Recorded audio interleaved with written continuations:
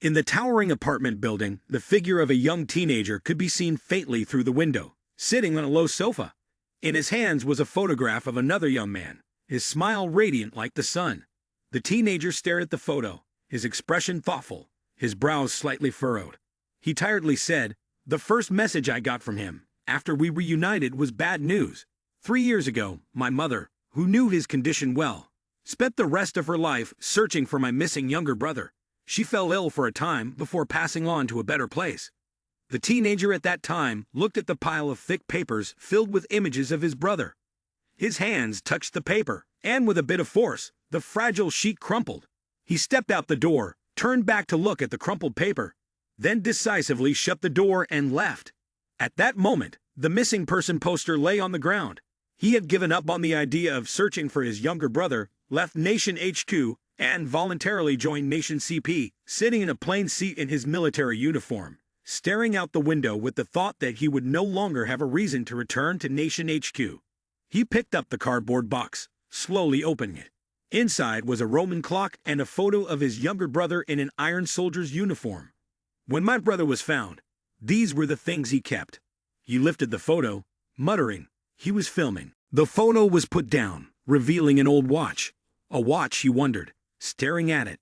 He picked it up to take a closer look. It was my gift. "I wish her good luck in the university entrance exam." He turned the watch over, and a small line of text slowly appeared along the edge.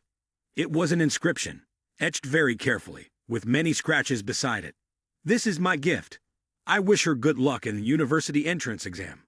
He drifted into a memory, where his younger brother was holding the watch, his face beaming with a bright smile. "Thank you, brother." He smiled and said to his younger brother, "This one's way cooler than a digital watch. Haha, what do you think? Pretty thoughtful, huh?" The two of them discussed the engraving on the back of the watch. He asked, his brother answered, and they were so happy. He suddenly jolted, asking, "What? Damn it, give it here." His younger brother innocently replied, "Why?" He responded, "I need to go tell the watchmaker. He needs to fix it right away." His younger brother squinted and smiled. "Come on, why bother? I'm going to wear it." Back in the present, he could only hold the old watch, a bitter smile on his lips. "From now on, if I need to write a name, I'll just write Sia." His large hand suddenly clenched the watch tightly. The old broken watch, which had been malfunctioning for so long, suddenly started ticking again. He stared wide-eyed as the hands began to move, surprised. "Ha! Wasn't it broken?" A voice echoed, reaching him, the one who would continue the journey. He suddenly felt as if something stirred, and that voice rang out again. "When you hold this, I may have already disappeared from the world." He gasped, opening the back of the watch to check. This isn't an illusion, but there's nothing inside the watch. That voice still lingered, as if someone was standing there speaking. Yet it felt ethereal, like nothingness.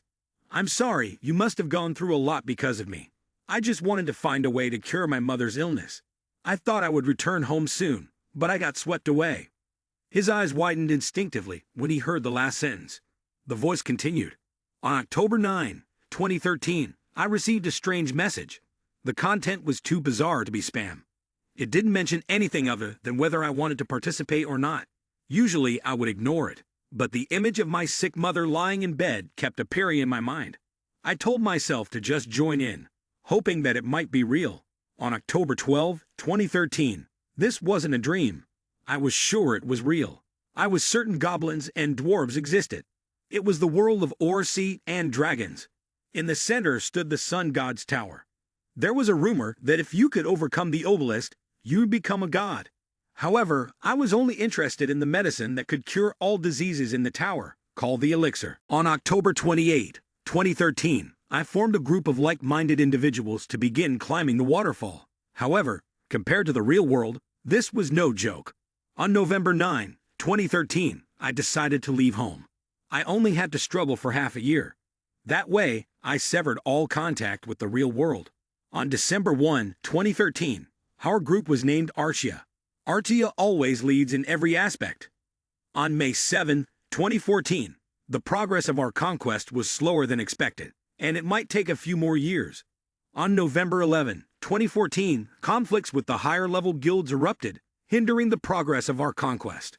On February 31, 2015, we couldn't reach a consensus, and war was about to break out. On July 2, 2015, the Guild Alliance opposing us collapsed. On March 4, 2016, I fell in love with someone. You seem to be submerged in the images of your younger brother, running through one after another, but it still hasn't ended. On September 19, 2016, a resistance movement broke out. On January 2, 2017, the war continued, and everyone was exhausted. On July 6, 2017, a traitor appeared, causing discord within the guild. People began to distrust each other. On July 1, 2017, my body grew weaker, and I had been poisoned. On October 30, 2017, half of the members left the guild. We kept losing battles, and my body grew weaker. On November 1, 2017, the person I loved stabbed my heart, and then left. My body began to rot. On December 30, 2017, I missed you.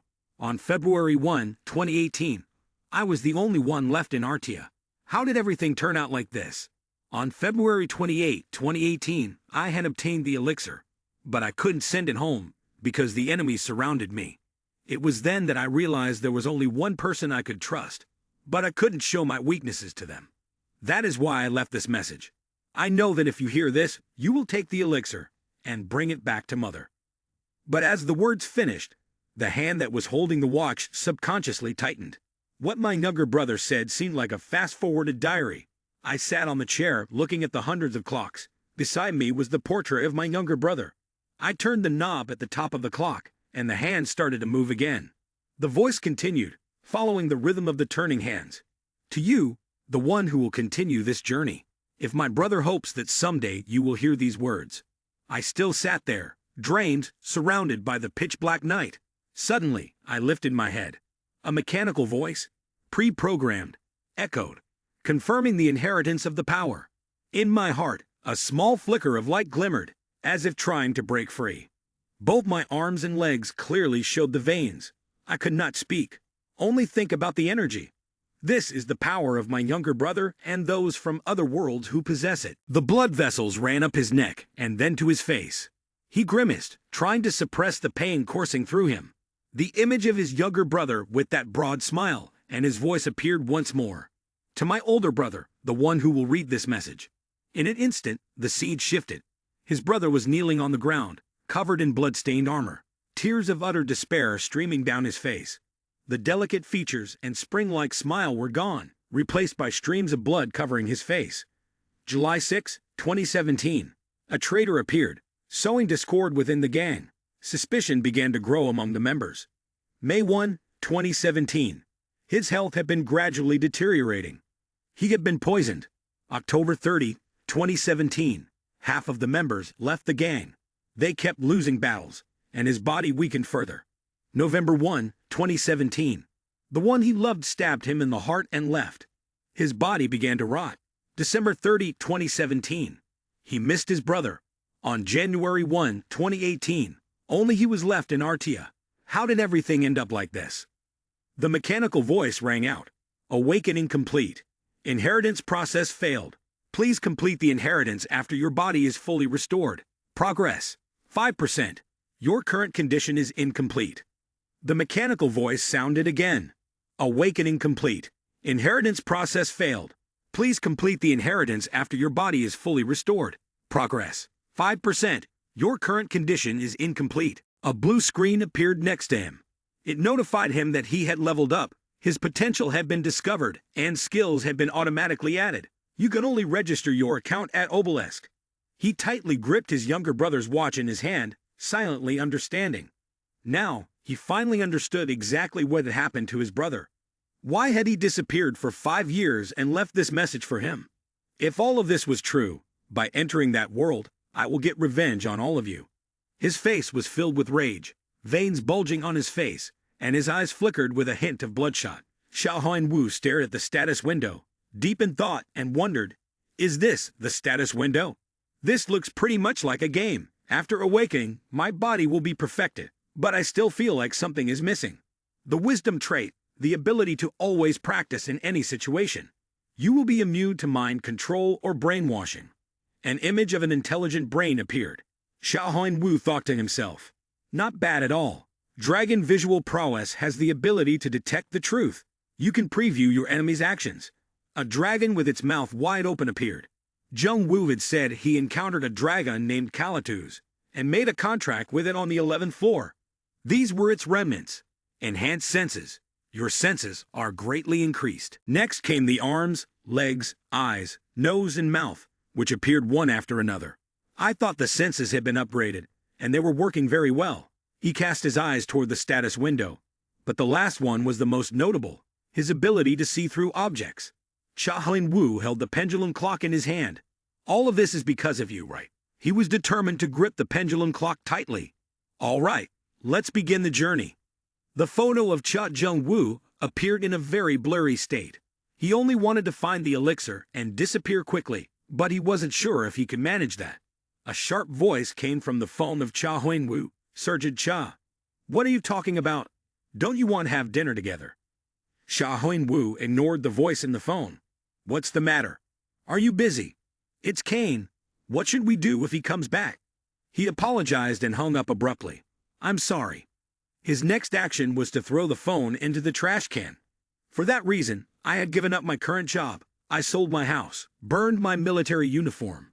He had prepared very carefully for this journey.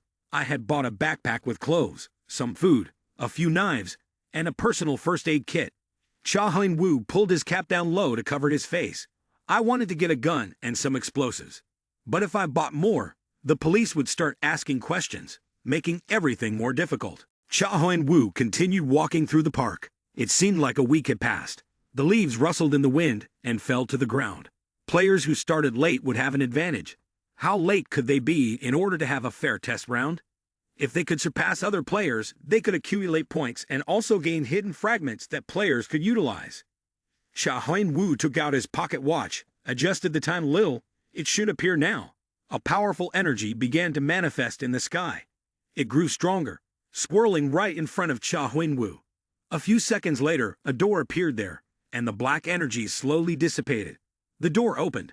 I swear, I'll make you bastards know what revenge is when you dare touch my little brother. His face darkened. From now on, Cha Huen-woo gradually faded behind the door. I will be Cha Jung-woo. The system notification appeared. You have entered the void where the test will take place. Blinded by the bright light, Cha Huen-woo raised his hand to shield his face and slowly opened his eyes. I've really arrived. Cha Huen-woo stood from afar, gazing at the dimly lit dungeon ahead. Much like the place he had seen in his memories. The tower is a test here. Players will have the chance to become a god. The image of countless players along with the tower appears. To climb the tower, players must prove that they have enough capability. This is where there will be a guide. He remembers the bloody image of his younger brother, Cha Jung-woo. But in this place, there are people who harmed Jung-woo. Wait for me, I'll be there soon. Cha Huen-woo's gaze grew dark. He placed his backpack on the ground and began rummaging through his belongings. I think I should aim for a high score and perform well in the test first, with a high enough score to take the top spot. Cha Huen-woo pulled out a mask and put it on his face, and gather more hidden shards. I need to collect as many valuable things as possible to become stronger. Before the battle begins, I need more courage and strength. Suddenly, a voice from the ceiling light echoed above him. Oh hyo, we have a guest. I thought I wouldn't meet you. Cha Huen-woo startled and looked up, a foot touching the ground. Cha Huen-woo quickly grasped the weapon in his hand. Ibulkura greeted him. It's no big deal to my heart, but if you do that, I'll get hurt. Can we put the knife down and talk instead, my brother? He chuckled. I'm very pleased to meet you. I am the ruler of the sky floor and also the guide Ibulkura. This is a fated meeting. You should clap to congratulate me. Ibulkura asked. Do you believe what I say? Cha Huen-woo nodded. Advice from a guide can be ignored, but it's best to remember it. Ibulkura spoke very kindly to him. It seems like you know who I am, huh? I thought you were a shy person because you're wearing a mask. You must be quite similar to someone I met before, so we should be able to talk fairly easily. The ranking board appeared. The test was organized into different levels from A to G. Each level had its own environment and different tests, with the goal being that within a certain period of time, your score would be determined by how well you completed the floors. He chuckled, pleased to meet him. I am the overseer of the 0th floor, and also the guide for Ibolkara. This is a fateful encounter. You should clap to celebrate, shouldn't you? He continued asking, how much time do I have? Ibolkara answered, you will have 1 month, but it's entirely up to you. However, Ibolkara pointed with a handful of sharp claws to a certain spot. We started last week, so what will you do, and how will you begin in the next round? He thought to himself. The leading group has probably gone as far as possible, so far that no one can catch up with them. I look forward to this. Before Cha Huan-woo could respond, Ibolkara spoke again. If you want to complete the test, it's best to form a group of 3 to 5 people. His gaze flickered slightly. But if it were just you alone, you would score higher, wouldn't you? Ibolkara smiled, revealing his teeth. The tower is where the player's tasks are managed. If your contribution is high, your score will be higher, so you don't need to worry. He returned to his original polite demeanor. Normally, players will either do one of 2 things. They will be overly confident in their abilities and die due to carelessness. Cha Huan-woo bent down to close his backpack and replied, I understand. Ibolkara thought for a moment. Or they become useless within the group. He snapped his fingers lightly. If you want, I can start right away. The test on the 0 floor would begin. The content. The players. Those who wish to conquer the tower. Ibolkara bowed respectfully. You must prove yourself worthy. The goal is to achieve a high score within the given time limit. You have 549 hours, 37 minutes and 88 seconds left. Cha Huan-woo began to move inside. His steps were about to cross a white line, but he stepped over it. You have chosen level A to solve or break all the traps. Suddenly, a flash of light streaked past Cha Huan-woo. He quickly dodged it. The memory warned me about this kind of trap. The location and method of activating these traps weren't mentioned, so the warning wasn't much help. The arrows flew straight toward the backpack that Father Huan-woo held in front of him. He steadfastly gripped the straps of the backpack. The arrows pierced through and struck. Father Huan-woo fearfully cried out, I almost died. Father Huan-woo hugged the backpack full of arrows and leaned against the wall. Perhaps he should lean against the wall and minimize bodily contact as much as possible. But he hadn't expected another arrow to be shot and hit him in the leg. Father Huan-woo flinched, his eyes widening. Then more arrows were launched toward him. He couldn't dodge them all, and was inadvertently wounded in the arm. Father Huan-woo gripped his blood-soaked arm and staggered forward, a sharp pain invading his body. He was affected by the stun effect. Exhausted, he leaned against the wall, while the system notification continued to pop up. The cold-blooded trait has helped you maintain composure. The stun effect has been removed. Your pain resistance has been increased.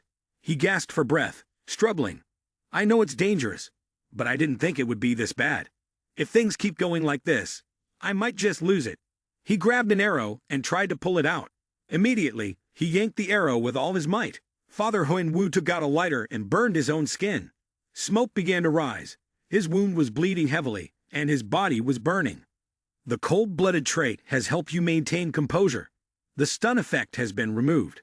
You have developed the ability to resist bleeding. Cha Huan-woo continued his journey. He recalled the trap from earlier.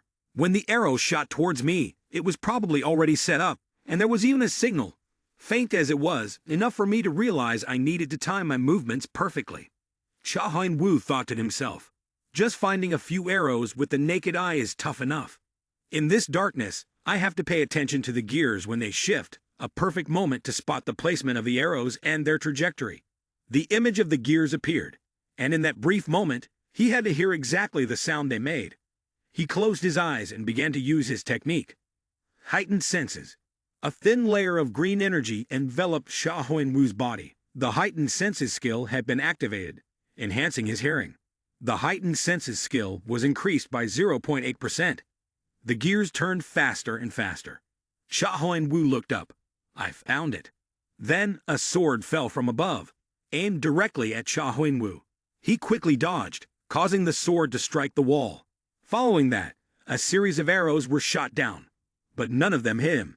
Cha Huan-woo hid behind his mask and looked up. Behind the mask, Cha Huan-woo smiled slightly. Classy.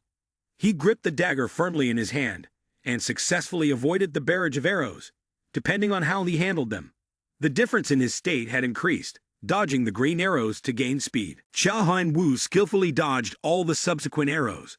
His dexterity had increased by 1 point. When an arrow was shot towards him, he raised his knife to block it in front of his chest.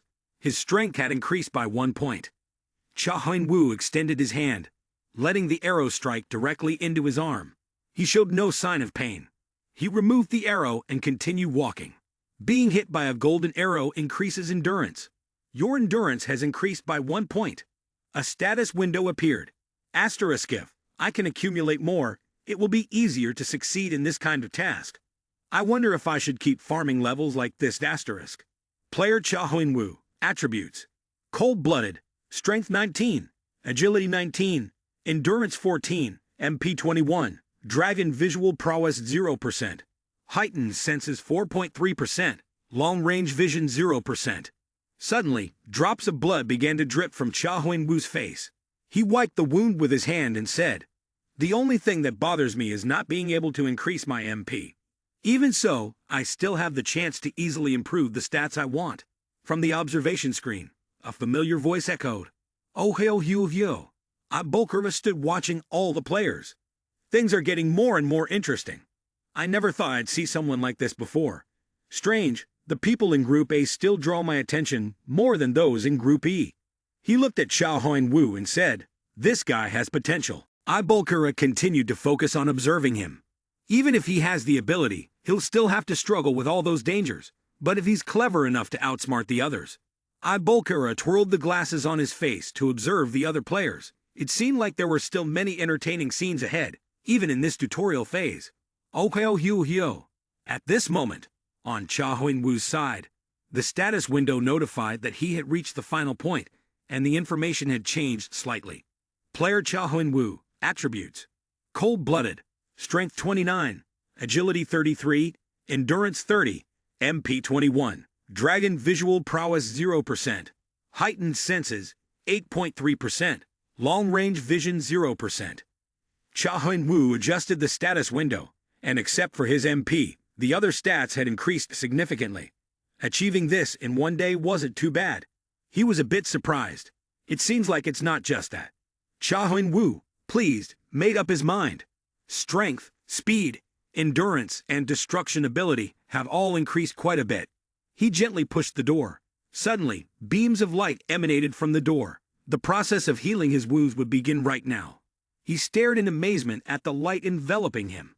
His injuries slowly began to heal. Cha Huan-woo thought to himself, "A healing place for players?" Cha Huan-woo felt at ease. "Finally, I've found a place to rest." He bent down and lay down, and after a while, he slowly opened his eyes. A vague figure of a man appeared before him, flickering in and out of focus. Did I fall asleep? When his vision cleared, the man was still standing in front of him. He raised his hand in greeting. "Hello." Cha Huan-woo sprang up, instinctively retreating in fear. Looking at the stranger who was laughing loudly, he thought to himself, "Who is this guy? My heightened senses should still be active. So why can't I sense his presence?" Cha Huan-woo speculated. Could it be? Then he spoke to the man. "Are you a merchant?" The man, whose face was completely covered, replied lightly, "Do you know who I am?" "I like you, my brother, my customer. Allow me to introduce myself. My name is A, just a merchant passing by. Sometimes, traders appear at the end of the path and provide players with what they need, of course, not for free." He snapped his fingers, and various items appeared. Ordinary things like food and drink, healing items, skill books, and even valuable artifacts. A board materialized displaying detailed information for each item. The merchant introduced, "Now that you've come this far, do you need anything, sir? I am a seller of all things that exist in this world. If you need something, just let me know." Cha Huan-woo was casually browsing through the information board while thinking. Among the items listed were Medusa's poison, followed by the golden goat's horn. A blue eye appeared on the board. Tiamat's left eye, all rare treasures in the world. But then he thought, how could he possibly have enough money to buy things like these?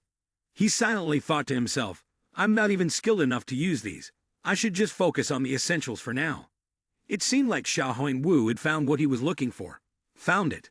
It turned out that what Cha Huan-woo wanted was a ticket. Return ticket. A return ticket? It allows you to return to any place you desire. Cha Huan-woo asked, how can I pay for these items? The merchant responded with status points. "Sir, just pay the required amount." He added, "We have a conscience, and we only sell at a very reasonable price." After hearing this and glancing at the prices, Xiaohuan Wu couldn't help but laugh. A bottle of mineral water for 2 strength points. Were these people's consciences gnawed on by dogs? Xiaohuan Wu spoke to the merchant. "I have something to trade." The merchant smiled flatteringly. "Yes, we'll honor you, sir." Xiaohuan Wu began. "With all the status points I've accumulated from level A." He crossed his arms, speaking slowly and seriously, "in exchange for a ticket that can reset level A." The merchant pointed at the item table. "So you want to buy the return ticket?" Xiaohuan Wu nodded yes. He felt something was a bit odd about him. "Yes, I do have that item, but I've never seen anyone show any interest in it. Normally, after surviving through level A, players would ask for items that could make the next level easier for them, not something that would make them go through level A again."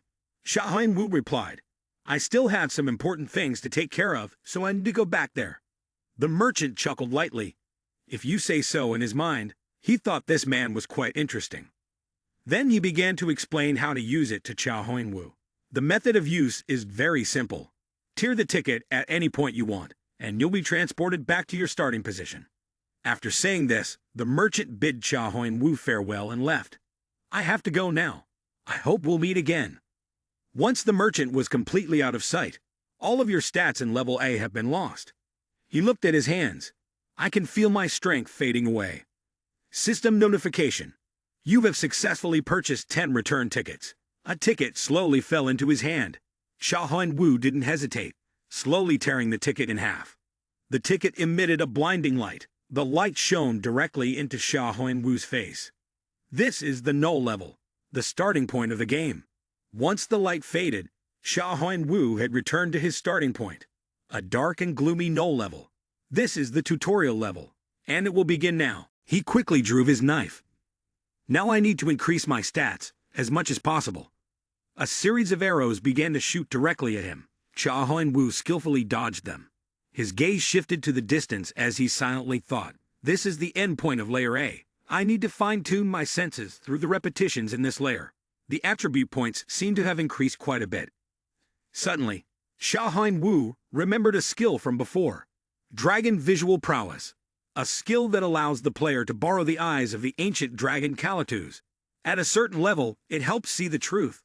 When I activated it for the first time, I was shocked by what I saw before me. Instead of the usual dull and gloomy colors, the view in Dragon Visual Prowess was entirely different. In the vision granted by Dragon Visual Prowess, everything lost its color. The world appeared as nothing but black lines on a white background. It looked like a sketch on a white canvas. The image of the human body appeared, and the eyes could see through the outer layers, revealing everything inside, even the person themselves. Is this the Gaia phenomenon my younger brother mentioned? The door behind Xiaohuan Wu closed. You have reached the endpoint. Xiaohuan Wu opened the status window. Has it really been 4 hours? This is an incredible progress, considering that I spent over 34 hours on my first attempt. He looked at the status window. My stats have increased quite a bit. Now I can confidently face most players. However, it's still hard to keep up with those who have been ahead of me. The player, Xiaohuan Wu, with cold-blooded traits, Strength 51, Agility 56, Endurance 55, MP 21, Dragon Visual Prowess 2.1%, Heightened Senses 15.1%, and Long-Range Vision 0.0. Xiaohuan Wu thought to himself, if I had started with those who went ahead, I would already be in Section E by now. If I stay here in Section like this, I will never catch up with them. I need to speed up to secure a higher rank. He pushed the door open and entered a strange room. You have entered the boss's room. Xiaohuan Wu, walking forward, thought, I need to clear level A and move on to level B immediately. Right after, he rushed forward with an astonishing speed. Rockets shot towards Xiaohuan Wu all at once. He quickly responded in kind. Xiaohuan Wu was trying to fight them off. The speed is faster than I initially expected. System notification. Strength increased by 1 point. He continued to fend them off. I can't afford to slow down here. Suddenly, a new path opened beneath his feet. Xiaohuan Wu widened his eyes in surprise. Then, once the path was fully revealed, he didn't hesitate and jumped straight down. Beneath him were countless sharp stakes waiting to impale him. If I fall, I'll die immediately. Cha Hongwu spun around. I can't die here. He was drifting, as if he was about to fall straight down. With his skilled techniques, Cha Hongwu easily made it to the other side without hitting any stakes, quickly gained 1 point. Cha Hongwu looked up. A large fire was burning brightly, illuminating the area where he stood. He firmly gripped the knife in his hand and moved forward. Cha Hongwu swung his knife in a powerful arc. The flames parted to the sides. Cha Hongwu walked through the path that had been cleared in the middle. Thanks to your cold-blooded trait, you have the ability to resist burns. The heightened senses skill has increased by 15.6%. As Cha Hongwu was running, something suddenly lunged toward him. He dodged its attack. Agility had been increased by 1 point. Endurance had been increased by 1 point. The heightened senses skill had increased by 16.9%. Your stats have leveled up, your strength has increased. Suddenly, something punched Cha Hongwu straight in the stomach. He hugged his belly and jumped back. His eyes widened as he recognized. This item. This is... He thought to himself. This scarecrow feels like it's mimicking the player. My little brother made a reference guide specifically for this scarecrow, Copper Scarecrow. A scarecrow that imitates the movements and actions of the player. It also has the ability to attack within a certain range. Cha Hongwu began to recall the information about this type of scarecrow. The real boss of Part A isn't just the regular scarecrows, but also the 10 copper scarecrows behind them. They mimic the player's actions and track their movements.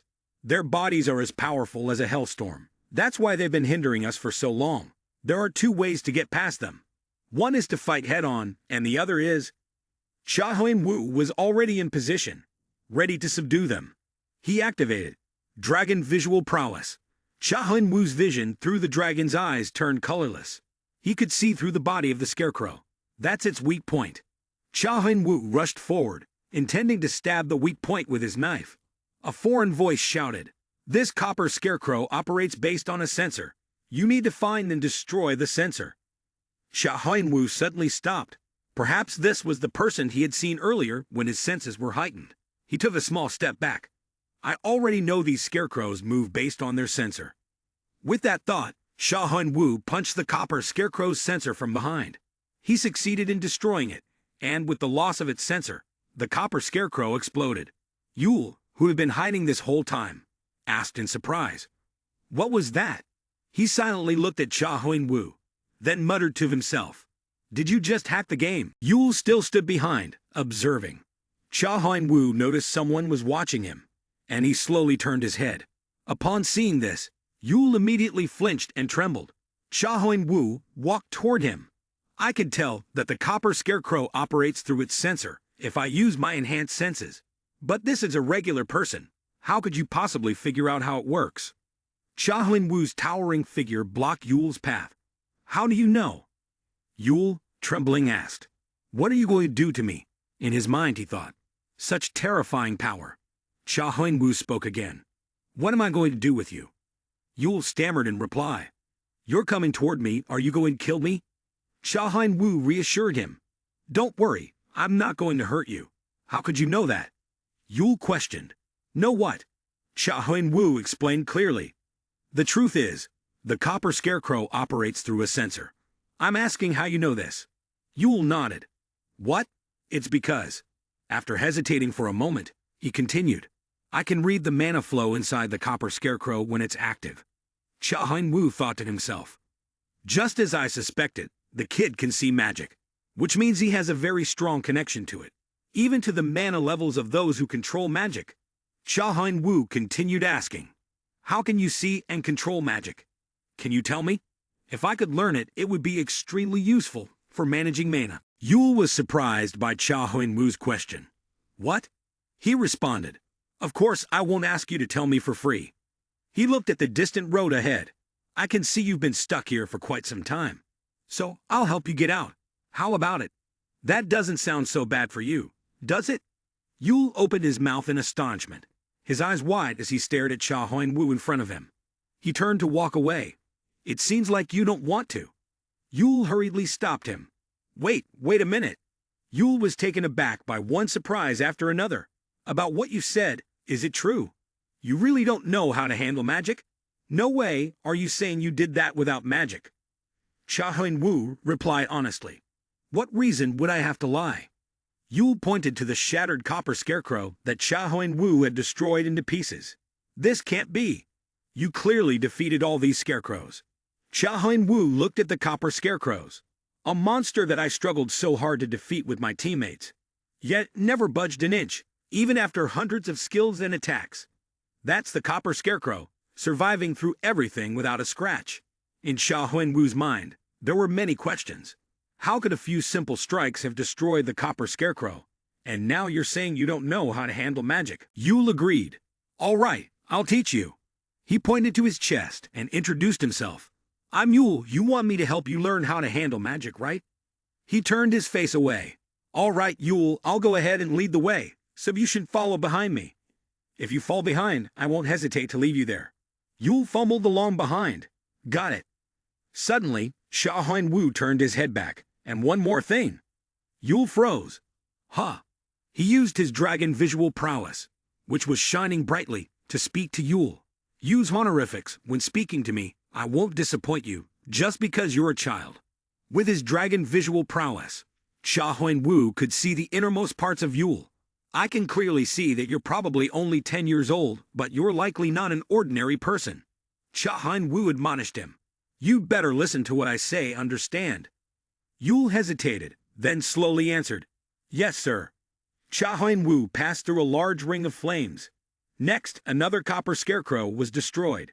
Cha Huan-woo held the knife and charged straight at it, stabbing into its weak core. Seeing him brushing off the dust from his hands, Yule ran after him, still puzzled. At this point, Cha Huan-woo spoke. We're almost at floor B. Can you show me the way now? Yule was startled when called. Ah, yes. Yule, walking behind Cha Huan-woo, spoke up. I don't know about you, but since I was born, I've been able to see mana. Cha Huan-woo, walking ahead, asked. What? Yule continued. Is this something related to my bloodline? Yule hesitated before answering. Something like that. Such cases are very rare on Earth, but are often found in other worlds. Some individuals possess unique talents or even supernatural powers tied to genetics. These people usually have an exceptional ancestor, and their abilities are passed down through generations. A lineage of spiritual energy flows down, and then the descendants awaken their abilities throughout their lives, standing out and continuing to pass on their powers for their descendants. My case is probably similar. Yule shared his story. The ability I've inherited is something along the lines of an affinity for mana, which allows me to see, feel, and taste mana. That's how I discovered that those doppelgangers have sensors attached to them. Upon hearing this, Cha Huan-woo thought, isn't this similar to his younger brother? Regarding Cha Jung-woo, his younger brother, Cha Huan-woo explained, My younger brother's trait is psychology. He can communicate with anything, which also means he can communicate with mana. The image of the young Cha Jung-woo appeared, his strange aura radiating.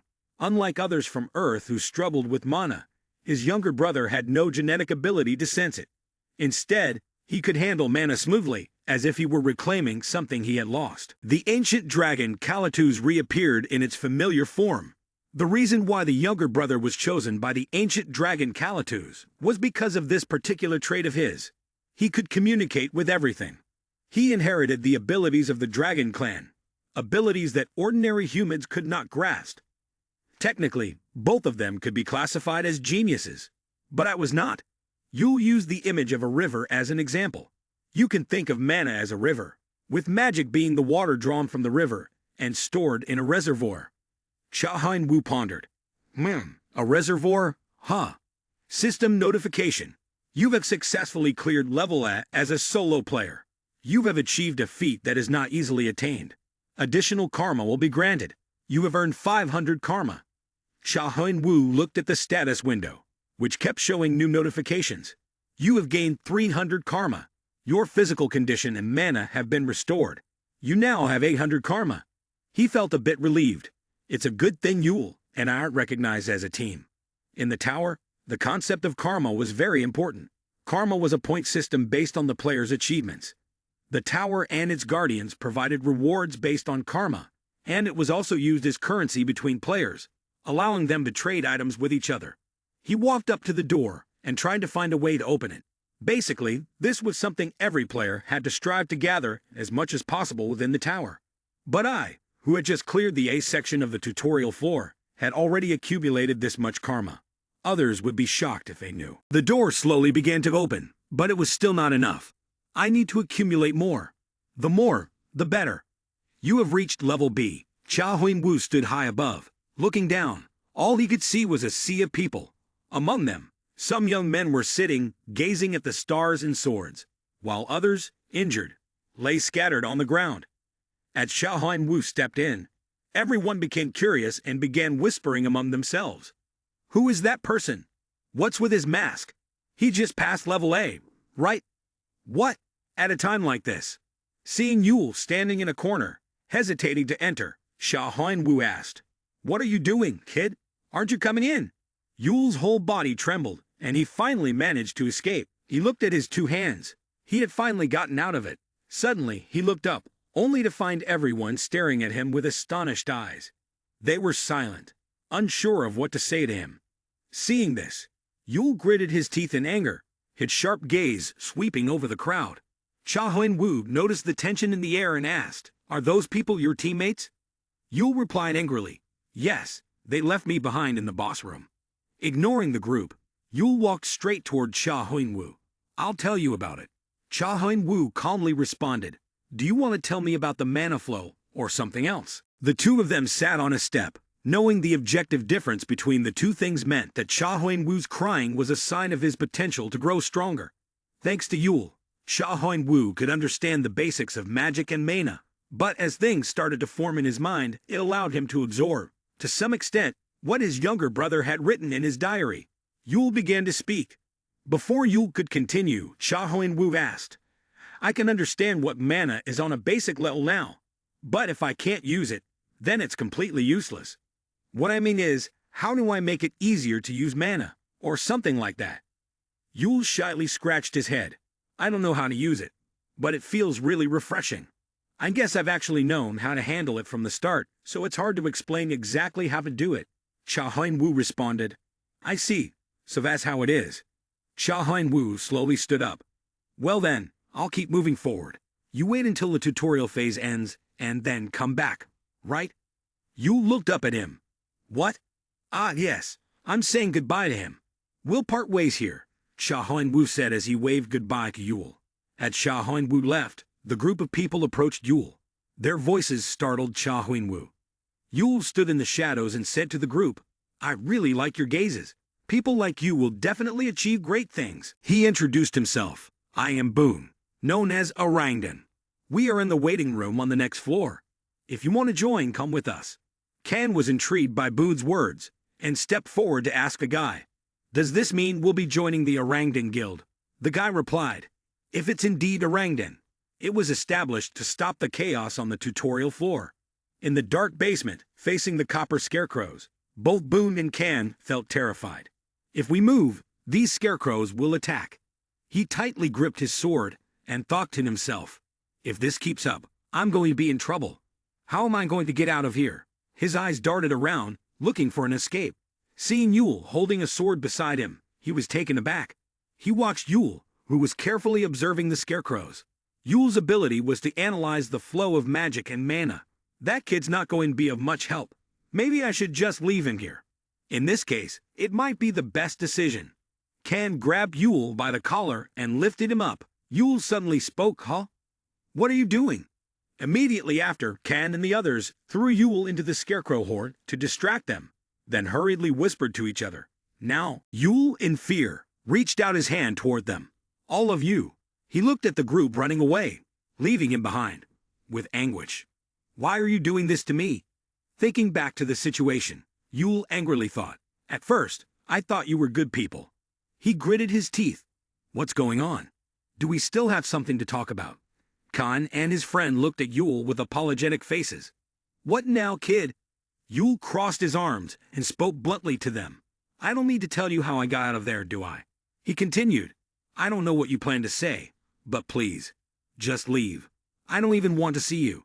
Just looking at you makes me sick."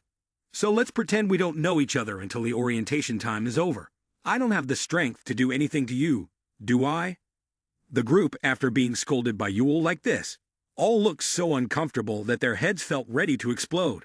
Yule then asked, "So how the hell are you all here waiting for me?" Suddenly, he bent down, sincerely apologizing to Yule. In every possible way, we want to apologize for what happened before. Yule, startled, took a few steps back. What nonsense was he saying? These were empty words. He still didn't look up. What happened back then? Do you hope the kid will keep it a secret? Before Yule could respond, he went on with a long explanation. We sincerely apologize. We can't tell you the details, but please don't talk about what happened between us to anyone else.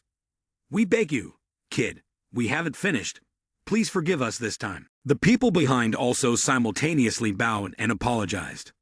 Yule, please, for the sake of our friendship, think about everything we've been through.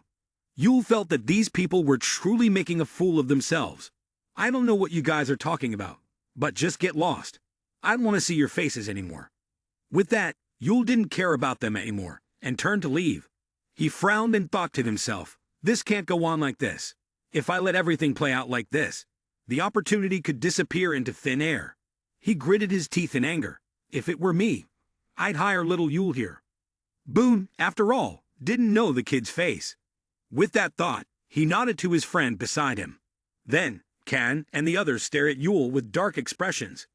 Sorry, kid, but I think you're going to die here. Watching Yule's retreating figure, Kan continued to plot in his mind. The area was currently sparsely populated, and no one was really paying attention to it. So if he killed him, no one would know. He gripped the sword at his waist tightly. If I don't kill him, I won't be able to get in. Orangutan decided to cover it up by saying the kid died in the boss room. Kan prepared to unsheath his sword. Suddenly, the voice of Cha Hoan Wu rang out. It turned out he had been standing behind him for quite some time. People said there was a guild in the direct guidance floor belonging to a faction called Orangutan, and that this faction had a tendency to recruit newcomers from Orangutan. But they were very strict in their recruitment. They only wanted to recruit those without any criminal records. So if you want to kill the kid, right? Kan immediately turned around in fear, collapsing to the ground, his eyes reflecting clear pain. Yule, hearing the noise, turned around in surprise. Kan's friend stood in front of him. Kan cried out in pain, my hand, my hand. Cha Hoan Wu silently thought to himself that if it were anyone else, he would have already reached the B level long ago. But he couldn't bring himself to overlook this boy. Cha Hoan Wu closed his eyes tightly, seemingly lost in thought. For a moment, he saw the image of his younger brother reflected in Yule. He imagined thousands of swords piercing Cha Jung Wu's body, blood spilling everywhere. The boy had also been betrayed by his own teammates. Kan's comrades were now terrified of the masked man. When had he appeared there? He had clearly checked his surroundings. So how could this happen? Cha Hoan Wu drew his knife. If you guys like hurting others so much, then you should be prepared for the consequences. The group stared at him. This man was very strong. Kan, kneeling on the ground, was nearly out of his mind. My hand, you bastard, how dare you do this? I'll kill you. With that, he grabbed his sword and stood up. You piece of shit. But Kan was no match for Cha Hoan Wu. In just a few seconds, he dodged Kan's attack and firmly gripped his wrist, then gently twisted it back.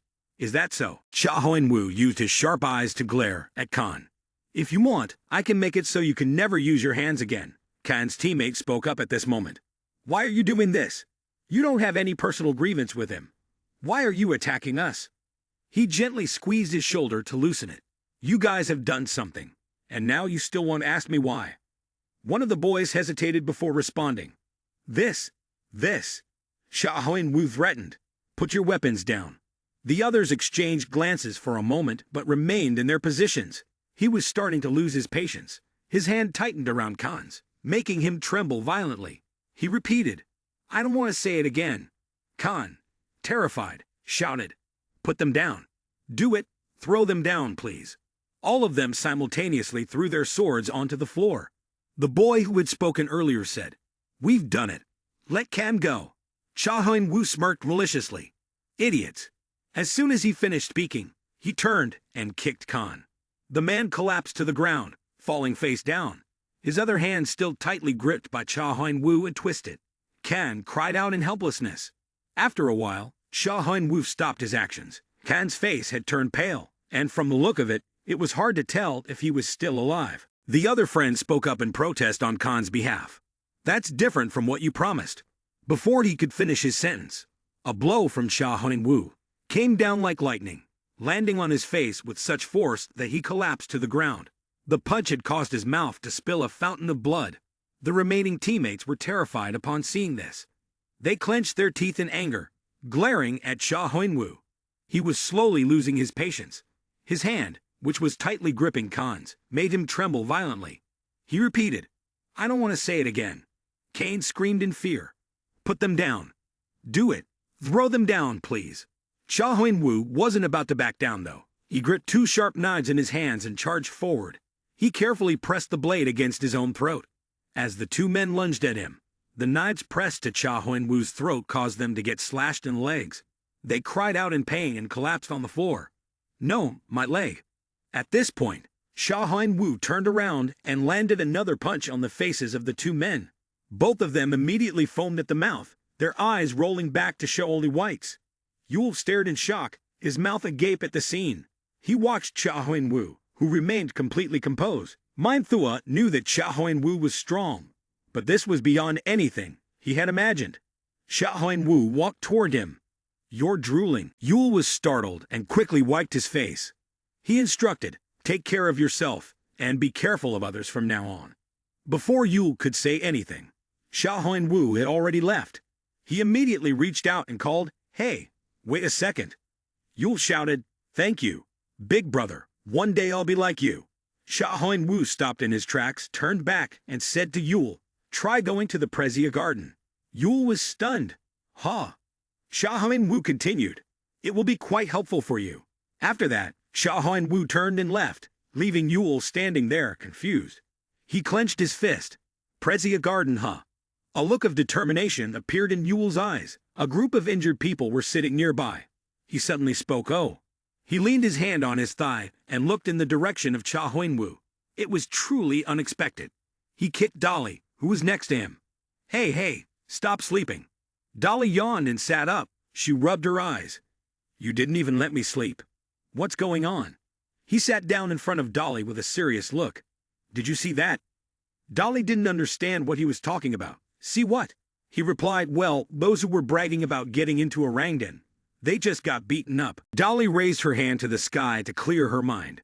They were all people who went around boasting that they had been helped by the Orangdan group. What's up with them? His deep, hoarse voice echoed. They were defeated by a single person. Dolly was surprised and began to pay closer attention to the story. "Huh, all of that by just one person?" He nodded. "That's right. You think he went through level A alone. You think he also overcame level A on his own."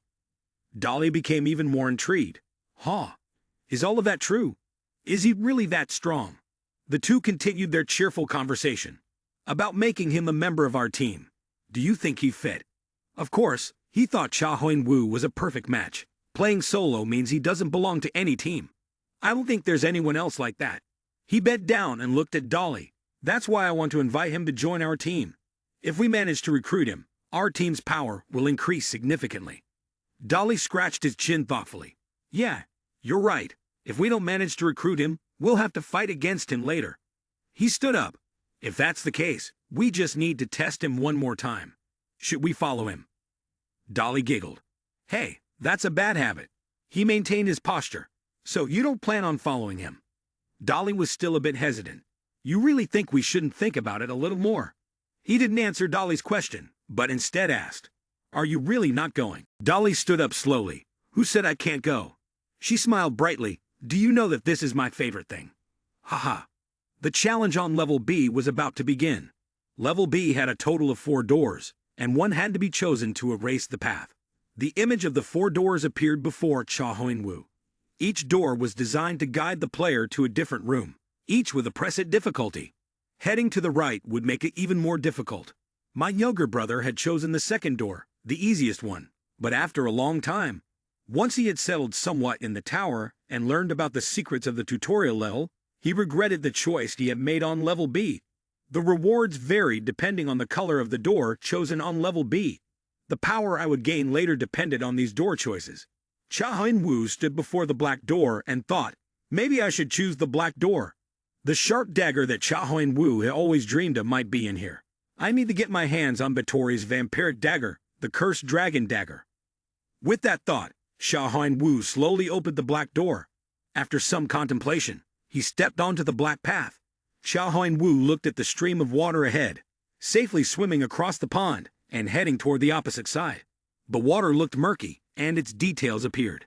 The pond was formed from the massive Mimaru water, which had been accidentally spilled during transportation, and no ordinary form of life could survive in this pond. Cha Huan-woo kicked a stone on the ground, and the stone quickly flew straight into the river, and soon after, it started to break apart into pieces.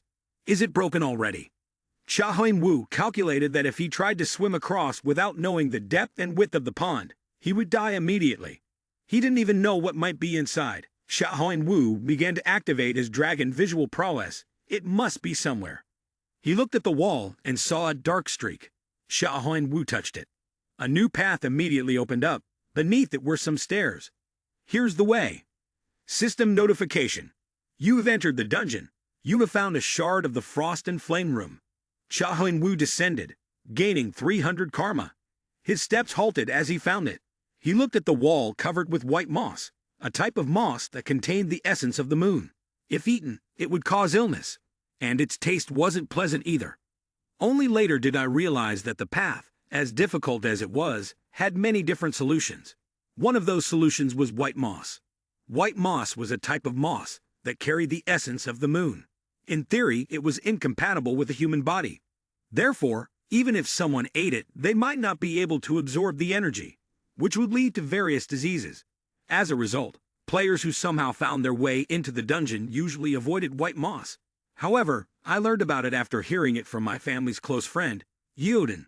White moss was a material with a very unique way of consumption. The pure white moss appeared on almost every wall in the dungeon my younger brother had discovered. To be able to use and consume it, we would need many other ingredients before it became usable. The image of the gigantic insects under the bright moonlight was truly vivid. Creatures like insects and animals considered the white moss as food that helped them grow. Insects and beasts that eat the white moss have evolved stomachs that generate artificial heat to absorb the essence of the moon, and the heat emanating from the heart, which contains the properties of fire. Father Huan-woo looked around. On the other hand, the properties of white moss were water. If you balance both the heart and the moss at the same time, the two attributes will merge and become a medicine. First, it will harden bones and muscles. He kept analyzing but was unaware that a huge insect had appeared behind him. It was quite dark as one ventured deeper. Both sides of the walls were mostly covered in white moss. At this moment, a centipede crawled across in front of him. Both sides of the walls here had been completely consumed. Surely there was some monster living around here. When he became aware of the presence of the centipede, Father Huan-woo quickly drew his knife. A giant centipede. He swung the knife powerfully in his hand. He stood before the massive centipede. He needed to kill this centipede to upgrade his basic stats. He began analyzing the centipede crawling on the white moss-covered wall. The red centipede. A centipede that relied on the white moss as its main food source. Although its eyes had obscured the truth that it lived in a cave under the sea, its other senses had developed more, and sometimes it preferred to eat meat rather than the usual moss. The fire monster has appeared. The hidden mission involves both ice and fire. The room of ice and fire is filled with monsters that consume white moss. If they escape from the dungeon, the external ecosystem could be disrupted, so hunt as many monsters as possible. The red centipede continues to follow the trail of white moss. Cha Huan-woo deliberately brushed past it, holding a knife in his hand. I originally wanted to stab it to test, but I discovered that it was too tough. Cha Huan-woo observed it. Deep in thought, normal attacks would have no effect on it. Its biological shell was too hard. The dagger I threw just now barely pierced its skin, but the wound was too shallow. That's not enough to weaken it. He continued his train of thought. There's a huge difference between setting traps and killing monsters. I just need to find the right strategy. After all, life is just life. And that's true for monsters as well. Maybe it has a weakness. Cha Huan-woo activated his skill, Dragon Visual Prowess. The red centipede straightened up, its large, beautiful eyes fixed on Cha Huan-woo. He carefully studied it for a moment and discovered its weakness. There it is. While the red centipede was still engrossed in eating the white moss, Cha Huan-woo slowly approached, trying not to make a sound. He stopped. I need the right moment to stab it. Then, taking advantage of the moment when the red centipede noticed him, Cha Huan-woo charged forward. He used its tough body as a springboard, then gradually made his way to the precise spot, its weak point. Cha Huan-woo raised the knife and thrust it forcefully into the body of Red, but even he couldn't have predicted that Red had an inner layer. The knife only pierced through the outer shell, but when it reached the inner layer, it could not go any further. At this moment, the red centipede touched his body. Cha Huan-woo flinched and looked over. His reflexes were quick. He struggled to remove the knife that was embedded in Red's body. After pulling the knife out, Cha Huan-woo stumbled backward, collapsing into a pile of rubble. Intense pain surged through his body. He was affected by dizziness. Cha Huan-woo spat out blood. He suddenly exclaimed, "Ah, you have severe internal injuries. You're in shock. The fluid, it's likely that the red centipede's venom has seeped into your body. You're suffering from poisoning." Cha Huan-woo painfully leaned against the white moss wall, his entire body aching to the point where he could barely breathe. 4 ribs, 2 vertebrae were broken. His left thigh vein was torn, and the tendon in his right ankle was severed. Gradually, he opened his eyes. The air conditioning effect had helped him maintain his composure.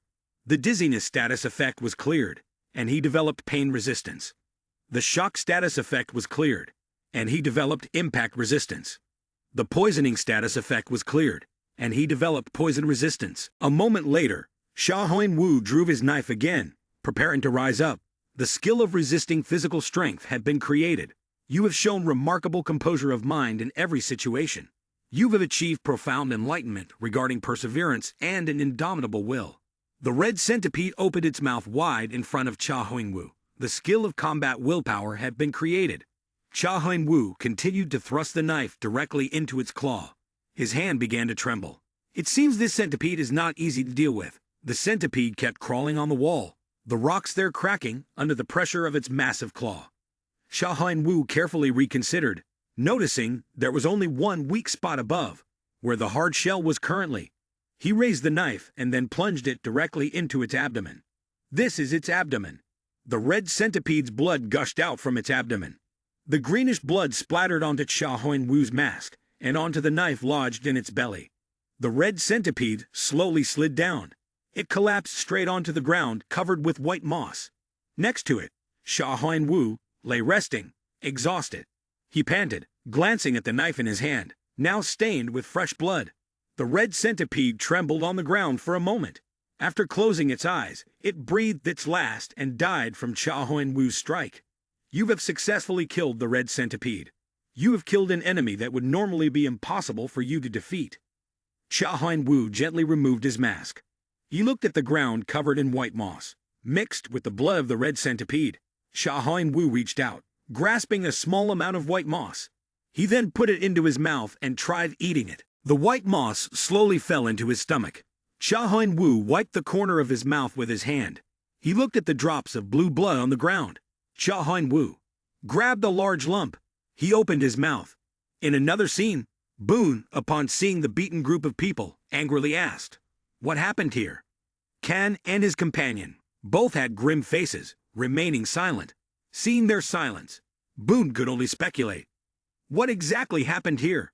Did someone beat them like this? He felt incredibly irritated. Could that bastard be challenging us? This is frustrating. He must know they are under Orangdan's protection, but he doesn't care. That means he's looking down on us. Boone turned to ask his teammate, a guy wearing a white mask. His companion answered slowly, "Huh, yes, that's right." Boone fell into thought. A mask, huh?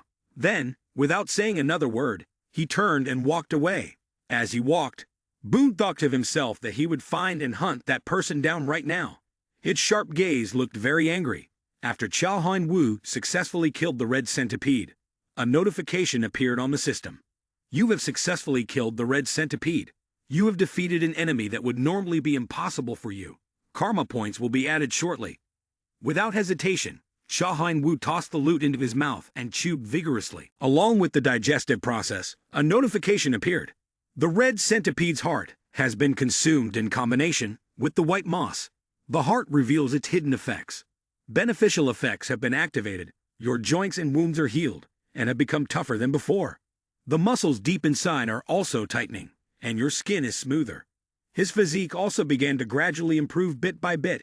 The notification appeared again. The number of monsters currently being hunted is 1. You have gained the hidden power, heart flame, and the frost badge. Huan Wu ignored those lines. He closed his eyes, leaned against the rock, seeking rest after a long battle. Father Huan Wu tiredly reflected. Well, I somehow did it. I managed to get the heart flame and the frost badge.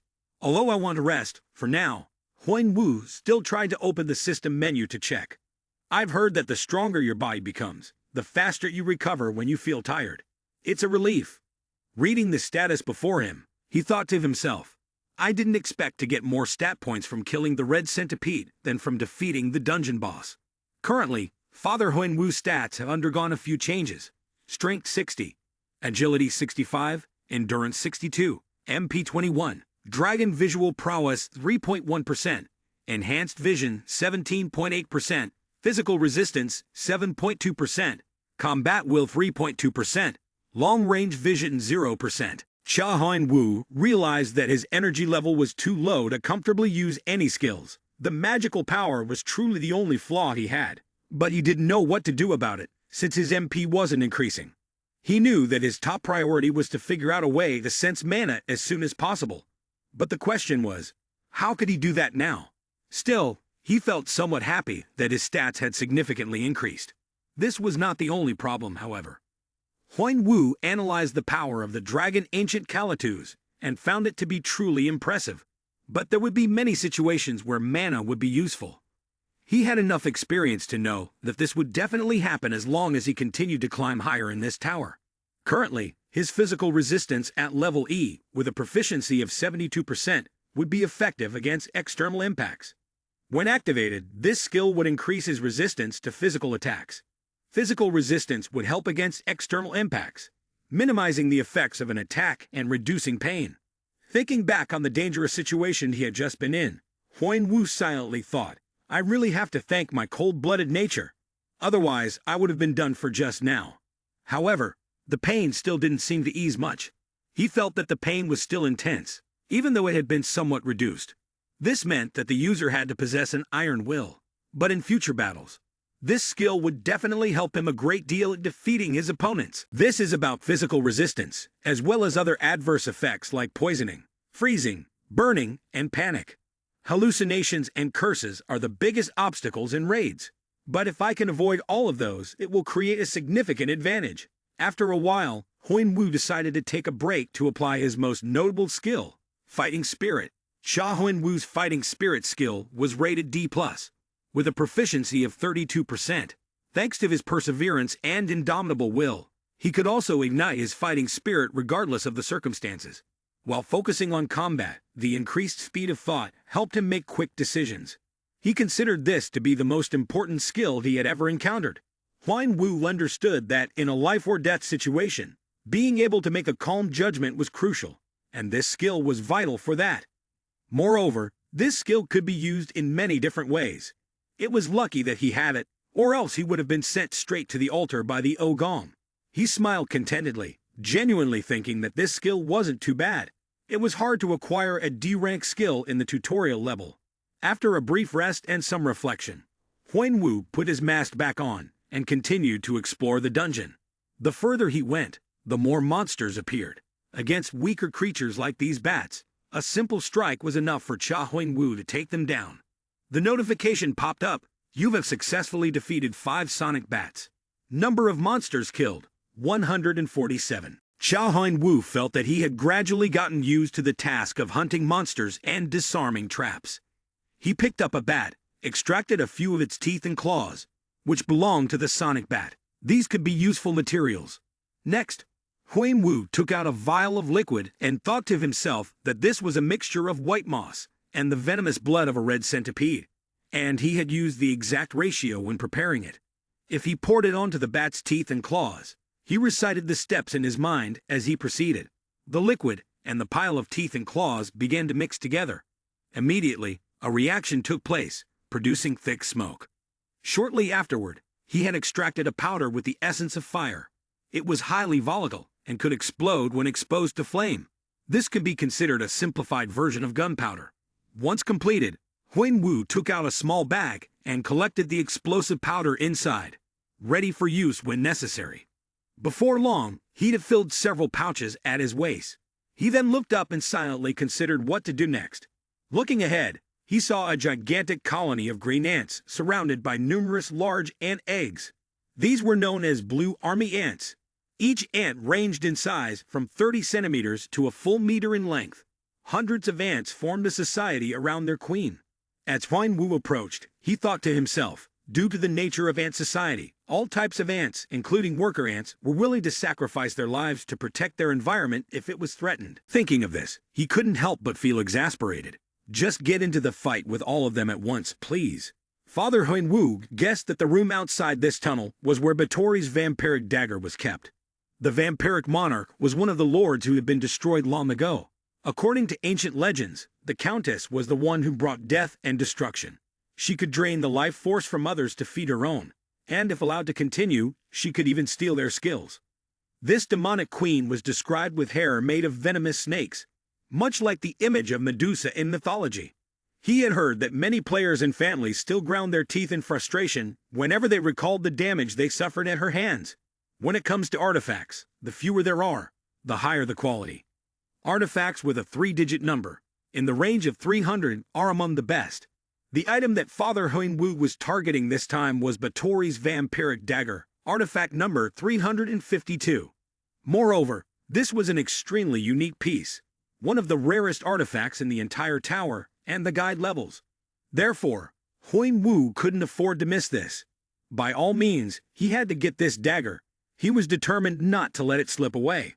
Looking at the line of ants blocking his path ahead, he thought to himself, even a path that seemed blocked always has a way through.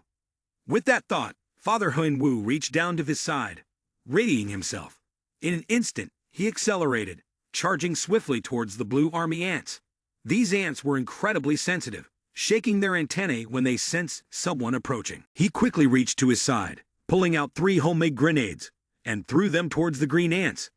These creatures, not known for their high IQ, immediately moved towards the powder that had just fallen. But before the ants could react, Huyen Wu took a lighter from his pocket and directly threw it towards the explosive powder. As previously described, the characteristics of this powder caused a widespread explosion. The unfortunate green ants, with their natural fear of fire, died instantly.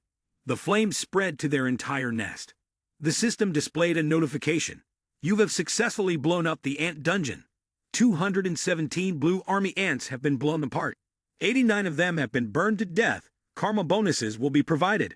Meanwhile, Huyen Wu was not idle. He stood blocking the exit, aiming to eliminate the ants trying to escape. Some remaining ants charged at him, but were easily dispatched with a single slash. One by one, the ants either died in the nest from the flames or rushed out only to be killed by Huyen Wu's blade. The situation was handled swiftly and efficiently. Huyen Wu scanned the surroundings. Most of the ants were dead, leaving only a few eggs that hadn't hatched yet. But there were still many worker ants alive. Some of the other ants began breaking open the eggs to emerge. Huyen Wu realized that it would not be good to wait until all the ants were exterminated. He decided that he would sweep through the ant nest after receiving the Blood Moon Sword Battalion. He focused his gaze in one direction, towards a path created between the ant nest, marked by the chaotic explosions. Huyen Wu assessed that right now, he needed to focus on getting the Sword Battalion first. Suddenly, everything around him began to shake erratically, the ground vibrating with a loud rumble as if something enormous was approaching. Before him appeared a gigantic ant of extraordinary size. Unlike the worker ants, this one had wings, scorched by the flames created by the chemicals used. Some of the creature's toes were mangled, yet it still managed to crawl out of its nest. This was no ordinary ant. Realizing its power, Huyen Wu immediately assumed a fighting stance. The monster glared at him, its eyes filled with hatred for the destruction of its base. This was the boss monster. The queen ant had appeared. In an instant, the enormous queen ant lunged forward, her massive claws aiming to strike at Cha Huinwu. Right in front of him, a giant blue ant lunged at him. The system alerted. Boss monster, Queen Blue Army Ant. The monster roared as it gathered momentum, charging towards him. One of its claws slammed down right where he was standing. Huinwu quickly jumped to avoid the strike. His eyes scanned the surroundings, stopping when they landed on the anthill. There must be some kind of entrance inside that anthill, he thought. The ant stood in front of a door, and countless fireballs surrounded it, waiting to strike. The moment Huinwu saw it, he couldn't help but think to himself, "There it is."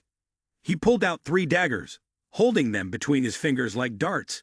With a swift motion, he threw them, and all 3 daggers flew through the air at once, leaving only streaks of light behind. The daggers sped towards the queen ant, who couldn't dodge in time and was hit by one of them. It pierced her body.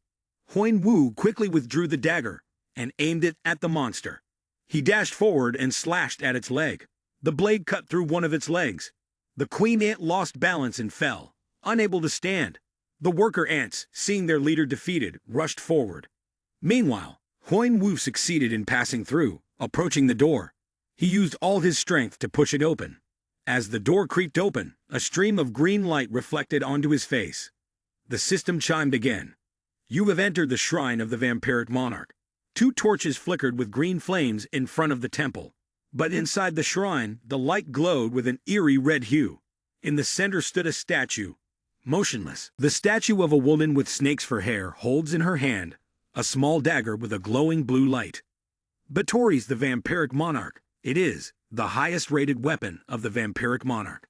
Alert system. Batory's vampiric dagger, vampire antique dagger 352. One-handed weapon classification. Unique evaluation. Huinwu smirked. "The one I need, the final strike, has finally been obtained. It will help me align closing the gap between myself and the other players." He stepped onto the first step, always thinking about the dagger. A quick glance was enough to see the terrifying power of the dagger. As soon as the enemy is afflicted with the bleeding status, the dagger can increase the damage to a level higher than average. However, the power of this dagger is sealed. Its true value is still a big question for me. The statue was incredibly lifelike. Even the snakeheads seemed like living creatures. Huinwu lowered his head in respect to the statue, then resolutely gripped the hilt of the dagger and pulled it up. As soon as he drew it, a stream of black energy surged toward him, wrapping around the arm holding the dagger. The black energy prevented him from taking the weapon away. He winced in pain. The dagger will choose its user. If the player is not chosen, their body will be destroyed. However, do the players who have just entered the tutorial level possess the ability to prevent this threat? That is why some players quickly find themselves facing the end. He seemed to understand something and immediately raised the dagger. He placed his hand down on the stone platform. If other players saw him doing this, they would think he had lost his mind. Huinwu raised the dagger high. By instinct, the dagger stabbed into his hand. A stream of black energy followed the blade, seeping into the wound, causing his hand to darken in parts. The black energy kept flowing into his hand. Batory's vampiric dagger was originally a skill, but it posed a tremendous challenge. The vampiric monarch was so greedy that she didn't want to pass on her most valuable weapon to anyone, even after her death. Therefore, she sealed the true form and power of the blade and left it in the world. The black energy lingering on Huinwu's hand gradually turned into black bubbles that floated upwards. Soon after, the system announced, "The seal has been removed." The dark aura enveloped his arm, forming into the maw of a wild beast, showing its fangs. The heart that had been soaring high for so long finally touched the ground, and the seal had finally been completely undone. At that moment, the system also announced, "True form of Batory's vampiric dagger, Antiques 66, proficiency 0%. The hand was enveloped by the wild beast, extending itself so the master could feel its power. A truly astonishing power. The system immediately displayed the skill of asterisk, sword blood mark asterisk. If the target is struck by a critical hit, the target will bleed. Targets under the bleeding effect will receive a damage over time effect. Next is the power of asterisk, the vampiric monarch asterisk, consuming energy and reducing a portion of the target's attribute points. If proficiency reaches its maximum level, the target's skills may be stolen. Huinwu smirked with a sneer. With hands like those of a demon, he moved toward the next door, a mocking grin on his face. Asterisk game hack successful. You're all screwed now asterisk. He stepped through the next door, and immediately, a small ant was taken down. The rest of the ants, seeing their companion fall, rushed forward to swarm his legs, growing in number. The head of another ant was burned to a crisp. Its eyes flared with fury as it glared at asterisk world asterisk. Huang Wu drew his dagger, his sharp gaze focused on them. In the next instant, he jumped onto the head of an ant, bringing one foot down. Upon landing, he sat firmly on the ant's back. Huang Wu raised the arm that had been pierced by the sword earlier, and the creature it contained emerged, enveloping his arm.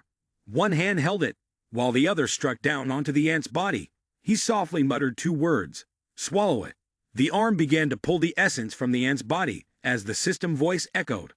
Asterisk, you have absorbed life energy. Its body gradually withers and loses color. Beitori's vampiric dagger skill proficiency increased by 0.1%, asterisk. The more its body withered, the more the system notifications appeared. You have absorbed life energy. Your strength has increased by 1 point. Your endurance has increased by 2 points.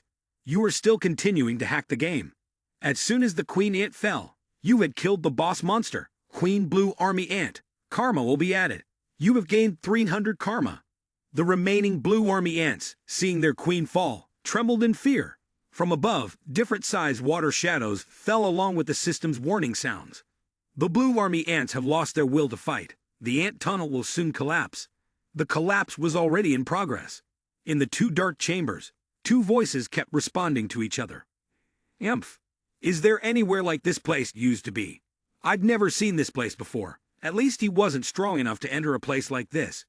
Are you sure he's here?" Candy spoke first. "Yugam, that's what you said.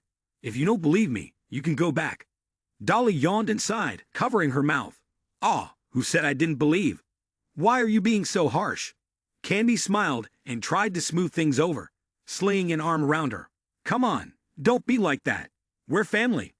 The eyes beneath her pink hair showed, and she straightened her face, making a judgment. "But maybe, it seems like someone has hunted down a lot of monsters." Both of their gazes shifted to the monsters lying scattered on the ground, defeated. Candy wiped a bead of cold sweat from her brow. "This is really impressive. Is he really this strong? The monsters here don't look weak at all." Dolly crossed her arms and stood watching, quickly adding, "Yeah, it's funny to say this, but just looking at the traces, the ones inside this dungeon can't be weak.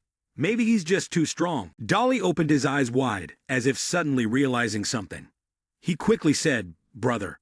The other person didn't wait for him to finish, quickly replying, "Yeah, I know this is no joke anymore. The ants that were wiped out earlier are scattered across the ground, no longer green, just dry and withered." The 2 of them carefully observed them. Candy said, "Where did he find this?" "When we were searching, there was no sign of this, nor of this dungeon." Candy felt uneasy inside, thinking, not only did he solo floor A, but he might also have some overpowering skill. A cold sweat broke out on Candy's forehead as he said, "This is incredible. Is he really this strong? The monsters here don't look weak at all." Dolly crossed his arms and stood watching, quickly adding, "Yeah, it's funny to say this, but just looking at the traces, the ones inside this dungeon can't be weak. Maybe he's just too strong." A noise came from behind, and both of them instinctively turned their heads in unison.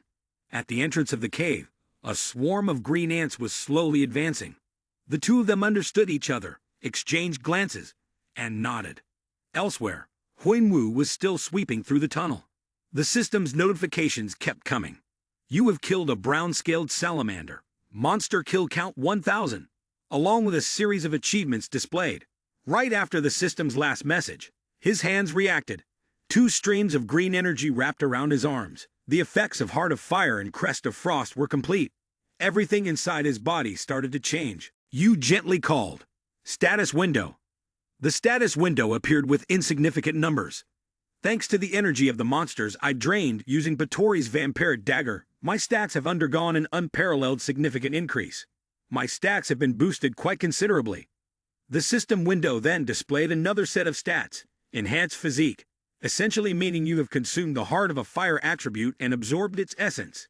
The combination of fire and ice attributes grants incredible immunity and resistance. making fatigue less likely to accumulate. You observed carefully, but your current stats made you reflect, with the physical enhancement making your body resistant to fatigue. Most notably, the self-regeneration ability gave you an advantage by reducing the chances of severe injury in critical situations. However, there was another reason why you needed this trait. Your gaze lingered on the system window. The system window displayed an improvement notification, confirming the enhancement of your body. You are strong enough now, and the awakening process has paused and will resume. In the end, the number stopped at 21.3%.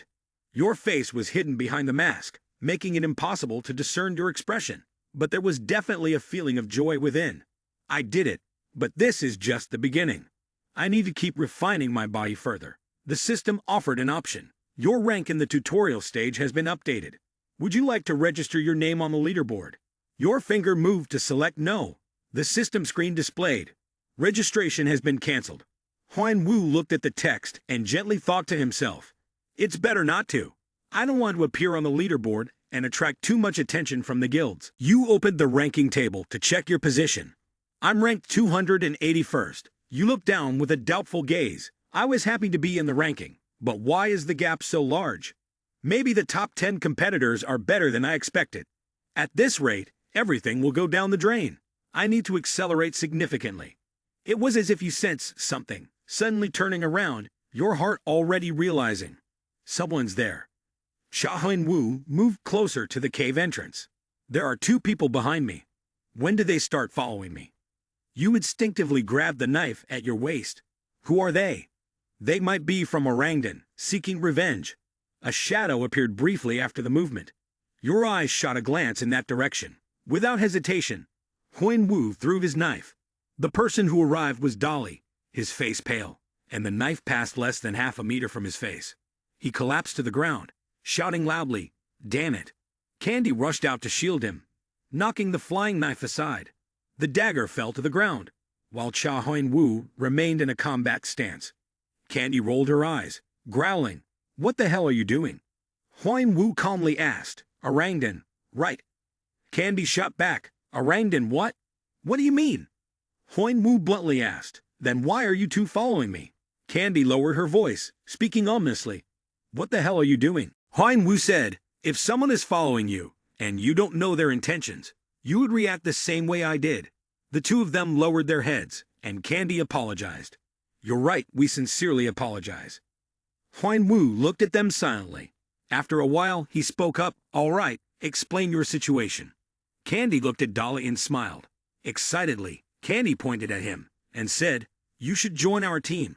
A big question mark appeared above Huan Wu's head. Candy kept his finger pointed at the other person. Dolly just covered his face, feeling too embarrassed to accept the team offer. Dolly bashfully pointed at Candy and said, "Stop it, don't you feel ashamed?" Candy asked cluelessly, "Ashamed of what?" Huan Wu, feeling like an outsider, glanced at them and said, "Are they putting on a circus performance?" Without thinking, he turned around to leave. Candy quickly called after him, "Hey, where are you going? We haven't finished talking." When he saw Huan Wu not responding, he hurriedly grabbed his arm. Huan Wu, growing impatient, said, "What? Do you still have something to say?" Candy quickly replied, "You haven't given me an answer. I want you to join my team." Huan Wu flatly responded, "No, is that clear enough?" Candy was stunned. "Huh, why?" Huan Wu turned back to look at them and said, "I don't know what you two are up to, and I don't see any benefit in working with either of you." Candy, feeling confused, asked, "Wait, you don't know me?" Huan Wu replied, "How could I know you?" Candy exclaimed, "What? Really?" Huan Wu shot back, "Who are you for me to know?" At this moment, Candy was somewhat confused. Actually, he slapped his chest. But how could he not really know me? I mean, it's me. How could he not recognize me? I'm like the brightest star in the guide tower. Huan Wu seemed more agitated by this name. Dolly quickly pushed her brother aside and intervened. "I'm really sorry. We didn't mean to offend you. I hope you understand. But you're not a bad person, so don't worry." Dolly shyly said, "Let us introduce ourselves. I'm Dolly, and this foolish person is my brother." The system board next to them immediately displayed their rankings, Dolly and Candy. In the guide tower rankings, They were ranked 11th and 3 stars, respectively. Dolly chuckled and said, "It's a bit embarrassing for him to say that. Actually, it's all thanks to my brother that we've come this far." Huan Wu understood and replied, "Perhaps it's true that the two of you followed me to invite me into your team." Dolly was delighted that he understood. "I'm so glad you believe us." Huan Wu enhanced his gaze into dragon eyes. "Recently, I've been using dragon eyes to assess my surroundings. Negative things appear black, quite different from the positive ones. Dolly and Canby's auras seem brighter. What they're saying might actually be true." He pondered. "So why would players like you two, who should be busy completing your guide tower quests and collecting karma, be so concerned about coming back here to ask someone like me to join your team?" Just then, Dolly's voice interrupted his train of thought. "Before you answer that question, I want to confirm a few things with you." He replied. "What?" Dolly asked, "Are you part of any team or clan?" He answered no. Dolly heard the answer she wanted and happily continued. "I can add someone from Floor E at the time when players reach the later stages, and they usually join a different family team." Huan Wu countered, "So you two want to invite me?" Dolly said, "Yes, I want to invite you and your team so that we can enter Floor E." Huan Wu still pondered deeply. It was hard to assess a player's skills in Section A. Perhaps they had noticed him during the search in Section B. He lowered his eyelids. Perhaps they saw me while we were fighting. After a moment, he looked up and responded to Dolly. "You're saying there is an item in Floor E that's very difficult to obtain, even for players ranked 3rd and 11th, and you need someone to help with this, right?" Dolly, caught in her thoughts, awkwardly smiled and replied, "Yes. I can't tell you the details, though." He thought, "It seems they need the Hargen crown beneath the spot where 3 trees are tangled on Floor E. There's a cave where the lizardmen leader, Hargen, resides. It's a hidden fragment that my brother and his team, Arthea, struggled to obtain. But what matters most is the item inside Hargen's lair. The Hargen crown is a very insignificant item to me, but it was because of this so-called crown that my brother was betrayed by those he trusted most. The law of the jungle has prevailed in the tower. If someone turns their back on an enemy, they can be devoured." Huan Wu once again gave a thoughtful look at the two of them. "If I had teammates, I would only choose 1 or 2. That's a number I think wouldn't be a burden and would be easy to discard." Dolly saw him hesitating and immediately set a condition. "You won't be disappointed with the compensation. We can also adjust the terms if you need anything else. What do you think? I'm sure this isn't a bad deal even for you." Huan Wu agreed. "All right, I'll help you, but on one condition." Dolly asked. "What condition?" Huan Wu replied. "Besides the items you need, I want all the other rewards." The two of them exchanged hesitant looks. "All right, it's all yours, but you have to show us what you've got." Candy, not particularly concerned, extended her hand for a handshake. Anyway, it's nice to meet you.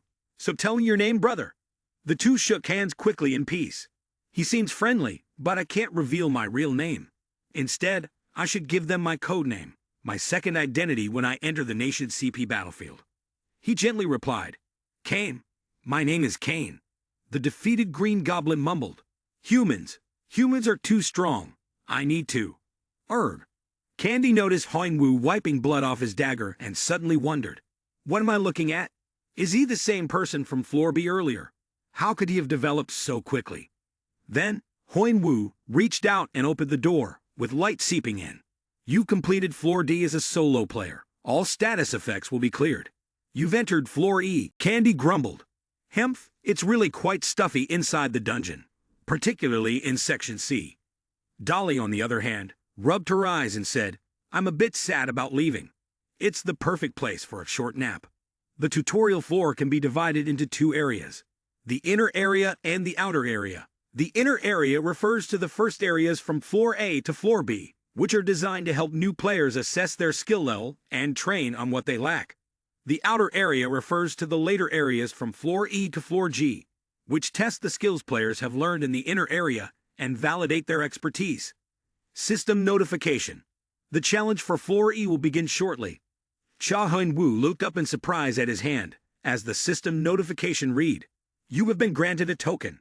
Many tokens are hidden throughout Floor E. They may also be traded or exchanged between players here. Earn 99 tokens to determine your skill level. Candy glanced at Huan Wu's token and immediately remarked, It annoys me every time I see that. Xiaohuan Wu then thought that this likely meant it was possible to threaten or even kill others to take their tokens. To earn tokens, you can either complete assigned tasks or steal from other players. Finding the hidden tokens throughout the entire floor is quite a difficult task. Instead, hiding and ambushing other players, then killing them to steal their tokens, would be much easier. My younger brother had a tough time dealing with such problems. But what set Arthea apart from other teams was that, despite all the temptations, they managed to clear Floor E just by collecting the hidden tokens without any betrayal within the team. Xiaohuan Wu turned to look at the other two, thinking to himself, Candy and Dolly are just staring at their tokens and showing no interest in taking mine. It seems like they've already collected quite a few tokens before returning to Floor B, or they might have already gathered all 99 tokens. Huan Wu then spoke up, I've finished reading the message, so let's move right away. You said you're looking for a hidden fragment on Floor E, right? Let's complete that now, and then I still need to find my token. Candy replied, yeah, but it's quite a distance from here to there. It'll take a while before we get there. Floor E boasted a much larger area, far greater than the combined area of the 4 previous floors. As a result, each region had its own unique geography within a different environment, creating a distinct ecosystem. Black stone mountains lined up after a barren desert stretching along the east, with a river flowing through a vast grassland to the west. Small hills stretched southward. A large forest covered the northern area, and at the edge of the forest, there was a patch of swampy mud. Each region also had a large number of monsters. Smaller monsters like goblins and kobolds formed villages around the forest. They shared food there, creating a community. But there were also larger monsters like trolls and ogres that had lived deep in the forest for a long time. Lizardmen, sandworms, and orc settlements had been spotted in the northern swamps, eastern deserts, and western grasslands. The challenge was finding tokens while dealing with monsters and protecting one's tokens from other players. Even more dangerous than these monsters. Both are important. And now we are heading towards the northern swamp. The 3 of them have entered that vast forest. At the same time, in another place, in a room filled with various types of weapons, a voice said yes. The commander of the Orangutan squad exclaimed, Are you saying he is with Candy and Dolly? Why are they with him, especially in level E? He replied, Sorry, sir, but we have not confirmed the situation exactly. I've only received reports that they are heading north of the forest. Then why am I just hearing about this now? The reports came from a previous section, so we thought it wasn't important. I'm afraid our assumption was. Hearing this, the commander slammed his hand down on the table in anger. What does that mean? Have they already teamed up? He suddenly realized there must be someone behind this. Candy and Dolly were filthy. They must have recruited the masked man, even though they knew he had caused trouble for Orangutan. This was clearly an act of war against Orangutan, or even Chiang Wado, with contemptuous attitudes. Thinking this, he ordered his troops, Go to where he is. Gather all members. They are all waiting outside. We will move towards him as soon as possible. The scene shifts to a crackling fire. Father Huan sits quietly, deep in thought. Since joining this strange game, he probably hasn't had a moment to rest, let alone take a break. He's gone through so much hardship just to get to this level, and time has passed so quickly. Suddenly, Huan feels something, glancing sideways. What an interesting pair. What's their relationship, I wonder? I'm sure they're not siblings. Day after day, the 2 of them face countless dangers. Yet without a doubt, they treat each other like blood siblings. It's truly admirable. Dolly has intelligence, while Candy is strong in combat. Occasionally, Candy reveals a fleeting glimpse of her exceptional swordsmanship. It's powerful, sharp, and fierce. It seems to strike a balance between grandeur and practicality. Dolly is the same. The boy always has a dull, sleepy look in his eyes, but at times, he shows a sharp gaze, and at those moments, he demonstrates his keen and flexible judgment. The teamwork the duo exhibits is like 2 gears meshing perfectly together. Nothing remarkable at first glance. They seem to have studied or practiced beforehand, but they've developed a certain connection and instinctively know what the next move will be. The 2 of them trust each other completely. This bond could never exist without mutual trust. Perhaps that's what it is. A relationship that others can't help but admire. I really don't understand why they decided to join this game. He thought, surely they will always be together. It's good that they can still be by each other's side to support one another. Looking at them, I think of my younger sibling. I've tried not to think about it, but seeing them makes me feel that I must take revenge for my sibling and I must do it quickly. While he was lost in thought, the noise around him startled him. Why are you awake? You still have a little time before it's your turn. Candy immediately replied, How could I sleep with all this noise around here? He said, Why are you awake? You still have a little time before it's your turn. Candy immediately replied, How could I sleep with all this noise around here? Dolly also exclaimed, Yawn. How long are you planning to leave them like this? Hyun-woo replied, I plan to get rid of them once they get closer. I'm sorry for letting them wake you up. Dolly said, It's fine. I wanted to move my body a bit anyway. I haven't participated in a fight for a while. My brother, do you think they know we're here?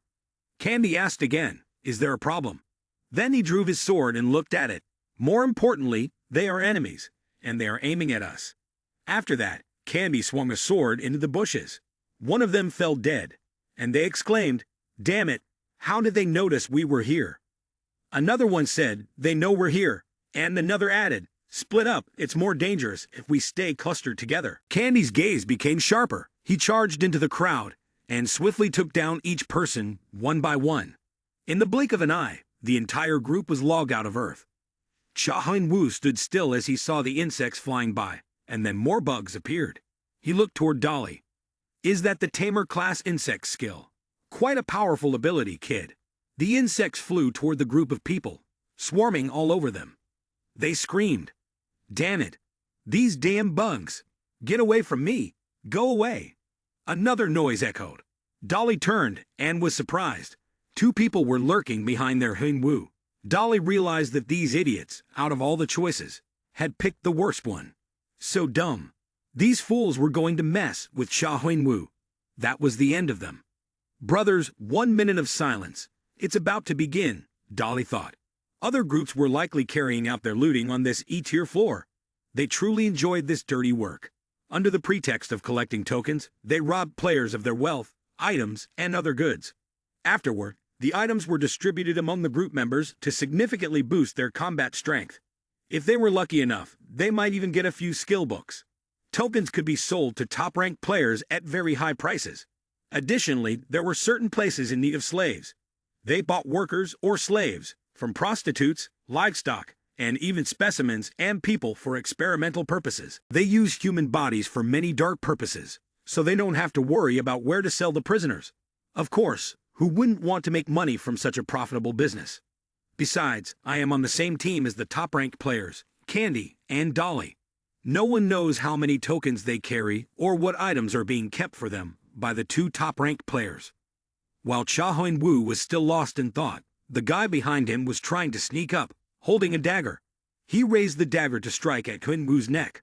But suddenly it hit something strange with a thud. He exclaimed, What's this? Meanwhile, Hyun-woo had appeared behind him and struck him down to hell with a single blow. His underlings rushed over, shocked. What kind of person is this? Boss!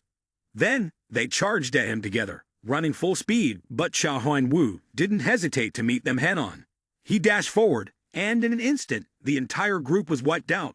One of them swung his knife quickly, but Hyun-woo dodged and immediately retaliated with a strike. The man dropped dead. The others, seeing this, fled in panic. But even while running, one of them screamed, Dan, Hyun-woo won't let us escape. In a flash, the group counted. There are a total of 21 people. Cha Hyun-woo said, 81 tokens. This hunt wasn't bad. Dolly, impressed, replied, Incredible. This is the first time I've seen someone gather tokens as fast as you. All 81 of these must have been stolen from other players. More than 1,000 people have been here looking for tokens and fighting them.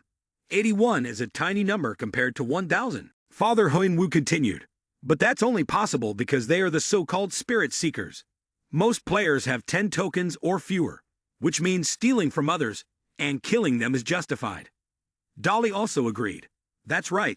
There is a kind of hierarchy on level E where the strong win everything. A minority of powerful players take tokens from the majority of weaker players. The weaker players have no choice but to surrender their tokens to survive. Even if they make up for their losses, they will eventually be robbed again. No matter what they do, the strong can simply sit back and stack tokens at an astonishing rate. On the other hand, tokens are used to exchange for karma points. So the weak can only either surrender or accept their fate of being hunted. That's why there's such a large gap between the high-ranking players and the others. Dolly exclaimed, "Anyway, the more tokens we collect, the better. We'll use them to earn karma points, and also buy items from the mysterious merchants. Oh, by the way, you can take all those tokens." Father Heinwu remained silent. "We didn't pay you before we made the deal, did we? Think of it as payment." Huan Wu gently said, "You two need karma too." Candy chuckled softly. "Haha, are you worried about us? We have enough for ourselves, so it's really fine." He said, "Then thank you both with all my heart." Cha Huan Wu suddenly thought, "This is easier than I expected. If I push myself a little more, I can move to floor F. Of course, I won't actually do that. There's nothing particularly useful on floor F to gather more karma. Floor E is almost the last place where I can gather a large amount. Moreover, that thing will appear here. The thing that will significantly boost my magical power. After that, I can complete the succession process. Once I kill the lizard man leader, I'll go kill that thing." On a strange night in the forest, when two moons were right next to each other, they were preparing more firewood to start a fire. Candy spoke up. "The monsters ahead are extremely dangerous. I think we should be cautious." Huan Wu thought to himself, "I need to speed up." Then he noticed something. Sha Huan Wu quietly observed Dolly. The boy was using his power to make the firewood burn with the help of insects. Once again, Huan Wu had to exclaim, "Impressive kid. You call them frame bugs. They self-ignite to defend themselves when facing enemies, or when you control them. Seems like you've got me quite surprised." Huan Wu thought to himself, "Is this considered magic?" The sky had started to lighten, and Huan Wu resumed fighting. This time, he was fighting a massive monster, resembling a lizard with green skin and a huge size. After a fierce battle, the group managed to take down many of them. Candy was surprised to see Huan Wu holding a knife and slicing open their heads. What else does he want to loot from them? Huan Wu's father gently hollowed out their eyes. The eyeballs of a lizard man are a very useful item for crafting certain goods. They are antiques named after a giant believed to have hundreds of arms and thousands of eyes. I need their eyes to create antiques, the eyes of Gaige. Dolly, surprised, asked, "Wait, this is..." Candy replied, "Yeah, it seems like a battle just took place here." Dolly looked at the monster's footprints stained with blood.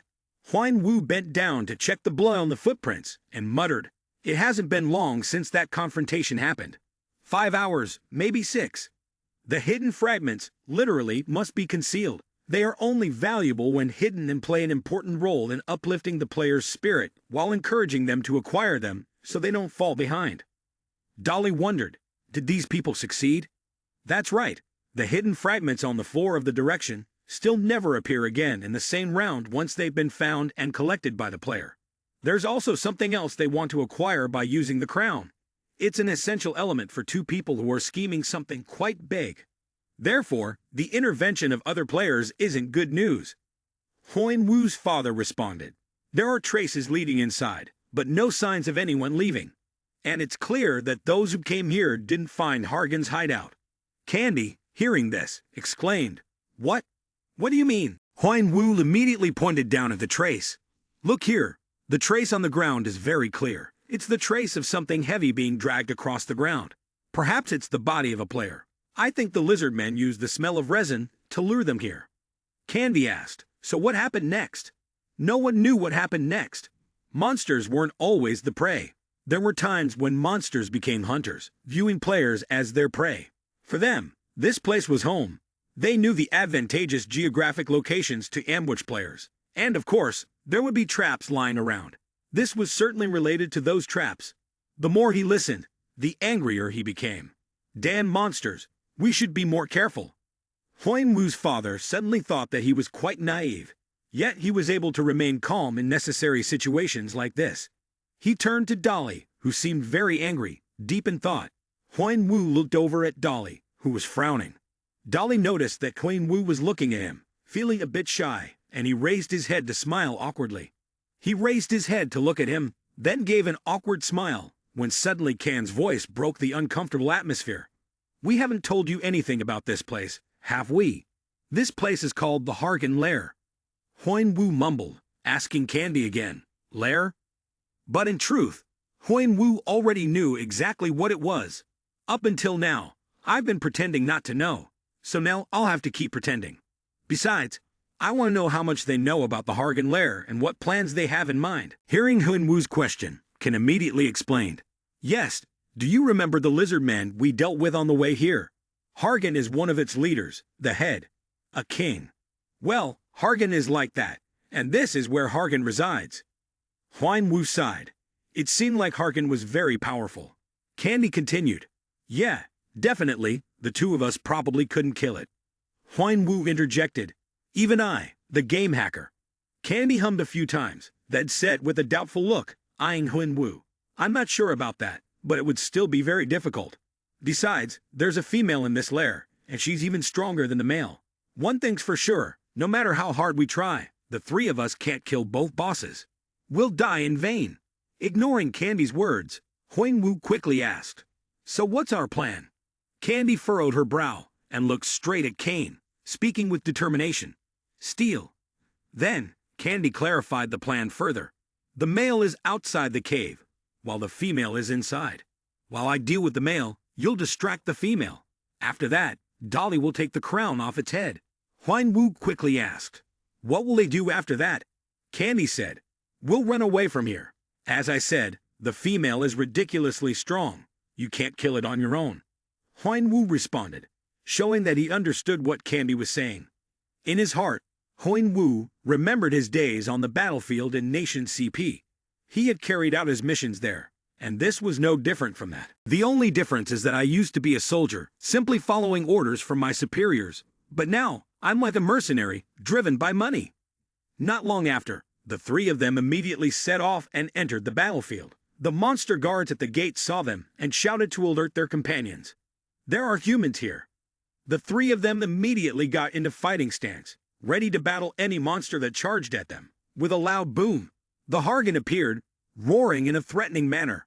Humans, how dare you enter my lair? You must die. You won't escape from me, boy. The system then displayed a hidden quest notification, including the information and rewards for this mission. In Section E, it listed 5 leaders who ruled the forest. Hargan was the leader of the lizardmen, the one who controlled the swamp in the north.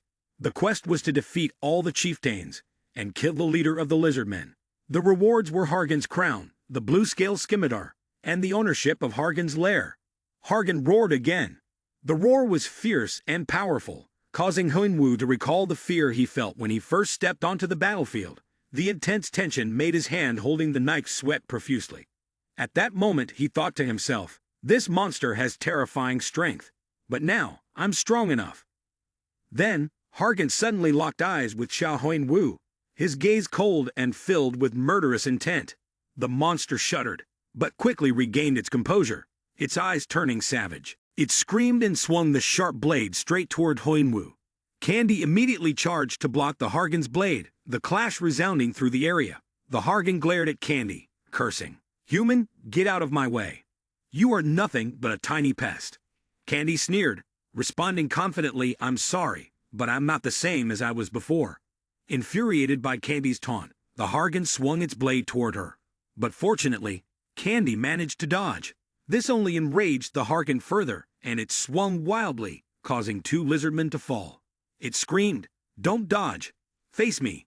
The lizardman behind, sweating with fear, cautiously spoke to the enraged male Hargan. Please, calm down, sir. Thanks to Candy drawing the Hargan's attention, Huan Wu and Dolly were able to smoothly advance deeper into the cave. Now their opponent was the female Hargan, a monster that Candy believed to be far stronger than the male. Inside the cave, there were many lizardmen on guard, but Huan Wu could swiftly take them down.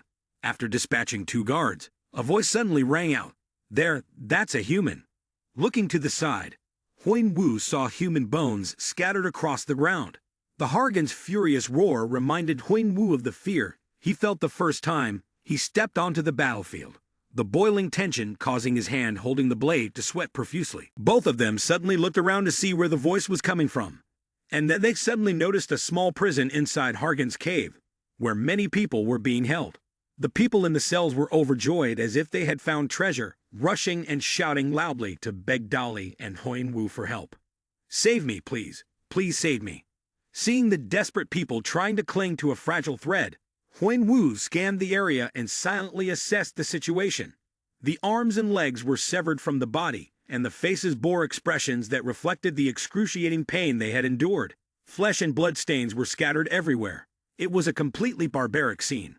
Other prisoners were bound with chains and locked in cages like animals. Indeed, whether on Earth or here, everything was the same. Was there really any difference between how humans treated pigs, cows, and how they treated other humans? Many of the people in the iron cages were starting to lose their patience. They didn't hesitate to shout rude words at the two of them, which made Dolly even more confused. Huyen-woo turned to Dolly and reminded her, "Lizard men could show up at any time. I'll go look for it, so you should hide somewhere." Dolly lowered her head and spoke. "Hey, do you feel angry?" Seeing Dolly's face twisted in a way that looked like she was about to cry, Huyen-woo skeptically asked, "Angry?" Dolly immediately replied, "Yes, angry. How can you stay so calm when you see this?" Huyen-woo sighed in exasperation as he looked at Dolly, muttering to himself, "Right, this kid is just a tough little brat. Damn, let him handle it himself." Seeing that Huyen-woo said nothing, Dolly kept speaking. "You're a human too, a human who can't act like one. If they're not angry about this, then why are you so calm?" Huyen-woo interrupted Dolly. "But if we save them, Candy will be in danger." Upon hearing this, Dolly stopped, hesitating for a long time. Huyen-woo continued to explain. "Don't forget, Candy is still fighting Hargan outside. He can't hold on for long while fighting Hargan alone, and the longer we stay here, the more danger Candy will be in. Stay focused and think about what's most important. But if you still want to act on your own, I'll immediately abandon this mission. Both of you could die because of your emotions overtaking your reasoning." After saying that, Huyen-woo silently watched Dolly. Dolly was quiet for a long time before slapping himself hard. Staring firmly at Huyen-woo, he said, "I'm sorry, I was careless. Let's get back to the main task. Candy is still waiting for us outside." Suddenly, Huyen-woo realized something. "Wait, the reason Hargan is making a human farm is to breed their offspring. I should use that to our advantage." Huyen-woo immediately called out, "Wait." Dolly turned back and asked, "What's wrong?" Huyen-woo said, "I just came up with a good idea. Can we modify the plan a little? If things go well, we might even be able to save those people trapped here." At this point, Huyen-woo paused, looked at Dolly, and said, "I need you to use your skills, and I also need more fire to cook the eggs." Soon after, they advanced further into the cave. Along the way, the two of them killed many monsters. The monsters were utterly astonished, and before they could react, they were struck by Huyen-woo. The female monster quickly received news from the disciples. Enraged, it roared loudly, "My child, they must have come for my child." It then swiftly ordered its subordinates to protect its offspring at all costs. Even if they had to die, they must defend them. Meanwhile, it grabbed a huge mace and set off to find Huyen-woo. Over on this side, the image of the adorable baby monsters peacefully sleeping could be seen. Though they look cute now, once they grew up, they wouldn't be cute anymore. At this moment, Huyen-woo had already arrived in front of them. He called out to the female monster, "Hey, lizard man female." The female monster was stunned when it heard Huyen-woo call it. Huyen-woo stood opposite the lizardman female without a hint of fear, holding a bag in his hand. He raised the bag and swayed it in front of her, asking, "Do you like fireworks?" It seemed that the bag he was holding contained the explosives he had made last time. The female monster, seeing this, was shocked and shouted loudly, "What do you mean by this?" Before it could process what was happening, Huyen-woo threw the bag containing the explosives toward its children. Only then did the female monster react. In a panic, it screamed and rushed toward its offspring. "What are you doing?" It immediately dashed forward and crushed the bag of explosives.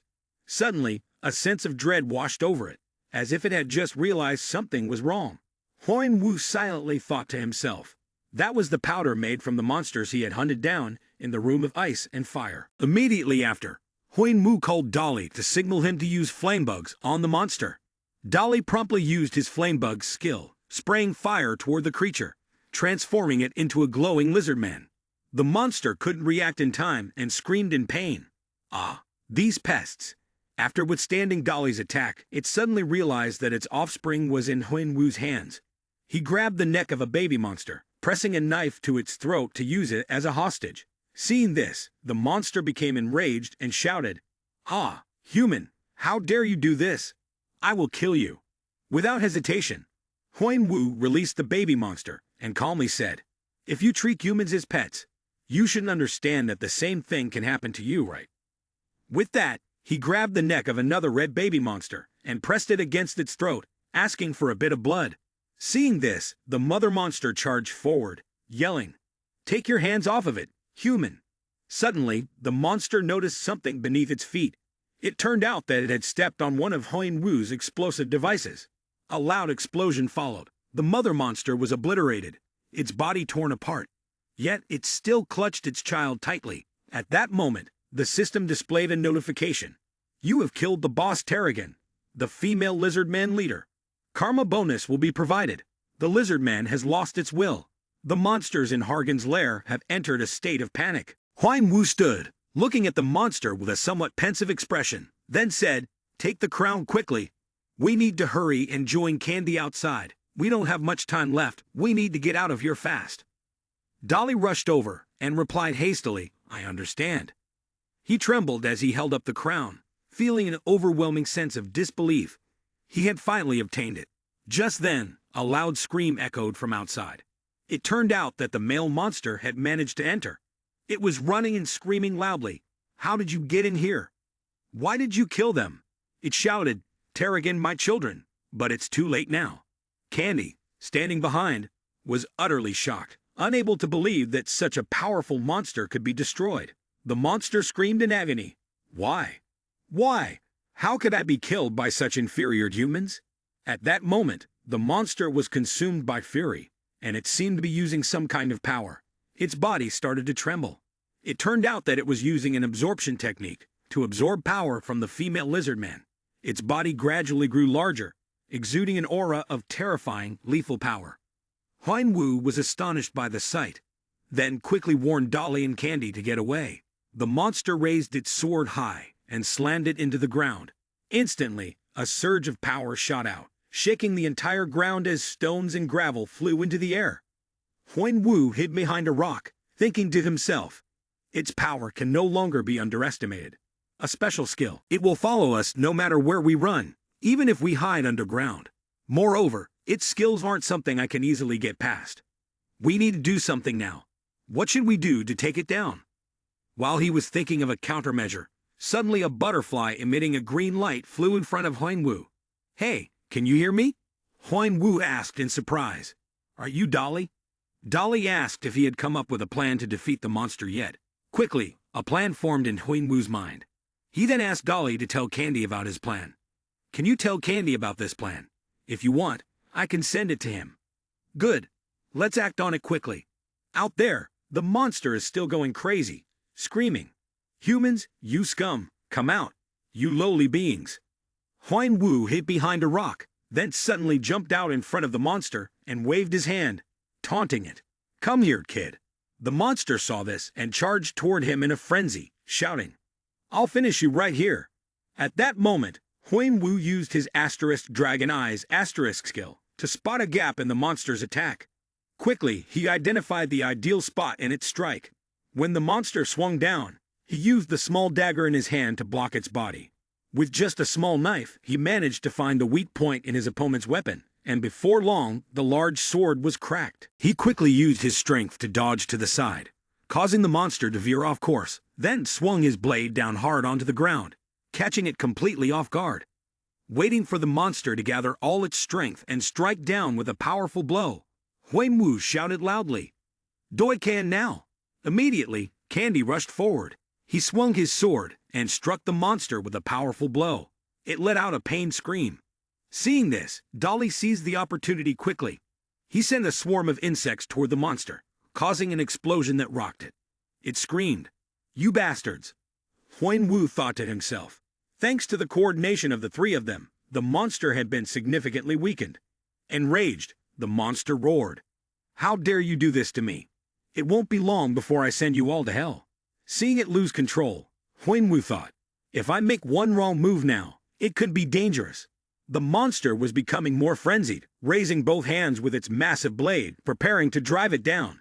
Seeing this, Huinwu grabbed a dagger and charged forward. He struck hard, and the dagger clashed against the monster's blade with a loud, screeching sound. The monster screamed, "Lowly humans, you will die."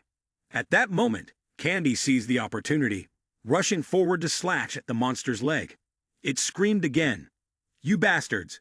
Dolly also commanded the insects to explode once more, causing the monster to panic. It let out a growl, "Huh!" Then it opened its mouth, gasping for air, revealing its sharp teeth. Panting, it said with exhaustion, "I will avenge Terrigan and my children." Huinwu silently thought to himself. This was the moment. He gripped the dagger tightly in his hand and quickly slashed it across the monster's groin, simultaneously stabbing it deeply. It let out a pained roar, "Aw!" before collapsing to its knees and falling to the ground.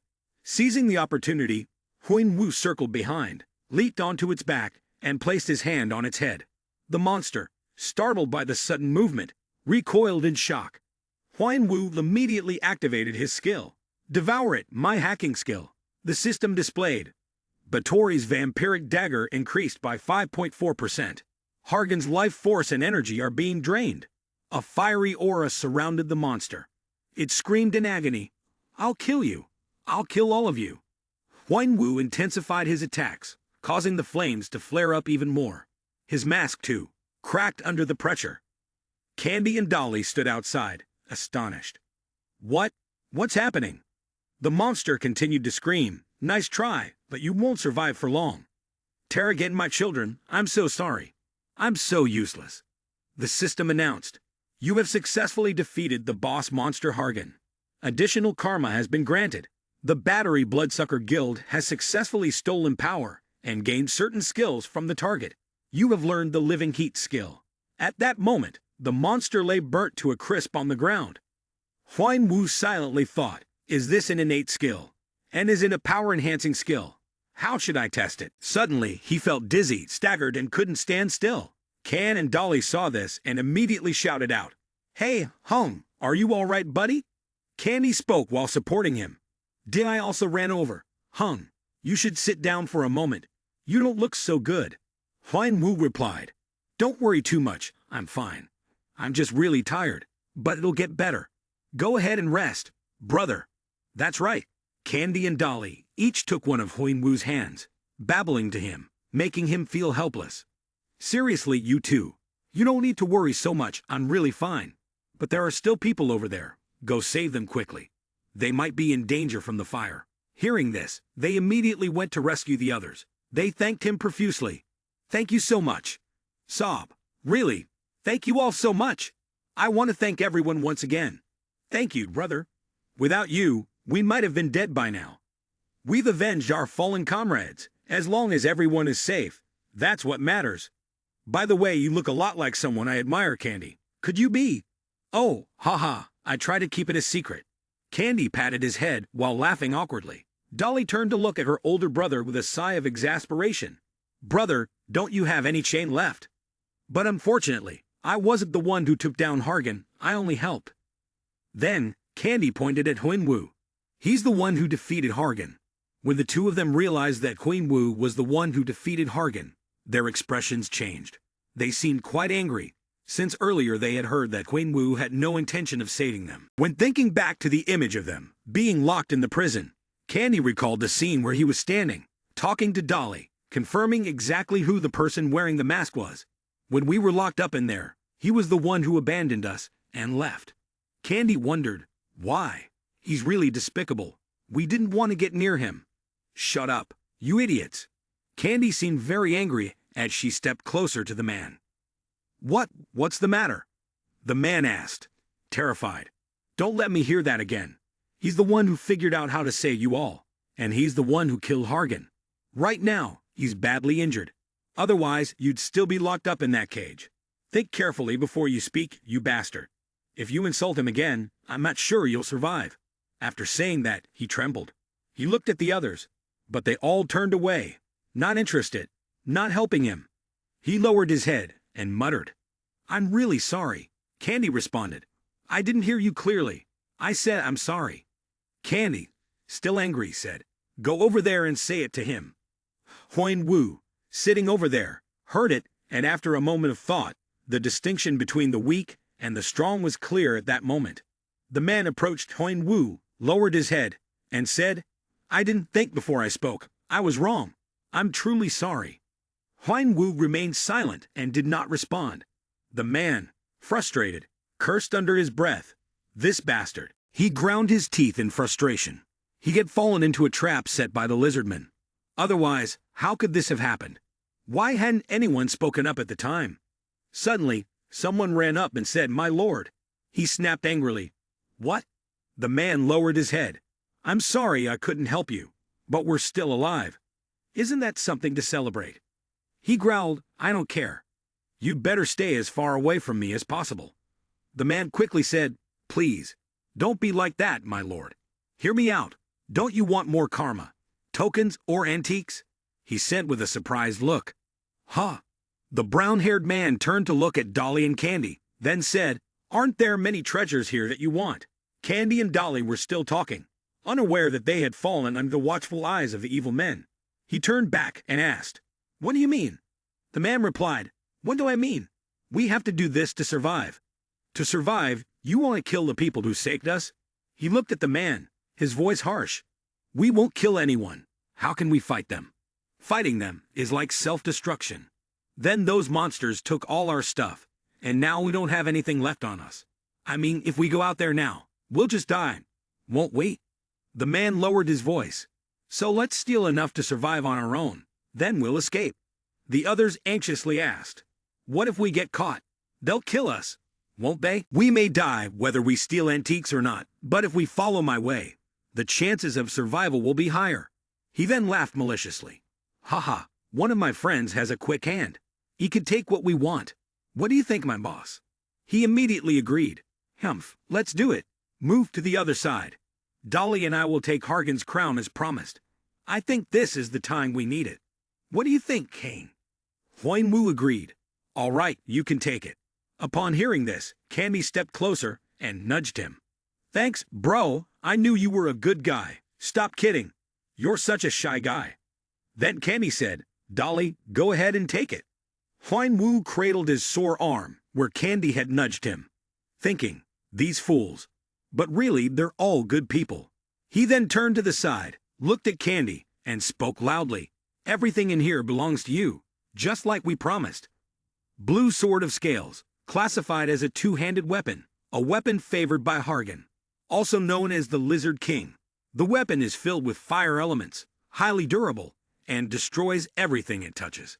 However, its weight is quite large, making it immovable without enough muscle strength. Huan Wu thought to himself, this weapon really isn't suitable for me at all. Blue Sword of Scales, classified as a two-handed weapon, has an evaluation for additional points, and is described as the favorite weapon of Hargan, also known as the Lizard King. The weapon is filled with fire elements, has high durability, and destroys anything it touches. However, the weapon's weight is quite heavy, so it cannot be moved without sufficient muscle strength. Huan Wu thought to himself, this weapon really doesn't suit me at all. Karshina's dagger, at least there's something useful among them. The weapon's damage will increase depending on the player's proficiency. Huan Wu held the dagger in his hand, thinking, even though they're junk, with a large quantity, I can still sell them for a high price. Blue Sword of Scales, classified as a two-handed weapon, has an evaluation for additional points, and is described as the favorite weapon of Hargan, also known as the Lizard King. The weapon is filled with fire elements, has high durability, and destroys anything it touches. However, the weapon's weight is quite heavy, so it cannot be moved without sufficient muscle strength. Huan Wu thought to himself, this weapon really doesn't suit me at all. Suddenly, a voice sounded, You'll get a sore neck if you keep staring at me like that. Both of them looked up at the glowing vortex on the cave ceiling. From the vortex came a voice. Oh, you saw me? I was about to surprise you, my friend. What a strange player you are. A cloaked figure poked their head out. Hello, I've come to visit. Dolly asked, Do you know that mysterious merchant? Huan Wu replied, A little. The merchant complained, Hey, brother, You're disappointing me. We're close, and yet you've forgotten so quickly. Oh, and it's also great to see you two again, Candy and Dolly. The last time we met was probably when we bought tickets through another floor, right? Candy mumbled. Uh-huh. Candy thought to herself, remembering the ticket purchased through floors with points, feeling really irritated. Making friends with the mysterious merchant was simple. You just had to be in the top 10 strongest players, or get his acknowledgement.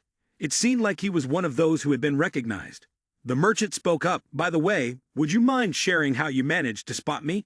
I was pretty confident in my hiding skills. Huan Wu replied, it would be stupid of me not to notice you while you're staring at me like that. I get it now. You won't say a word. Huan Wu then said, for ownership of this hideout, I'll pay 150 tokens. Oh my, you're bargaining with me too.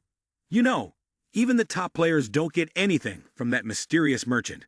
After that, Huan Wu said 160 tokens. The merchant responded, impossible. Huan Wu said 180. The merchant replied, too expensive. Huan Wu, undeterred, raised the price again. 200. The merchant said, you think you can sell it to us for that price? 300. If you don't buy, I'll blow up the hideout, and I bet there are plenty of magic stones here, huh? Huan Wu continued, these magic stones seem like something a merchant like you really needs. Huh? The mysterious merchant responded, magic stones seem pretty easy to find here, and I don't think you can get stones purer than 70. I guess I'll have to blow everything up. The mysterious merchant could only remain silent in response to Huan Wu's words. Huan Wu knew well that the magic stones were a basic means of storing and supplying mana. They acted like conductors of electricity on Earth. Stones with higher purity were sold for a higher price. That was why the mysterious merchants were all interested in the lair of Hargen. Of course, I could mine them myself, but the higher the purity, the more complicated the mining process became. The harder something is to obtain, the more valuable it becomes. This is the law of the world. My younger brother also found this pointless after learning the secret. The mysterious merchant spoke up. Hemph. However, 300 tokens is too expensive for Huan Wu to rise again. Price. 400. He thought to himself that if he liked, he could choose not to sell, but in reality, he needed time to gather more tokens. The mysterious merchant, flustered, said, all right, fine. Stop. I'll pay. Don't raise the price anymore. I don't want to see my trust shattered further. Huan Wu replied, good, I'll sell it for 405 tokens. 5 tokens for the time I wasted. The mysterious merchant lowered his head in dismay, saying, this is the first time I've been robbed like this. The system then announced, you have sold the blue sword of scales and the ownership of Hargen's lair. You have received 405 tokens, totaling 698 tokens. The merchant could only sulk in a corner. Nothing left. I'd been deceived. Both Candy and Dolly were left speechless upon witnessing this scene. Suddenly, Huan Wu turned to speak to the merchant. Oh, and one more thing. The merchant was terrified. What more do you want from me? It seems I may have bullied you a bit too much. Anyway, I do have something to buy. I had forgotten about this. The merchant thought you would buy something valuable, and his face lit up as he said, haha, what is it? Huan Wu pointed to his mask and said, you see, it's been destroyed. I need something similar. Upon hearing this, the merchant's expression immediately changed. Ah, I had something like that. It will cost you 4 status points. Huan Wu replied without hesitation, of course. The merchant said, can't you be a little gentler? Huan Wu replied, it's not that important to me. Candy helplessly gave up on these two. The merchant was furious, his hatred burning fiercely, but he still couldn't do anything to Huan Wu. Humph. How about I give you a special mask instead of a regular one? And if you bully me again next time, I won't play with you anymore. The merchant snapped his fingers, and a mask appeared. It was called Asterisk Ghost White Face Asterisk. With an E+ rating, it was a mask containing many spirits. Using it created a strange atmosphere, allowing the wearer to conceal their presence easily. It could also be removed and replaced with another spirit when broken. Taking advantage of the moment when the 3 of them weren't paying attention, Huan Wu turned his face away to put on the new mask. He wore it and touched it. Oh, I really like this mask. A self-healing mask is perfect for me. Thank you so much. The merchant responded, no problem, it's my job, and then prepared to leave. Suddenly, he stopped. By the way, when you priced the magic stone, it seemed like you knew something. Did you find out what's happening inside here? Huan Wu replied, on the other side, what do you mean by that? Himph. Well, never mind, I must have been mistaken. The merchant said this, and immediately left. The magic stones were essential materials for crafting high-level items, and their quantity was very limited. However, they were being sold at exorbitant prices, yet the merchant still purchased them. This meant that there was a high demand for these magic stones for crafting, while the number of players remained fixed. Therefore, there could only be one reason for this. The only reason to mass-produce weapons was that a bloody war seemed to be about to break out. They might form temporary alliances, but peace would not last among this pack of wolves. At that moment, Candy spoke up and asked, "What will you do next?" "What will I do?" Candy replied, "I want to know about your next schedule. What's your plan? Are you going to gather enough tokens to advance to the next floor? First, we should check the current rankings. My ranking has changed drastically. There's something even more important I need to do, which is to defeat the next boss. I need its power to keep progressing, and I have to reach it as quickly as possible." Huan Wu said, "I'm planning to enter the next floor." Candy then responded, "Well, do you want to? But I still have something I need to take care of." "Private business?" Candy wondered. "Yes," she said. "Huan Wu, would you like to join my team?" Huan Wu replied, "I'll join you guys." Huan Wu asked, "Just the two of you?" "Actually, Candy and I have talked about this many times. We really get along well. Maybe the three of us should team up. I believe we'll become the strongest team." Dolly said excitedly, "I hope you'll join my team." After hearing this, Huan Wu shook his head and declined, "No, I can't." Dolly was confused upon hearing this, wanting to know why Huan Wu didn't want to join her team. Huan Wu explained, "As I mentioned before, I still have things to do, but I can join you after I'm done. The reason I don't like forming a team is because I don't feel comfortable with being tied down." Upon hearing this, Dolly responded dejectedly, "I see. I understand now." Candy, who had been standing behind, gently patted Dolly on the shoulder. "We can't force him, kid. Everyone has their own preferences, and this sort of thing will happen often when we enter the tower, so cheer up, all right?" Then Candy turned to Huan Wu and asked, "Anyway, you'll stay with us until we get out of here, right?" Huan Wu nodded slightly. "Let's head out then. Everyone is waiting outside." As Huan Wu walked, he thought to himself, "This northern swamp is vast. It could take a long time to get out of here. There are still many lizard gods lurking around, so maybe it's better to stick with them. The other players are hiding behind. If they separate from here, they will die. Candy and Dolly have no choice but to follow them, and it's not comfortable at all." Suddenly, Huan Wu turned around and asked Candy, "What will you do with those people now?" Candy replied, "Maybe I'll protect them and help them escape this swamp."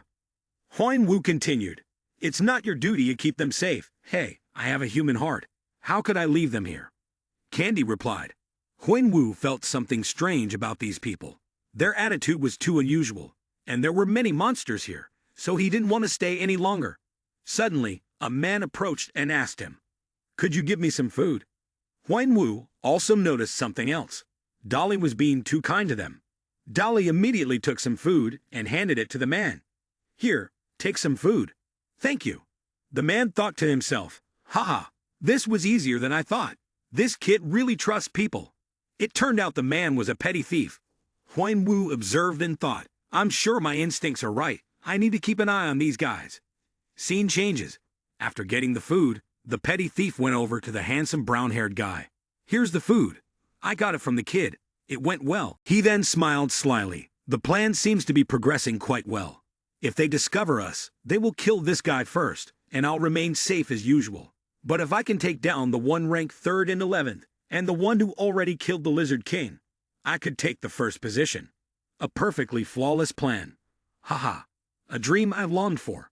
He then turned to look at Huan Wu, thinking to himself, "Sometimes, I feel like under that white mask, those cold eyes are watching me. It's unsettling. Eyes that seem to see through everything. Could there be a power hidden there that I haven't anticipated?" Another man approached, and Dolly said, "Candy, my friend is feeling unwell. Can we slow down a bit?" "We're all very tired," they all said in unison. Then the group started to make noise. "I won't move anymore. I can't. I have nothing with me." If I keep going, we'll just be monster food. If that's the case, I might as well stay here all day. Candy sighed in annoyance, thinking to herself, what a troublesome bunch. The brown-haired man immediately thought about it. Someone stepped forward and said, actually, I think being locked up for so long has made them mentally exhausted. I know you guys are busy, but I think this place is a good spot to rest for a while. The guy thought to himself, all right, I've got a lot of friends waiting to show up. It's not just a few people in the open field. It's a whole squad of dozens, ready to welcome these guys. Heh. He thought and laughed. It would be over soon. Suddenly, he felt like someone was watching him. He glanced to the side and saw Huan-Wu standing next to him. He didn't even realize when he had gotten there. Huan-Wu's cold eyes were staring straight at him. A scream rang out. Ah!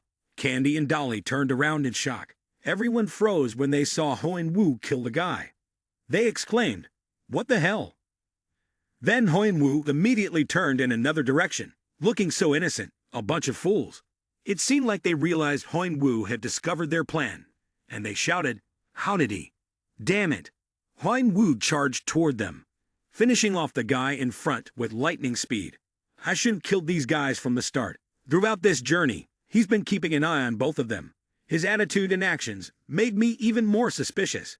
I knew I should have followed him from behind, then used my enhanced senses to watch for anything unusual. That's when I realized there was a group of players preparing for an ambush in the open field not far away. They must have contacted each other, and these bastards are after the items we have. I need to take care of them as quickly as possible. With that thought, Huan-Wu charged after them at full speed. Candy, not understanding what was going on, ran to stop him. Hey, what the hell are you doing? Huan-Wu said, Dong, stop acting like an idiot and look around. What are you even talking about? If you don't understand what's going on, then shut up and get out of my way. At that moment, Candy suddenly realized the silence and looked around. They had gathered in large numbers and had completely surrounded the three of them. Candy exclaimed, I didn't expect anything like this. Damn it, there are so many of them. They've surrounded all three of us. They all have weapons in hand and are pointing them directly at us. The leader suddenly said, what's going on? Isn't it just about stealing their stuff? You think it's going to be that simple? Are you that dumb? Before they could finish their sentence, he gave them a one-way ticket to meet their ancestors. Too much trouble, get lost. Candy thought to herself, who are these people? Bandits? Huan-Wu immediately charged forward. They must be the original owners of the camp. It's not just a band of thieves. Some of them have teamed up with monsters. These guys pretend to be injured and ask nearby players for help to lure them into a trap. Once they succeed, they feed the players to the monsters and take their items in tokens. The original players must have gotten trapped in the camp, probably killed. Elsewhere, in a forest, a voice rang out. If we can catch them, they'll be the biggest catch we've ever made. Except for Fant and Adora. Those crazy idiots would love to wipe out such strong players, not to mention the stuff they're carrying. That blood sword Candy is holding. That's the Dragon Slayer sword, right? That's mine. What the hell? I pre-ordered it. You idiot. The person who just replied is Zip Zen. He is talking to his teammates through the jade pendant. The person named Noin replied, no matter what you say, whoever sees it first, keeps it. Shubai, seeing the two of them fighting over the item, said, both of you, shut up. The captain will handle the distribution. Everyone will get their share. Let's talk about something useful, like how to get the reward from the Lizard King. Damn it, I've wasted too much time. Zip Zen, help me contact him. Shubai spoke, but there was no reply from the other end. Zip Zen, where are you? Noin, is Zip Zen there? You go ahead and contact him. It seems like he's been killed by someone. The communication pendant still echoed Shubai's call. Noin. Shubai realized something was wrong. Does this mean we're under attack? Panicking, Shubai jumped up. Had they discovered them? He anxiously looked around. After all, he was ranked 15th, so then, he angrily shouted, who are you? Come out now, or I'll kill you. Everything around him was silent. No one responded. He feared, thinking, this is so damn troublesome. Where is he? What is this feeling? Suddenly, he was horrified as he looked to the side. No one had been brutally murdered and was standing in front of him. His mouth was still trying to mumble, run, saying that he collapsed toward Shubai. The one who killed him was none other than Huinwu. Suddenly, Huinwu appeared right behind Shubai without making a sound. Shubai felt a chill run down his spine, glanced over, but before he could react, Huinwu made him die. On this side, the group was still surrounding Candy and Dolly. Candy thought to herself, are these the orangutan? What are they doing? When did they become like this? Suddenly, the man in front of Candy was stabbed and fell to the ground. It was Huinwu who had killed him. Candy stood there, still unable to grasp what was happening. What's going on? Candy asked. Huinwu didn't say a word, immediately charging toward them. He struck relentlessly, quickly killing half of the group. They screamed for mercy. I surrender. Please spare me. Don't kill me. Dolly also commanded the swarm of insects. Candy joined in the fight. In no time, the entire group was wiped out, leaving only 6 people left begging for their lives. We had to follow Shubei's orders. Please, believe us.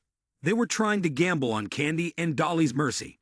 Based on this, they thought Candy and Dolly might spare them. They knelt on the ground, begging. Please, trust us. Spare us. We only joined to survive through this place. Candy asked them, what's the difference between you and the lizards? They didn't understand. Do you what? What do you mean? Candy stepped closer to him, angrily saying, I'm asking what the difference is between you humans and the lizards. Are you deaf? The man was terrified. Please, spare me. Hargan at least cried when he saw his wife and children die. What about you? You sold ordinary people to the monsters, and even killed the players who got stuck. Candy spoke as he thrust his sword through the man's body. He was genuinely angry about this. In times like these, with everyone's emotions stirred up, no comfort could reach them. The best thing to do was to let them get through it themselves. Huinwu stood silently, wiping his knife and watching Candy and Dolly. Both of them were feeling awful. They thought they had saved people trapped by the king of lizards, but it turned out to be the surviving thieves. That was definitely a huge psychological shock for both of them. Unlike them, I've experienced this many times at Nation CP, so it's nothing to me. But I feel sorry for the kid. They need to grow stronger to survive in this filthy world, because you can't trust outsiders here. Then, everyone falls into one of 2 situations. They either go insane, or they become more mature. After a while of deep thought, Candy suddenly raised his head and asked Huinwu, how can you stay so calm after all of this? Huinwu replied, I'm used to it. Candy asked again, I have no idea about the world you've been through. What about the people in your world? Are they like this? Huinwu answered, if they were like this, maybe the whole world would go mad. Candy lowered his head and covered his face, saying, can I be honest? Those damn crazy bastards, they pretend to be victims, and it really shocks us. Honestly, we're all a little scared of you. Really. Huinwu, hearing this, remained silent and said nothing. Candy continued, I don't understand how you can stay calm in every situation like this. I can't help, but I think you must have suspected them from the start. Candy thought to himself, you didn't trust anyone from the beginning, not even us, did you? Huinwu stayed silent, looking at them. I haven't trusted anyone since I came into this world, not even these 2. Although I wanted to build a relationship based on trust, this relationship has become strained, especially between me and these 2. People who want to open their minds will be hurt if they realize I only see them as partners. Maybe this is the right time for me to leave. Candy and Dolly were warm. Both of them had a great appeal to me. However, they each had their own opinions, and I had my own. So it was best for us to part ways from here. Then Huinwu spoke up. Well, then I'll be on my way. He didn't answer my question. Candy thought to herself. Dolly saw Huinwu leave and wanted to stop him, but Candy held her back. Dolly shouted loudly, what are you doing, huh? Candy calmly replied, sit down. Dolly was very agitated. Tell me why you're doing this. Even if he doesn't trust us, he's still been good to us. Candy remained calm and answered, that's the best thing for us, and for him. Dolly didn't understand. What do you mean? Don't you see it? Dolly just stood there silently, confused. Candy glanced over, signaling Dolly to look in that direction. Dolly was taken aback when she followed Candy's gaze. Wait, that's the mark of orangutan. In fact, he thought it was a bit strange. Why did orangutan always say to maintain order in the guidance floor, Yet they were doing the opposite of what they had said. They used the excuse that they needed a large number of new players. But those of us who know the truth understand that the people behind Orangutan are part of one of the biggest guilds in the tower. Their guild values the spirit of knighthood, worships swordsmanship, and courage. Of course, they always have many ways to attract newcomers, and they can recruit anyone they need. When the Orangutan Guild was established, other guilds and high-ranking players were suspicious of them, but there was no solid evidence, so they couldn't do anything other than leave them be. What if this was just a cover for the bandits at the farm to freely wreak havoc? The tutorial runs through a series of complex systems within the tower, making it impossible to know exactly what they are pursuing.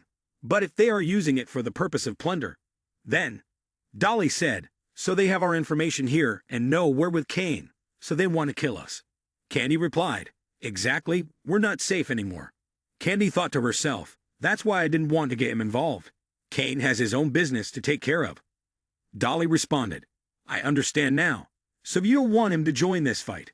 Candy then added, exactly, that's why we need to deal with that bastard first. Then we can go after the next hidden fragment. Vicarier is another hidden fragment that requires Candy and Dolly to obtain Hargan's crown beforehand. That is the ultimate goal they hope to achieve in the guidance floor. It is one of the only ways Candy and Dolly can catch up to Adora and the Fant siblings, who have been accumulating karma at an incredible rate. Dolly said, you're not the only one who wants to see those bastards, you know. I think if they see us there, they'd be pretty surprised. Then they both set off. You know, you think you're the dumbest person. But maybe I'm no better than you, little brother. Just look at who's talking. Meanwhile, over on Hinwoo's side, he was walking when he suddenly stopped. Hinwoo turned his head back. I've come quite a long way, haven't I? I have a vague idea of where they're headed and all the thoughts behind their sudden farewell. But I need to head east. That's what I must do. Or there won't be a second chance. If they ask me to go with them before I leave, if they ask for help, can I still refuse them? After a moment of thought, Hinwoo decided to keep moving forward. He turned and walked away. Back with the Orangutan army, the commander spoke up. The second squad has been wiped out. A soldier lowered his head and replied, I'm afraid that's true, sir. The commander was furious, certain it was them again.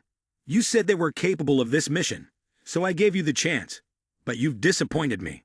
This is as if we gave them a free opportunity to take the Hargan crown. The soldier apologized, I'm sorry, sir. The commander then ordered, put Team 1 on standby. The soldier, stunned, looked up and asked, you mean Team 1? Team 1, known as the leaders of Orangutan, had never failed a mission. Some of them were top-ranked players in the tutorial floor. The other soldier thought they were only dealing with the 3 of them. The commander responded, they are the ones who wiped out Team 2 with just 3 people. Their power is more frightening than I thought. It's not so bad.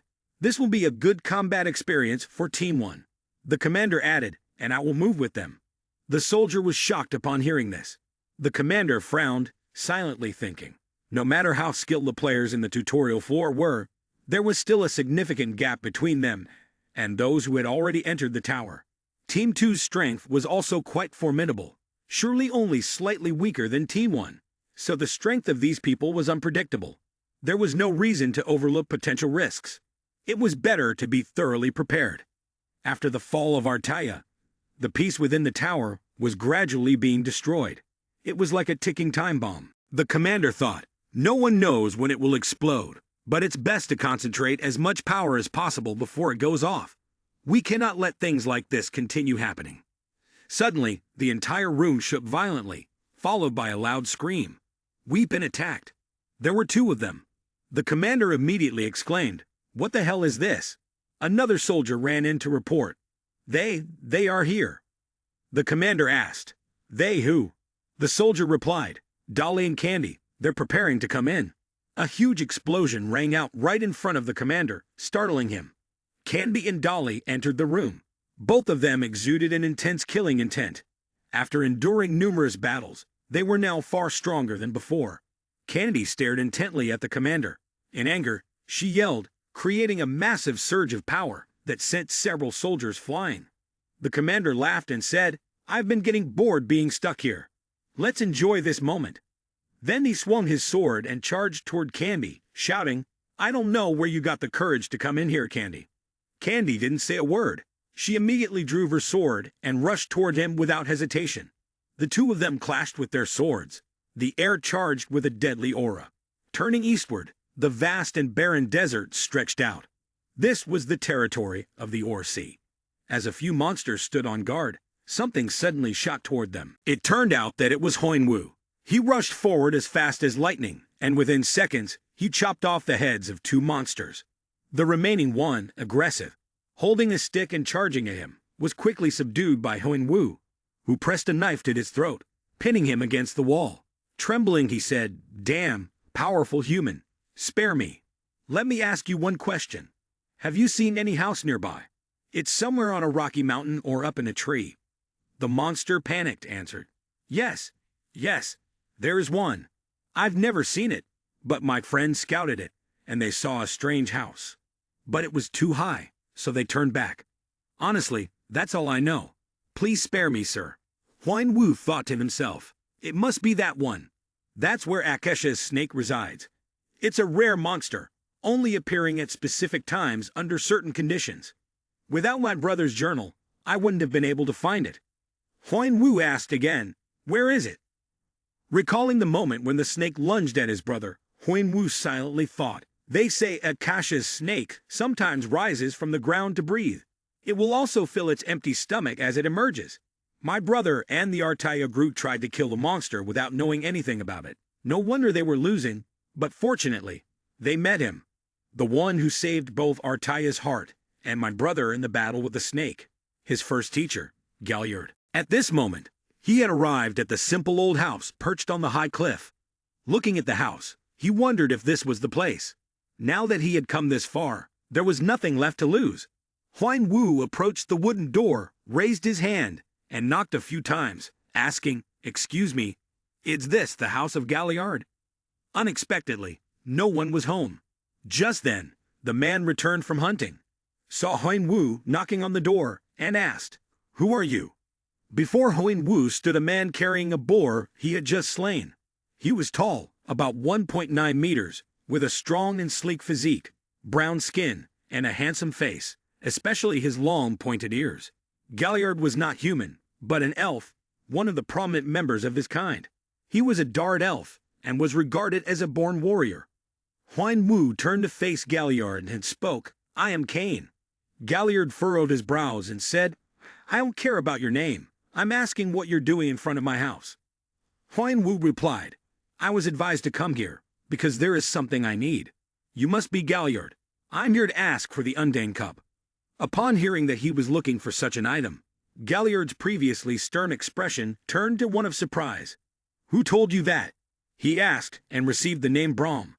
Huan Wu thought to himself, Brahm is the name of an old friend of Galliard. He had once tried to climb the tower with Galliard and was also one of my brother's teachers. Luckily, I had information about them from my brother. At that moment, he raised one hand to cover his reluctant and frustrated face. "This damn guy, I told him not to reveal this. Anyway, it wasn't good to stand and talk outside, so he took the initiative to open the door and said to Huan Wu, 'Please come in.' Inside his house were countless weapons in crates piled haphazardly, and a deer's head hung on the wall. He placed the prey he had just hunted on the floor and asked, 'All right, let's talk business. You want Undine's cup?'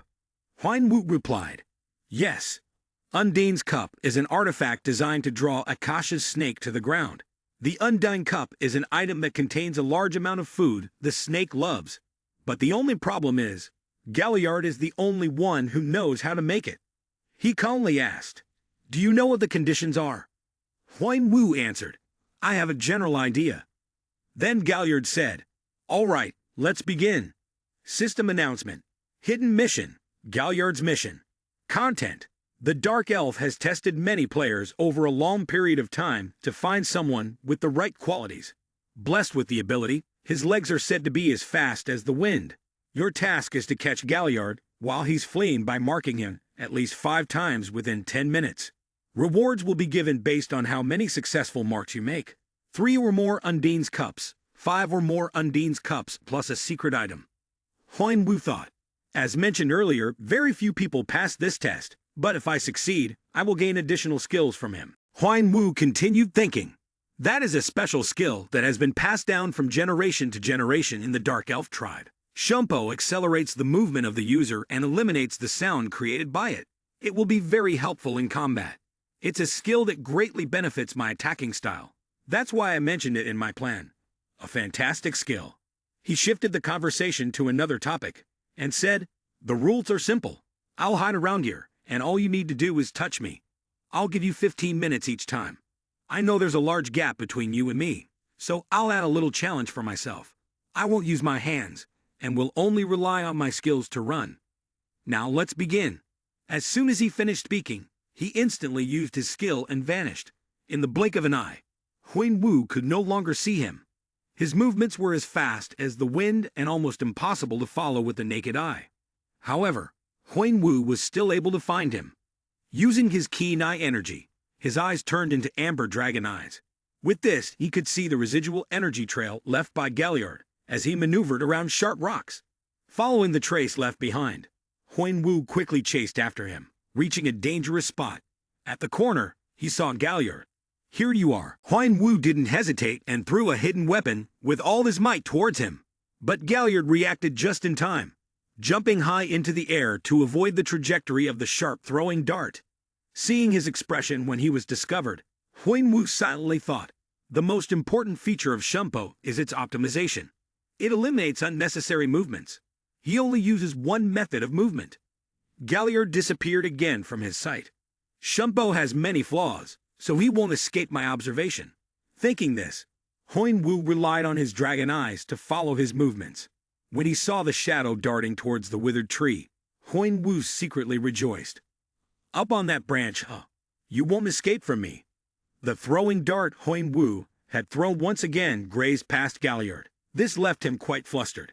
Suddenly, right behind him, a hand reached out with the speed of lightning. Instantly, he reflexively jumped high into the air to dodge the touch. He didn't expect Huan Wu to be so quick. Galliard quickly intended to use his skill to escape once again, but his sleeve had been firmly grabbed. This game should end here. Galliard turned his head to look at the stern face staring at the arm that was being held.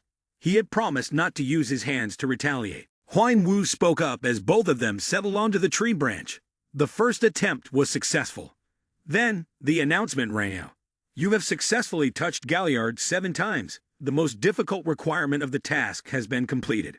You have achieved an exceptional accomplishment, and additional karma will be provided. You are now eligible to receive Undine's Cup. You may request additional rewards. Seek out Dark Elf Galliard to claim your reward." At that moment, he smiled in admiration. "Oh my, I can't believe you caught me so easily. How did you do that? It's hard to believe." Huan Wu quickly laughed and replied, "Haha, that's my secret." This made Galliard think to himself, "This mysterious guy might be the one I've been waiting for all this time. All right, follow me." He led him back to the house and started rummaging through a wooden cabinet. Then, Galliard casually took out a bag and handed it to Huan Wu, saying, "Remember to take this here." Seeing him so calm, Huan Wu thought to himself, what would he do if someone came to steal it? But since the reward had been given, Huan Wu happily took the bag and opened it to see what was inside. "So this is Undine's Cup," the system announced. Undine's Cup, jewelry classification, rating A, description, used to contain spiritual fluid, a sphere filled with dense akasa. It is an invaluable treasure for those who can use akasa, but a disaster for those who cannot. Galliard said, "You must be careful when using it. If the liquid inside the sphere leaks out, it will cause a catastrophe." Listening to his advice, Huan Wu replied, "I understand now. Akasa is a substance that cannot be produced in the material world. The leakage of such a material would lead to a massive explosion." Then came the skill reward. Shumpo, rated C, proficiency 0%. Description: a skill usable by warriors chosen by the Dark Elf, allowing the user to move lightly and increase attack speed. The speed will increase in proportion to the skill's proficiency. The user moves nimbly, with a temporary boost in speed when activated, and attack speed is doubled for a few seconds upon defeating an enemy. The user also gains a 7% increased chance to deal critical damage. You have learned the skill Shumpo B. You can now move quickly, and your senses are enhanced, making your body feel much lighter. Huan Wu thought, It would be better if I could kill Akasha's snake. With physical enhancement, my body could harness Akasha's energy. Killing Akasha's snake would be the moment the processes are perfected. Galliard spoke up. By the way, you've made me think that the rookies in this round are pretty impressive. I've never seen anyone in the first round able to read my movements. Have I gotten too old? Has anyone been here before me? Huan Wu asked, and received an answer. Galliard replied, yes, 2 players. They said they were brothers, and both obtained the Undine Cup in Shempo, just like you. Huan Wu said, I see. It must be those 2 who hold the top spots on the Guide 4 leaderboard, Adora and Fant. Well, it's not too surprising that they've made it this far. Galliard asked about his plan again. By the way, what do you intend to do with it? You don't seem like an alchemist or a mystic. I'm thinking of using it to kill the Akasha's snake. Huan Wu's answer left him astonished. His expression shifted noticeably. You're chasing after the Akasha's snake. Noticing something was off, Huan Wu asked, is something wrong? Galliard spoke with a regretful look. I'm sorry, but the snake has already been killed by those 2 top players, and this news really shocked Huan Wu. But he still headed toward the place where the snake was supposed to appear. All that remained was a chaotic mess and a large blood stain on the ground. He carefully looked around, confirming that the snake was indeed dead. How the hell did they find this place? I thought no one knew about it except for me and Artia. Damn it, they ruined my preparations. But then, as Huan Wu stepped into the area to investigate, he saw something strange, something black. His face filled with horror, and his body seemed to freeze at this discovery. Huan Wu stood in shock, staring at the dead Akasha's snake on the ground, silently thinking. They took all the important parts of the Akasha's snake, like the essence and venom glands. He knelt down on the ground, carefully examining the snake in front of him, wondering, how the hell could they have taken it down so quickly, just the 2 of them? Looking at the wound on its body, Un was deep in thought. How could they summon Akasha's snake so quickly? Could they have obtained the same information as he did? Staring at the snake's corpse in front of him, he blankly wondered, what should I do now? Huan Wu sighed, took off his mask, and sat dazed on the ground, closing his eyes as he thought. What's the best thing to do right now? The hidden fragment I've been aiming for all this time is this snake, but now it's dissolved into thin air. If I had it, I could catch up with them. There's a 20,000 point gap between me and Adora, but it's slowly closing. Thinking about this, he sighed in frustration, rubbing his tired eyes. What if I collect as many tokens as possible in Layer E, then wipe out all the remaining hidden fragments in Layer F and do a reset in Layer G? The best I can do is probably top 11, maybe even top 8 if I'm lucky. His gaze drifted to the snake's corpse. It's like I'm seeing something. Huan Wu immediately sprang to his feet, his eyes narrowing for a closer look. Wait a minute, what's that? Only then did he seriously examine the corpse. No, this wound was inflicted after it died, and it's recent. There are even footprints here, which means it wasn't Fant and Adora, but someone else. Huan Wu walked closer to the corpse, crouching down to examine the footprints and the bloodstains, seriously thinking. They're orcs, and they're doing something to the brain of this snake. At that moment, a notification sounded. Time remaining in the tutorial level, 150 hours, 43 minutes, 11 seconds.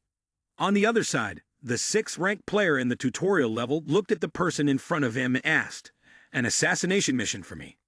Upon hearing this, the person immediately bowed their head. Yes, Boone has ordered the members of Team 1 to gather. After hearing the notification, the player waved his hand in irritation. Tell someone else. I'm busy maintaining my rank. Tell Boone, I'm sure he'll understand.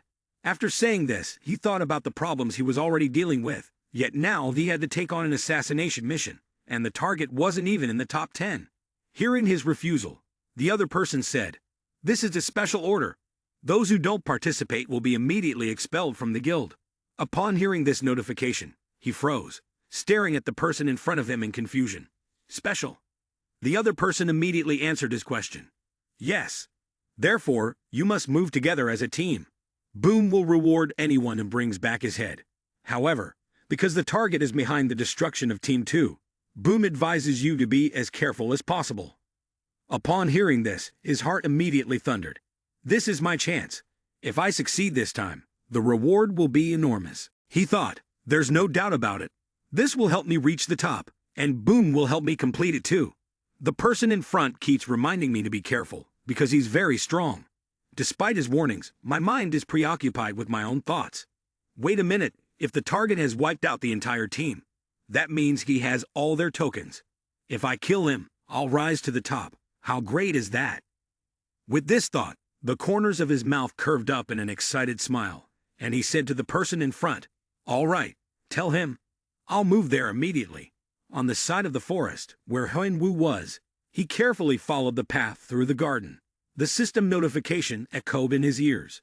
Your proficiency in Shunpo has increased by 1.2%. After searching for a while, he discovered a small path. This place is... The moment he stepped onto the path, a notification immediately rang out. You are the first player to enter the Akasha's snake tunnel. Huan-Wu was startled and looked around, suddenly thinking, what? A snake tunnel? The path ahead was lit by countless torches. He looked down the path and thought, what are the orcs doing here? There must be some kind of secret. It must be related to Akasha's snake. As he pondered, he continued deeper into the cave. Suddenly, a loud noise echoed from afar, drawing his attention. That sounds like a drum. He hurriedly stepped closer, and before his eyes, a sacrificial ceremony unfolded. On the altar were two people. One was beating a drum, while the other kept watch over an object placed high above. The object on the elevated platform seemed to be a serpent's skin, or perhaps the internal organs of a snake. Beneath them lay a mountain of monster corpses, their bodies still stained with fresh blood. The ritual leader stepped forward and spoke. Chuck, our god was killed by the wicked, and his death has given rise to this. Take our souls, bring him back to life, and help us punish them. Return to this world and punish those vile creatures, my lord. As soon as he finished speaking, the person beside him immediately brought a torch and set it aflame. With the fire now lit, they quickly threw the torch onto the pile of corpses. Standing high above, Huan-Wu watched the events unfold and thought, what are they doing? The flames erupted immediately, and the mountain of corpses was reduced to ash.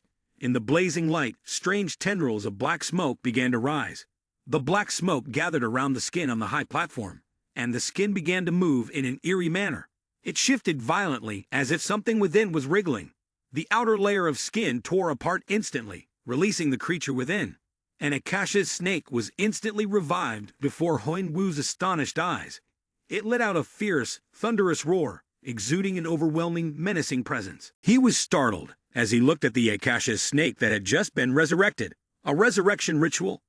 At that moment, an announcement echoed again. Hidden mission. Resurrection ritual. Content. The body of Akasha's snake consists of half matter and half spirit, providing enough energy for Akasha. Akasha's snake can be resurrected at any time.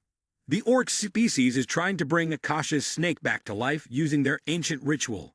Stop the resurrection and kill the snake before it grows.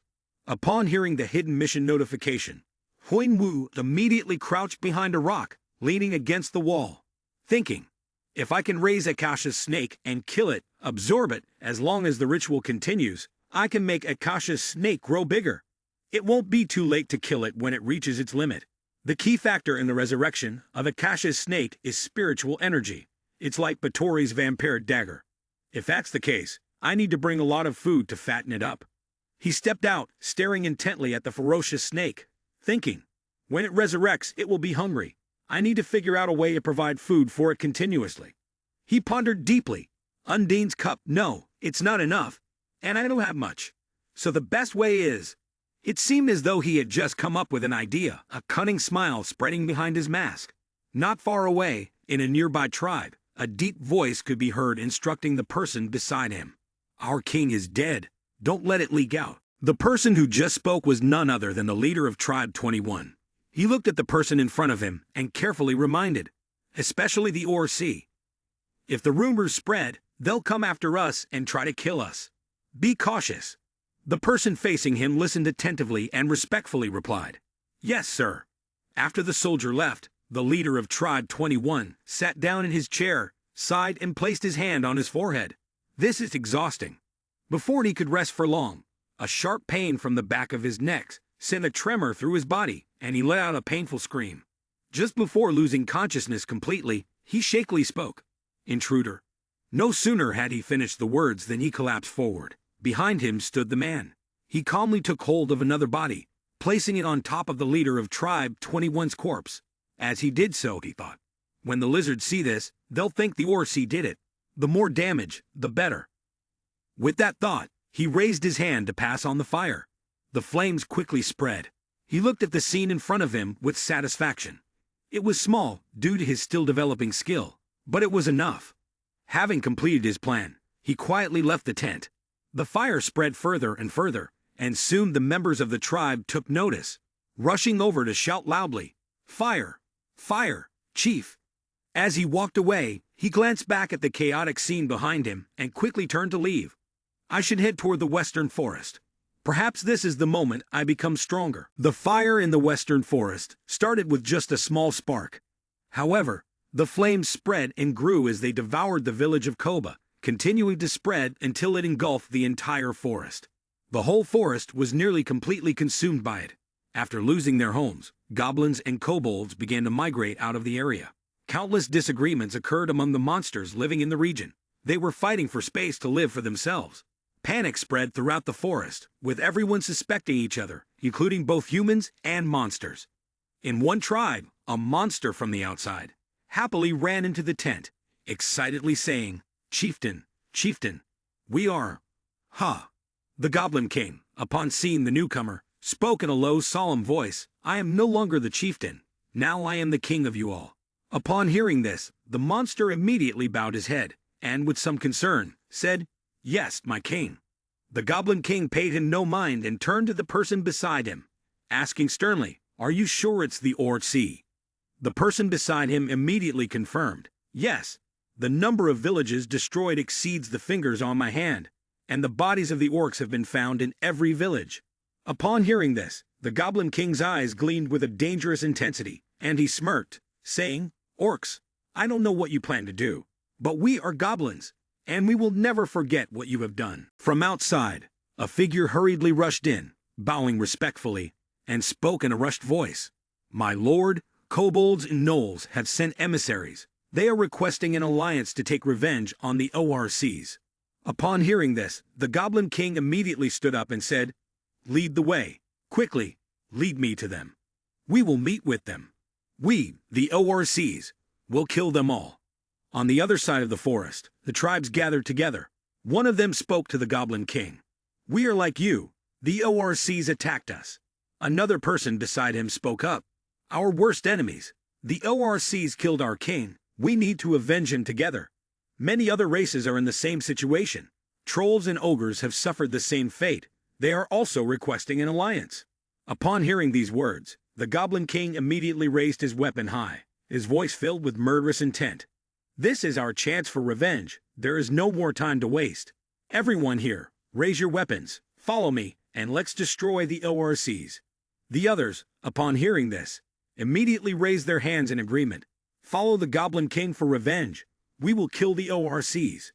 System notification. You have created tension among the monsters, causing them to start a war. Karma will be awarded. Just as the system notification sounded, he now crouched behind a tree, observing the situation below.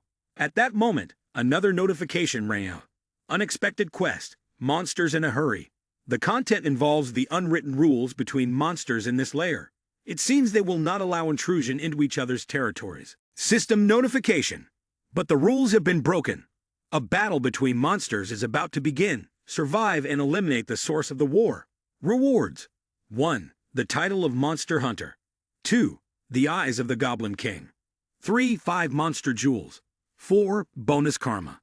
Upon hearing this notification, Huangwu was extremely pleased. "Good, it's progressing just the way I want." He sat in the tree, contemplating his next move. Akasha's snake would resurrect faster in proportion to the number of monsters it consumed. And currently, the wave was approaching the Orc. The Orc wouldn't be able to stop this army. The outcome would likely be just as he desired.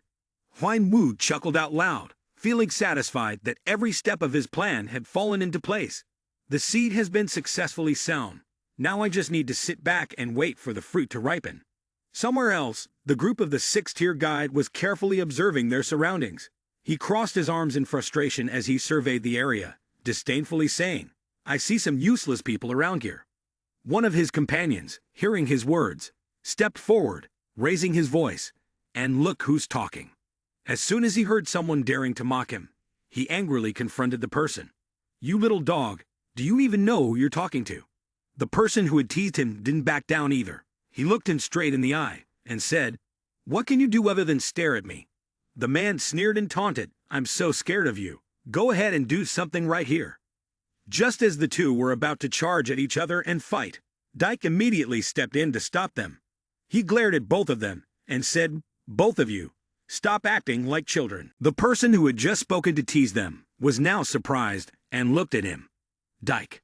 He didn't let them speak further, warning them, "I feel like something bad is about to happen, so handle him and come back quickly. There's information that he's at the Orsi village, so go deal with it fast." As soon as he finished speaking, a noise immediately caught his attention, making him fall silent. He looked around, shouted, and stopped. Seeing him slightly worried, Dyke was surprised and asked, "What's wrong?" A stone was thrown straight to the ground in front of them. As soon as they saw the stone, both of them froze. He spoke to Dyke, "Don't you feel anything?" The noise under their feet grew louder. He looked at the ground in shock. "Huh? Is the ground shaking?" Dyke, standing beside him, was also stunned. The ground. The man who had been terrified earlier looked at them, pointing ahead, unable to speak. They both raised their heads and looked in the direction of his arm. In the distance, a group of monsters was charging toward them. Their faces were filled with cold-killing intent, and deep inside their eyes, a fury was surging as they rushed like a storm. As soon as the group saw this scene, they immediately froze. Dyke trembled, unable to believe his eyes, stammering, This is so confusing." He immediately snapped back to his senses, shouting loudly, "Retreat!" The group immediately turned and fled, but it was already too late. The group of monsters had nearly caught up with them. They immediately screamed, "Get out of our way! Human, if you block our path, you will die. Die, human!" The monsters charged forward like a tsunami, attacking the group with brutal force. The group of people screamed in fear. "Help!" The sixth-ranked man gritted his teeth, trying to counterattack the monsters' assaults. He angrily grumbled, "Damn it, not now, not like this. I will be the sword of Chiomwado. I will survive and leave this place." The monster spoke, "Die." The voice startled him, making him glance behind. Behind him, a frenzied monster tightly gripped its weapon. Without warning, the monster threw its weapon toward him. He froze, his body stiffened, unable to move, staring in fear at the axe speeding toward him. "Too fast! Kill them all! Kill all of them!" The monster's merciless voices mixed with the agonized screams of humans echoed through the air. A bloody battle seemed to unfold. Meanwhile, inside a hut, the soldiers' voices could be heard reporting to the Orc King. "The lizards have begun their attack. They've breached the northern wall." Upon hearing this, the Orc King asked in surprise, "Why did they suddenly start a war?" The soldier respectfully bowed and replied with difficulty, "I don't know. They said we killed their king." As soon as he heard these words, the Orc King immediately grew furious and shouted, "What? Are they crazy? If they want it, I'll give it to them." Suddenly, the Orc King froze. Wait a minute, if their king dies, that would actually be better. Thinking this, he smirked slyly and turned to the soldier, saying, "Quick, build a wall. Use bricks, stones, anything. We must stop them." The soldier immediately accepted the order. "Yes, my lord." Outside the city, the group of monsters had already charged forward. In no time, the orc tribe quickly constructed a wall, erecting it to block the monsters, preventing them from advancing. The group of monsters, halted by the wall, were furious. One of them found a large rock and smashed it against the newly built wall. The wall immediately shattered, and the monsters outside, excited, seized the opportunity and rushed in. The Orc King stepped out with a powerful weapon. As soon as he saw the scene before him, he was momentarily stunned and at a loss for words. But then, his gaze was immediately drawn to something in front of him. Before him, the Goblin King aggressively approached, smiling, "We meet again." Upon seeing the Goblin King standing before him, the Orc King was immediately consumed with rage, his eyes burning with red fury, and he screamed, "You bastard!" The Goblin King also rushed forward with a voice full of anger. "Die!" And so, the bloody battle began. A green path, surrounded by mountains, appeared, swiftly gliding along this long green road. The system notification echoed in his ears. The Shumpo skill has increased by 12.4%. Quickly, the familiar trail appeared before his eyes. He gently landed safely. Looking at the familiar path, he stepped forward with determination. The notification sounded again in his ears. You have entered Akasha's snake tunnel. As soon as he stepped in, he heard a loud noise. He looked around, already knowing what was happening, but he still carefully observed the cave and thought, those two monsters, they're fighting each other. Goblin King Karanum and Orc King Ferak. These two boss monsters are actually as strong as Hargan. They despise each other and regard each other as eternal enemies. This is a battle of two colossal monsters, so it won't end quickly. If one of them dies, the battle will drag on. I need to lure them into Akasha's snake as quickly as possible. While thinking this, you walk deeper into the tunnel. Feed it well, so I can gain its power. No sooner had the thought crossed his mind than he arrived at the location of Akasha's snake. Below, the serpent was growling, roaring with viciousness. The group of people were kneeling, praying. Oh God, please, God is punishing us. The Akasha's snake was going wild, glaring at the group of people kneeling on the ground. In a fit of rage, it spat out a stream of green flames, killing the person in front of it. The man standing next to it immediately screamed in fear. Shuck, the Lord is gone mad, the Lord is angry. The snake immediately turned its attention to the remaining person, quickly twisting its head and lunging toward them with its mouth wide open. Huan Wu, witnessing the scene, wasn't particularly surprised. On the contrary, he watched the snake's rampage below with a satisfied expression. I knew it, it's bloodthirsty. There's no way to keep it calm.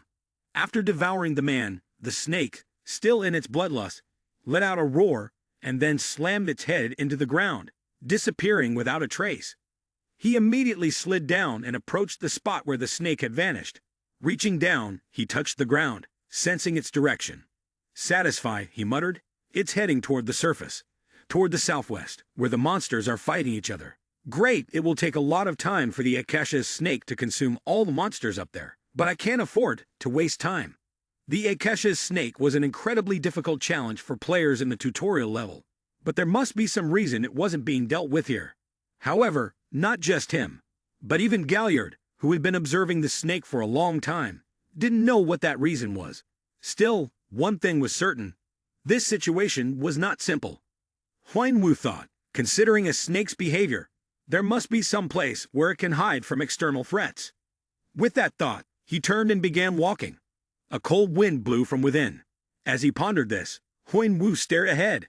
At this moment, he stood in a place that was the opposite of the tunnel he had just been in. The scene here was cooler and more spacious than the cramped tunnel from before. He stood there, stunned, gazing at what appeared before him.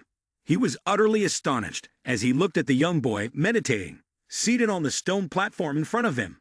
The longer he looked, the more surprised he became. Is that a humanonid mythical root? At that moment, the system's notification sounded.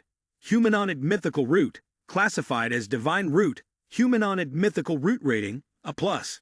Description: a type of ginseng that only grows in the frozen plains after being exposed to moon energy for hundreds of years. Due to its childlike appearance, many mistake it for a human. The humanonid mythical root helps increase mana after absorption. However, the amount of mana gained depends on the user's abilities, and it is very difficult to use. Upon hearing the system's confirmation, he was left speechless. A humanonid mythical root. This is incredible. I've only heard it mentioned as one of the 5 best elixirs, but I never expected to find it here. Now I understand why Akasha's snake lives here. While thinking, Huan Wu carefully drew a sharp knife from his body. He focused intently on the ginseng in front of him. The snake must be cultivating the humanonid mythical root. Judging by its size, it's probably around 300 years old. Its quality peaks at about 500 years. Perhaps that snake is waiting for this ginseng to mature. The more he looked, the more astonished he became. Is that really a humanonid mythical root? At that moment, the system's notification echoed once again. Humanonid mythical root in humanoid form, classified as sacred herb. Humanoid humanonid mythical root rating, A+. Description: a type of ginseng that only grows in the frozen plains after being exposed to moon energy for hundreds of years. due to its childlike appearance. Many mistake it for a human. The mythical root of Hunanid helps increase mana after absorption, but the amount of mana gained depends on the user's abilities. Additionally, it is very difficult to use. The ginseng seemed to sense the danger approaching, immediately opening its eyes to stare intently at Cha Huinwu. He also jumped back, startled by its gaze. It quickly flew up to protect itself. Naturally, he wasn't going to let it go that easily and threw a knife with full force toward the ginseng, silently mocking it. Run with all you've got, but no matter what, you're still stuck here. The ginseng calmly dodged each of his attacks. Suddenly, it dropped to the ground, staring at him in anger and letting out a scream. He looked at it and gently said, "Sorry, but you're about to become my breakfast." Upon hearing his words, it looked at him in confusion, its eyes blank. A loud noise suddenly came from above it as the old layer of ice cracked like falling daggers, aiming directly at it all at once. The ginseng immediately became terrified and quickly turned to dodge. It seemed like he had been waiting for this very moment, swiftly reaching out toward the ginseng. He grabbed its head firmly, a triumphant expression on his face as he looked at it. "Where can you run to now?" It immediately struggled to break free from his grip, but everything it did was as futile as trying to crack an egg against a rock. Quickly, its body began to dissipate, gradually revealing the true form of the ginseng root. He, satisfied, removed his mask, savoring the flavor of the ginseng. As soon as he absorbed the ginseng, a series of notifications rang out in his ears. "You have obtained a fragment of the hidden humanoid mythical root. Spiritual energy is exploding within your body. It will be converted into magical power. 92% of the spiritual energy contained within the humanoid mythical root has been converted into magical power. Your body is beginning to absorb it. Your magic circulation has increased by 5 points. Your magic circulation has increased by 7 points. You are continuously hacking further." Upon hearing these notifications, his eyes widened, and he relished the sensation of comfort. At that moment, the system chimed in. Body enhancement has been confirmed. The temporary process is continuing. 22%, 24%, 27%. Enhancement progress. 42.9%. Your current status has been changed from an undeveloped dragon body to a half-dragon body.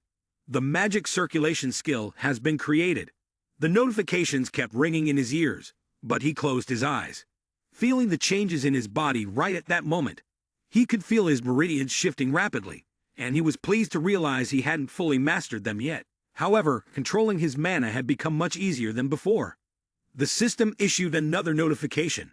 Magic circulation. Rating C+, proficiency 0.0%. Description. Dragons are known as a race blessed by mana since ancient times.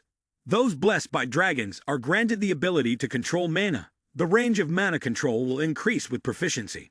Strive to master the control of your mana. Upon hearing the announcement, he was pleased and smiled with his eyes wide open. Great! Somewhere, amidst the bloodstained corpses, the 6th-tier ranker slowly opened his eyes and looked around. When he felt that the area was safe, he raised his head, gritting his teeth in anger. Damn it! What the hell is this? In an instant, he recalled the events that had just transpired. The monsters were heading toward where that bastard Kane was. He was definitely involved in all this. He struggled to stand up, leaning on his sword. As far as I know, a monster legion is an unprecedented event, which means someone must be behind all of this. The more he thought about it, the angrier he became, his teeth grinding. It's definitely that Kane bastard who's behind everything. If I can eliminate him, maybe I'll catch up to Adora and Fant. His eyes, wide with fury, glinted with murderous intent. As long as you're there, Kane, I will kill you. Looking at the screen, Huinwu furrowed his brows and thought, the secret here is to build magical strength and accelerate the process of refining the dragon body as quickly as possible. My current mana usage is limited when using skills. However, something good will come in the future. I can channel mana into my weapon, or concentrate it around my legs to increase speed. I've considered all the benefits it offers, but I still can't use it with my current abilities. As Huinwu walked, he immersed himself in his thoughts. Right now, he needed to find a way to boost his power as quickly as possible. Maybe he could improve his proficiency with the help of heightened senses. Controlling mana, it still lay within the realm of sensation. Suddenly, Huinwu stopped in his tracks and looked down at the ground. Beneath his feet was a golden necklace, standing out brightly. He carefully examined the necklace, noticing its old worn appearance, and was surprised. "What's this?" At that moment, the system's notification sounded again. The commemorative necklace has been classified as a pendant with an F-grade evaluation. Description: a necklace filled with someone's precious memories. It would be a good deed to return it to its owner. Upon hearing the system's notification, he was confused. Owner? Huang Wu bent down to pick up the necklace and inspect it. The outer part of the necklace opened, revealing a picture inside. The picture seemed to be of Galliard's family. He studied the photo closely and suddenly thought, is this what he's been searching for? No one can understand why Galliard is always after the Akasha's snake. He never hunts it himself, only setting up tests to see which players want to hunt the snake and rewarding them with one of his skills. But if he's trying to recover his precious memories, then it makes sense. This isn't in the journal. With that thought, he carefully put the necklace into his pocket and put on his mask. Huang Wu turned and walked away. It's time to hunt. On the battlefield, the fight between the monsters was still at its peak, showing no signs of slowing down. The two kings of the tribes were locked in a fierce battle, neither willing to back down. A loud sound, accompanied by a tremor in the ground, suddenly stopped the tense combat. From deep within the earth, Akasha's snake surged upward, throwing aside the monsters that tried to block its path. The Goblin King was horrified as soon as he saw the serpent. What is that? What kind of monster is this? The Orc King turned his head and was just as stunned upon seeing the snake. Cuck, why is our god here? The snake growled, its eyes shifting as it gazed down at the group of monsters below. The monsters froze in terror, unsure of what to do next. Its eyes glowed blood red, radiating a murderous aura as it glared at them.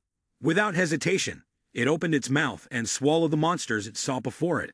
The group of monsters witnessing this immediately screamed, "Our king, kill them all." But the serpent didn't stop there. It continued to spew a green light toward the shouting monsters, sending them scattering in fear. This is the wrath of the divine. Run, quickly. The Goblin King, witnessing this scene, was drenched in sweat from fear. Without a second thought, he rushed to protect the remaining members of his tribe. As soon as the Goblin King was about to leave, the Orc King immediately grabbed his shoulder and angrily shouted, "Karanum, where do you think you're going? This is a one-on-one battle of warriors." The Goblin King shrugged off the Orc King's hand and replied, "Shut up, Farak. I prioritize my safety over that foolish honor." Hearing this, the Orc King was taken aback, speechless, as he watched the Goblin King leave. He turned around and immediately ordered his subordinates, "Orcs, we will return to eliminate our god." As soon as the words were spoken, the Monster Legion immediately charged forward to attack the frenzied Akasha's snake. The Goblin King waited for the right moment, then swiftly leaped forward, gripping his weapon tightly, and struck the back of Akasha's snake's head. "Die." With those words, he decisively inflicted a large wound on the snake's head. The serpent screamed in pain and thrashed about. Below, the Orc King also attacked the long body of the snake. Each wound was deep and caused it to bleed profusely. When did Huang Wu arrive at the battlefield? He sat high above, observing the confrontation below. This is a mess. Huang Wu looked at the ferocious snake, thinking this was far worse than he'd anticipated. Only 10% of the monsters were still fighting the snake. It was now 1.5 times larger than before. The two kings were still directing their attacks at the snake. Other monsters were continuously causing damage with the little strength they had, but it seemed unlikely they would be able to keep it up for long. As this thought crossed his mind, he stood up and focused his strength into his legs. His mana channeling proficiency increased by 0.7%. Then he took a huge leap forward, and his Shumpo skill proficiency rose by 15%. Quickly, he landed neatly on the snake's head. Huang Wu knelt down, placed his hand on its wound, and coldly said, "Absorb." As soon as he spoke, a wave of dark energy enveloped his hand. His proficiency with the vampire battery skill increased by 6.4%. His proficiency with the vampire mirror battery skill increased by 8.2%. The snake's body began to writhe. It growled and struggled, ignoring the jet of black air that erupted from its body. The notification sound echoed once again. Your strength has increased by 3 points. Your strength has increased by 2 points.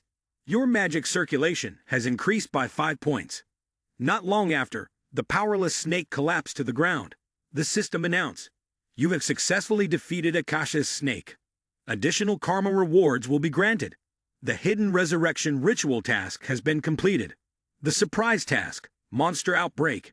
You have received 5,000 karma. You have received an additional 3,000 karma reward." He calmly gripped the knife in his hand and struck swiftly. He soon held a large golden gemstone. It was immense, like a pearl. He looked at the object before him and thought, asterisk its venom. The venom is tied to its essence. One strand of venom could dissolve anything it touches asterisk. A black aura surrounded his hand, as if it were craving the venom.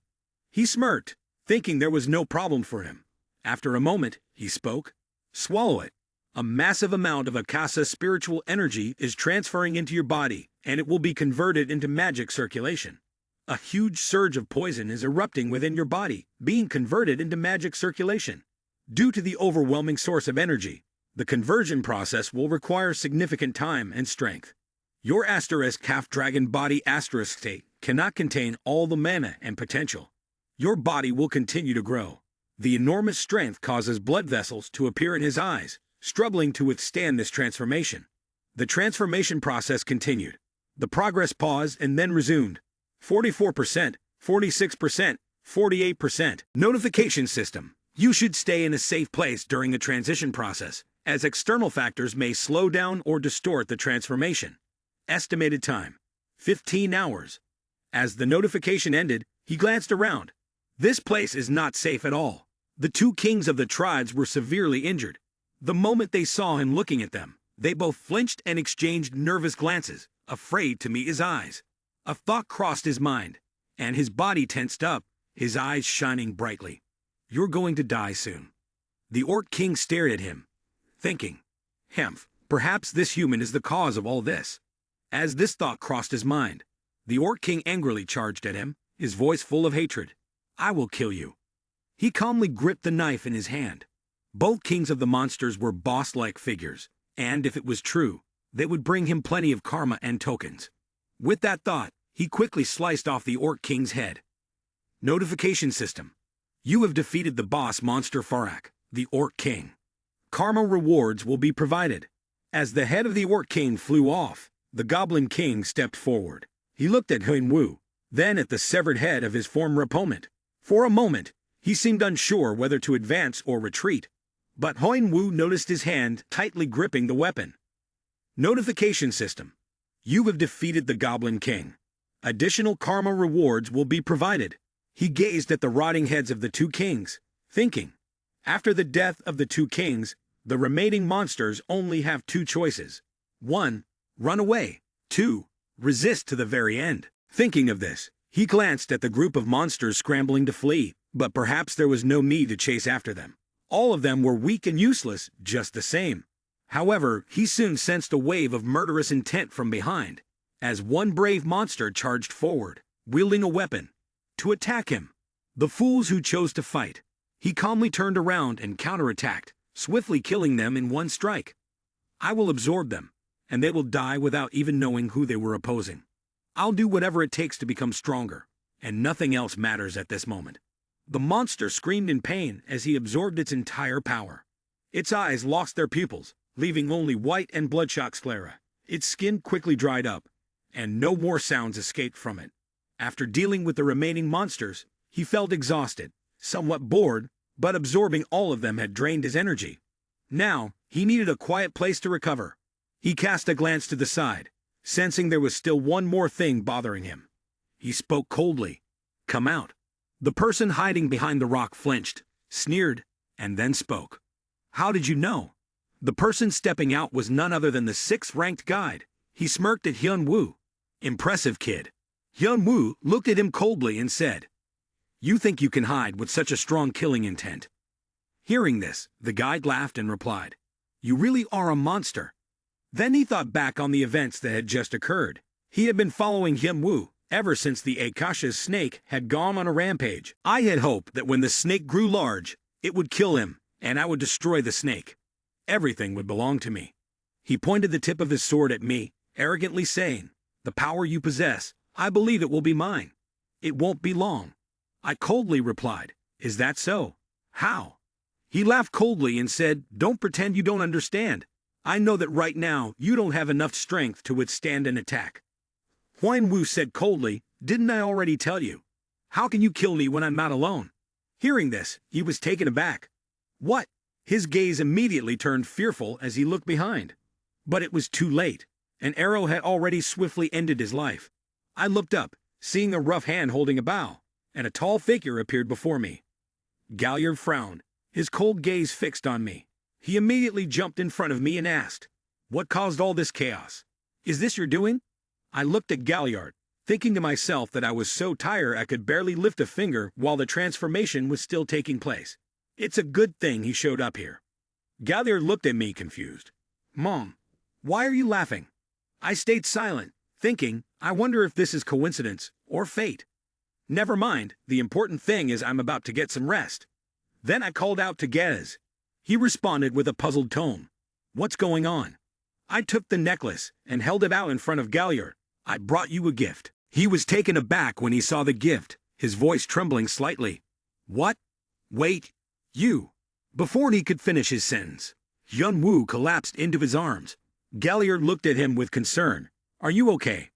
He glanced at the unconscious person on his shoulder and thought, I have no idea what to do with this mysterious guy, but I'm definitely going to help him right now.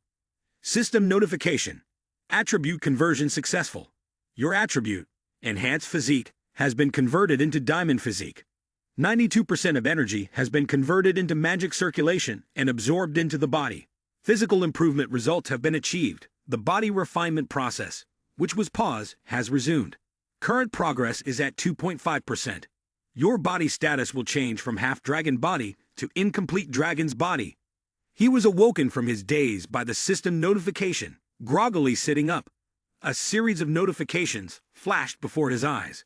Eventually, he regained his senses, looked at his own body, and thought, I've absorbed such an enormous amount of power, and it's still incomplete.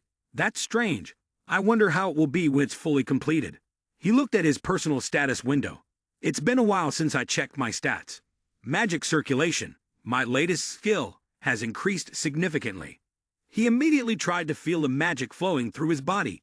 Quickly, a stream of magic surrounded his arm. Seeing the light, he felt satisfied. He hurriedly waved his hand to make it disappear. A feeling that was both strange yet familiar. Mana also made his arm feel stronger. He looked at his hand, thinking that mana was said to have many uses, depending on the user. Now he could control it at will. But what was this? His senses had heightened in a terrifying way. The blinding light, the overwhelming scent, the pain throughout his body. It was a feeling similar to when he used heightened senses, like it was the same as that eating vessel. Just as he thought this, from outside, Galliard entered with a basket of fruit in his hands. Seeing him awake, he smiled and said, "You're awake now." Upon hearing Galliard's voice, he looked up. "Oh, it's you." As he was about to get off the bed, Galliard immediately stopped him. "You need to rest a bit longer. It'll take some time for your senses to return to normal." As he heard Galliard's reminder, he was startled and confused. Senses. Noticing his confusion, Galliard reminded him, "You haven't noticed it, have you?" He asked in surprise, "What do you mean?" Galliard looked at him and said, "Let me guess. You did something to make your body stronger, right? And you need me to protect you while the power is transferring into your body, right?" He calmly replied, "Yes, you're right." Upon hearing this, Galliard said, "But you've done it wrong." Hearing those words, he suddenly froze and stared at him. He immediately asked, "Can you explain in detail?" Galliard calmly looked at him and explained, "I noticed something unusual about Akasha's snake toxin. You took its essence, didn't you? And I bet you've absorbed something similar to an essence before. You don't even know if your body can handle an elixir, yet you dare to drink both at once. Do you think you can handle it, or maybe you prepared something else? I don't know, but the energy in your body will either explode or go out of control when you absorb two elixirs simultaneously." Hearing him say that, Huan Wu thought, maybe he did something to his body. If he didn't, he'd probably be dead by now. It's not surprising for someone like him to have one or two secret skills. That skill might even be something his younger brother doesn't know, let alone himself. It's so mysterious. Galliard shrugged and said to him, "I protected you. By the way, You were lucky to run into me. If not, you'd have been dead a long time ago. So next time, make sure you understand what you're using before you take it. I'm not sure I can save you again. Unless you've got the strength of a dragon. Only then can you absorb it. Huan Wu thought, sorry, but I already made a contract with a dragon. My body's basically different from a normal person, so I can absorb a large amount of mana directly. But Galliard couldn't know that. Maybe he felt indebted because of the necklace incident. Did he not want to see me die like this? Is that how mana circuits are created?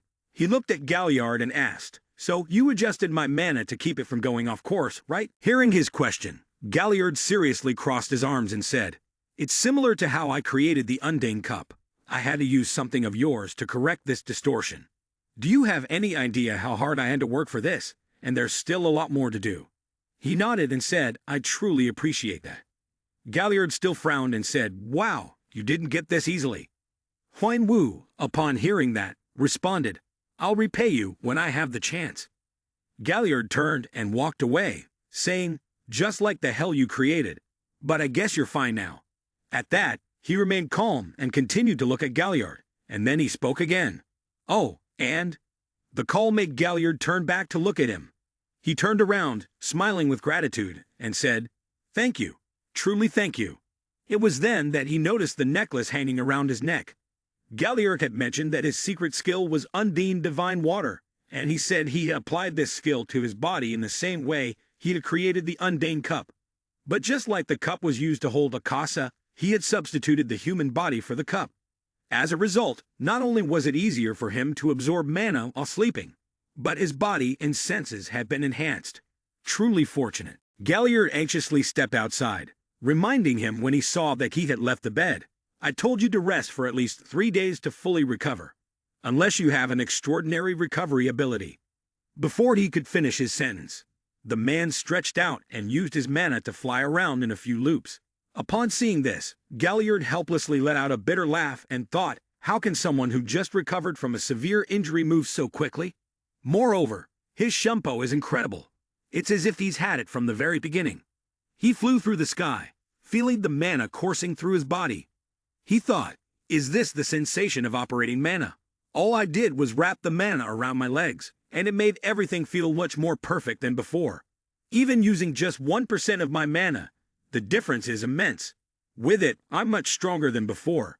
Even the exhaustion from earlier has vanished. If it has improved this much at 92%, what will my body be like when I complete the remaining 8%? As he thought this, he performed a few flips in the air, enjoying the sensation of mana flowing through his body before gently landing. I completed 2 tasks before passing out, didn't I? As soon as he thought of this, he immediately opened his quest log to check. He checked the hidden quest first. Upon pressing the button, a black bracelet immediately appeared in his hand. You have received the reward. Black bracelet. He stared at the bracelet in surprise. What is this? Why can't I see its name? Black bracelet, risk protection classification not ranked. Describes a bracelet owned by the master of Akasha's snake. Akasha's snake always remembers its owner, so it keeps the owner's item in its stomach, hoping the owner will return. Soul Reaper adjusts the souls of the target's severed being. Severed souls lose their memories and become insane, retaining only deep hatred. Upon seeing this feature, he thought, if it's a rare item, it must have incredible power. Perhaps only I can unlock it. Black Blade Edge consumes the severed souls and converts them into dark energy, enveloping the weapon, cursing those struck by it. Seeing this, he quickly assessed in his mind. So it collects the souls of the killed target. Seems like quite a bitter taste. Its information gradually appeared before him. This was a unique artifact, with no artifact caller existing within the tower and bound to its owner. It cannot be transferred or traded between players. Some abilities have been sealed. You must meet specific standards or conditions to unseal them. Some information is inaccessible. You must meet specific standards or conditions to access it. At this point, he became a bit curious about the owner of this bracelet. Could its owner be a demon? The remaining abilities were all locked, preventing him from viewing further. He looked at the bracelet on his wrist and thought, the true power of the black bracelet must lie there. It could be the power of its original owner. Suddenly, the bracelet transformed into a stream of black energy that surrounded his arm. He stared in confusion as the black mist gradually enveloped his entire arm. The dark mist slowly spread and penetrated his eyes. The whiteness of his vision slowly turned to black, and a notification sounded. Under the influence of the black bracelet, you have gained the ability to observe the world of the dead. The ability has merged with dragon eyes. Skill proficiency has increased by 13.5%. Upon hearing the notification, he immediately lifted his head and looked ahead. Before him were countless different souls. He remained calm as he observed, thinking that they were either monsters he had slain, or those who had been devoured by Akasha's snake. Are they wandering around? It's a good thing I'm not cursed. The souls noticed him, exchanging glances, and immediately, murderous intent flashed in their eyes. Seeing that they were about to attack him, he raised his weapon high and warned them. I have new equipment. It's a perfect time to test its capabilities. As soon as they saw the weapon in his hand, they recoiled in fear. Huan Wu charged toward them. Immediately, they sidestepped, trying to avoid his attack. No matter how hard they tried to evade, they couldn't escape. Suddenly, the notification rang out again. Number of bound souls. He looked at the result he had just achieved and thought he should try the new black blade edge. Immediately, he took out the scythe of death. Number of souls bound. 0. Looking at the item in his hand emitting a stream of dark energy, he thought to himself. Dark element mana combined with light element mana. The dark element is one of the rarest elements. It can be used as support to enhance attack power or curse enemies. It's a special element with many functions. As he thought about this, he immediately started searching for prey. He looked around and swung the scythe a few times. The destructive power of it immediately astonished him. Wow, it's beyond what I expected. He looked at the cut it had just made. On the cut, the stone and tree began to crumble from where the blade had pierced through. Perhaps this was the curse following the strike. What would happen if I mixed this energy with other skills? Thinking this, he turned his head and looked at the wandering souls nearby. He immediately swung his sword toward them. They didn't have time to dodge and were caught by the compacted blade. Number of souls bound. 5. And instantly, a stream of dark energy gathered in his hand. Within that dark energy, a sphere resembling a gem slowly began to form. Fire surged, and flames immediately burst out, igniting and merging with the black smoke. The sudden burst of fire startled him. The fusion of the two elements created a massive explosion. When the smoke cleared, he took a few steps back and observed the aftermath of the explosion. An explosion like this, it could easily blow off the head of an orc or a lizard. If just a few souls could generate such a large blast, what would happen if I turned all the souls into dark energy at once? As that thought flashed through his mind, not long after, a notification rang out. Number of bound souls, 150. He sat on the rock ledge, looking at the electronic board in front of him. Is this its limit, or could it go even higher? Other players also have souls following them, right? He wondered. I'll think about that later. I still have 4 mission rewards waiting to be claimed. With that, he immediately went to claim his rewards. A series of notifications followed. You have received the title of Monster Hunter. Monster Hunter describes a title given to players who have caused countless monsters to fall into chaos. The owner of this title will deal more damage when hunting monsters. However, the monsters killed by the title holder will turn into spirits and follow the player after death. The effects include plus 10 strength, plus 15 dexterity, plus 15 critical damage chance against monsters, and a better chance to provoke monsters. As he read this far, he was thrilled by the meaning. Awesome. It would help boost my strength. The only thing left is, immediately, an announcement rang out. You have received the Eye of the Goblin King. The Eye of the Goblin King is classified as a talisman jewelry, rated B description. The Eye of the Goblin King. It was left behind to preserve the trace of the enemy who killed him, even after his death. By wearing it, players can gain assistance through various abilities of Karanum. If handled properly, it could become a powerful artifact. The enemy of the Goblin King, the Eye of Karanum, will always focus on the enemy who killed him. It will continuously produce effects to prevent its owner from being killed by others. When damaged by the artifact, its owner will emit a dense source of energy and increase damage by 10%. This artifact also follows the invisibility attack, like curses and poisons, providing a 15% chance to block effects like those. He stared at the eye, thinking that this artifact could protect its owner from curses and poisons. It pairs perfectly with the black bracelet. Negative emotions or dark magic like curses will be extremely useful. It enhances the power of the dark element, meaning I can boost my attack strength with them. The same applies to this Monster 5-colored gem artifact. It's incredible.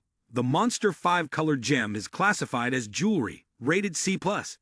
Description: jewelry created from the grudges of monster races, goblins, kobolds, gnolls, lizards, and orcs.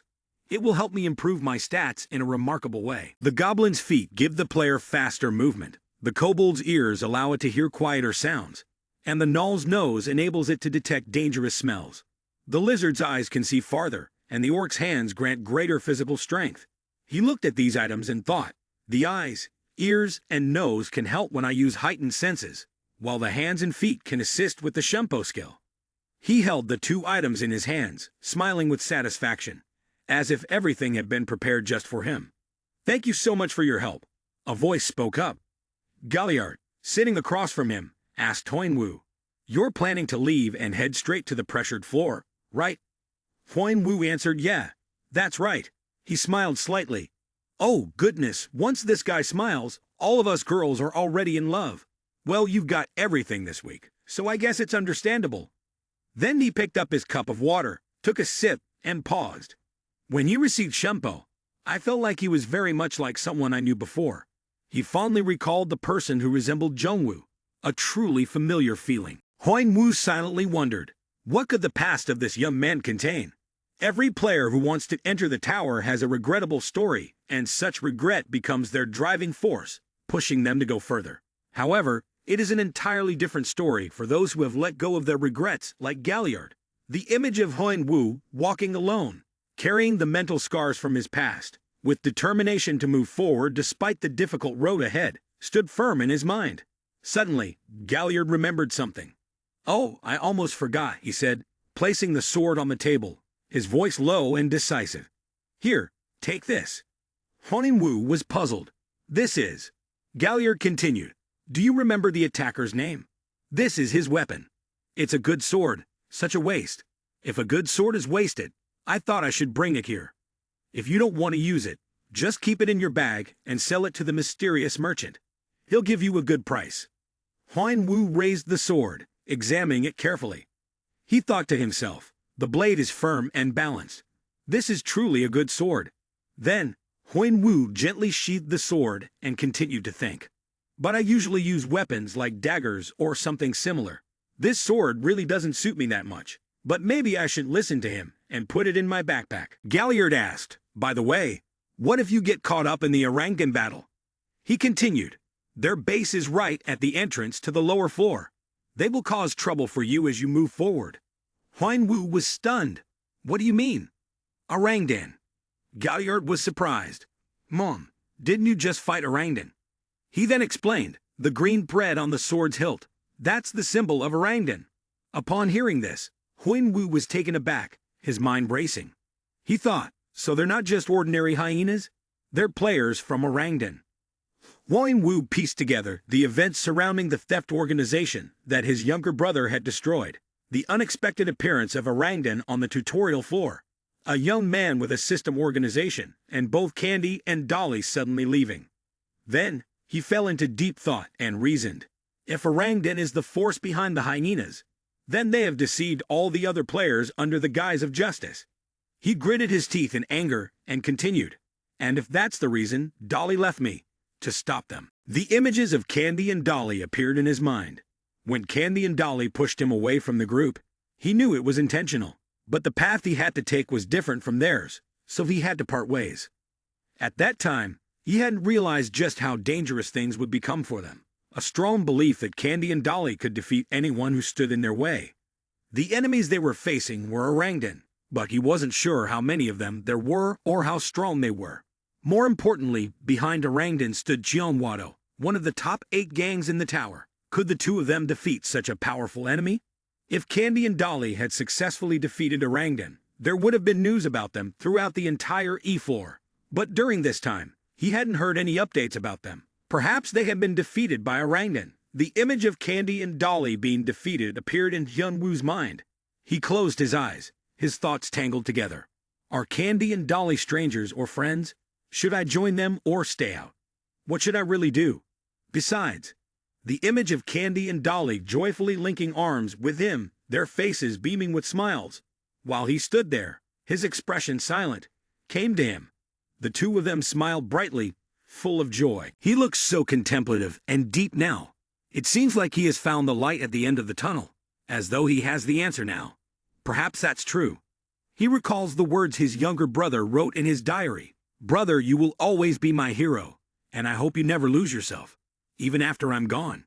Each word, each sentence from his younger brother cuts through his heart like a knife. He clutches the necklace in pain. These were his words in the diary. He tries to calm himself, as if speaking to his late brother. All right, I'll do my best. But then, he can't hold back and lets out a curse. Suddenly, painful images flash through Huinwu's mind. His younger brother was betrayed. 5 swords stabbed deep into his heart. Once 5 swords had lodged into my own heart. He chokes up remembering that 3 of them were from the lords. 1 was from a patriot, and another from someone he believed was his friend, his comrade. Back to the present, Galliard escorts Huinwu to the door. He asks, "Is this the kind of battle you're heading for?" Huinwu unexpectedly responds, "Why do you think that?" Galliard replies, "I was once a warrior who fought for my people. I was a fool who thought that fighting was everything. And for you, my friend." He smiles and continues, "I see so much of myself in you. Your appearance, your actions, even the atmosphere you create. It all comes from someone about to join a battle. You've been like this ever since you visited me here." Huinwu listened attentively as the young man confided in him. "The silent starry sky at night makes me feel like I want to say everything that's been weighing on my heart. It seems like I'm just like you, a warrior in a battle against the whole world. If I didn't see that, I'd probably be blind. That's why you need my help," Galliard said confidently to Huinwu. Huinwu silently thought, if Galliard helps me, everything would really become easier.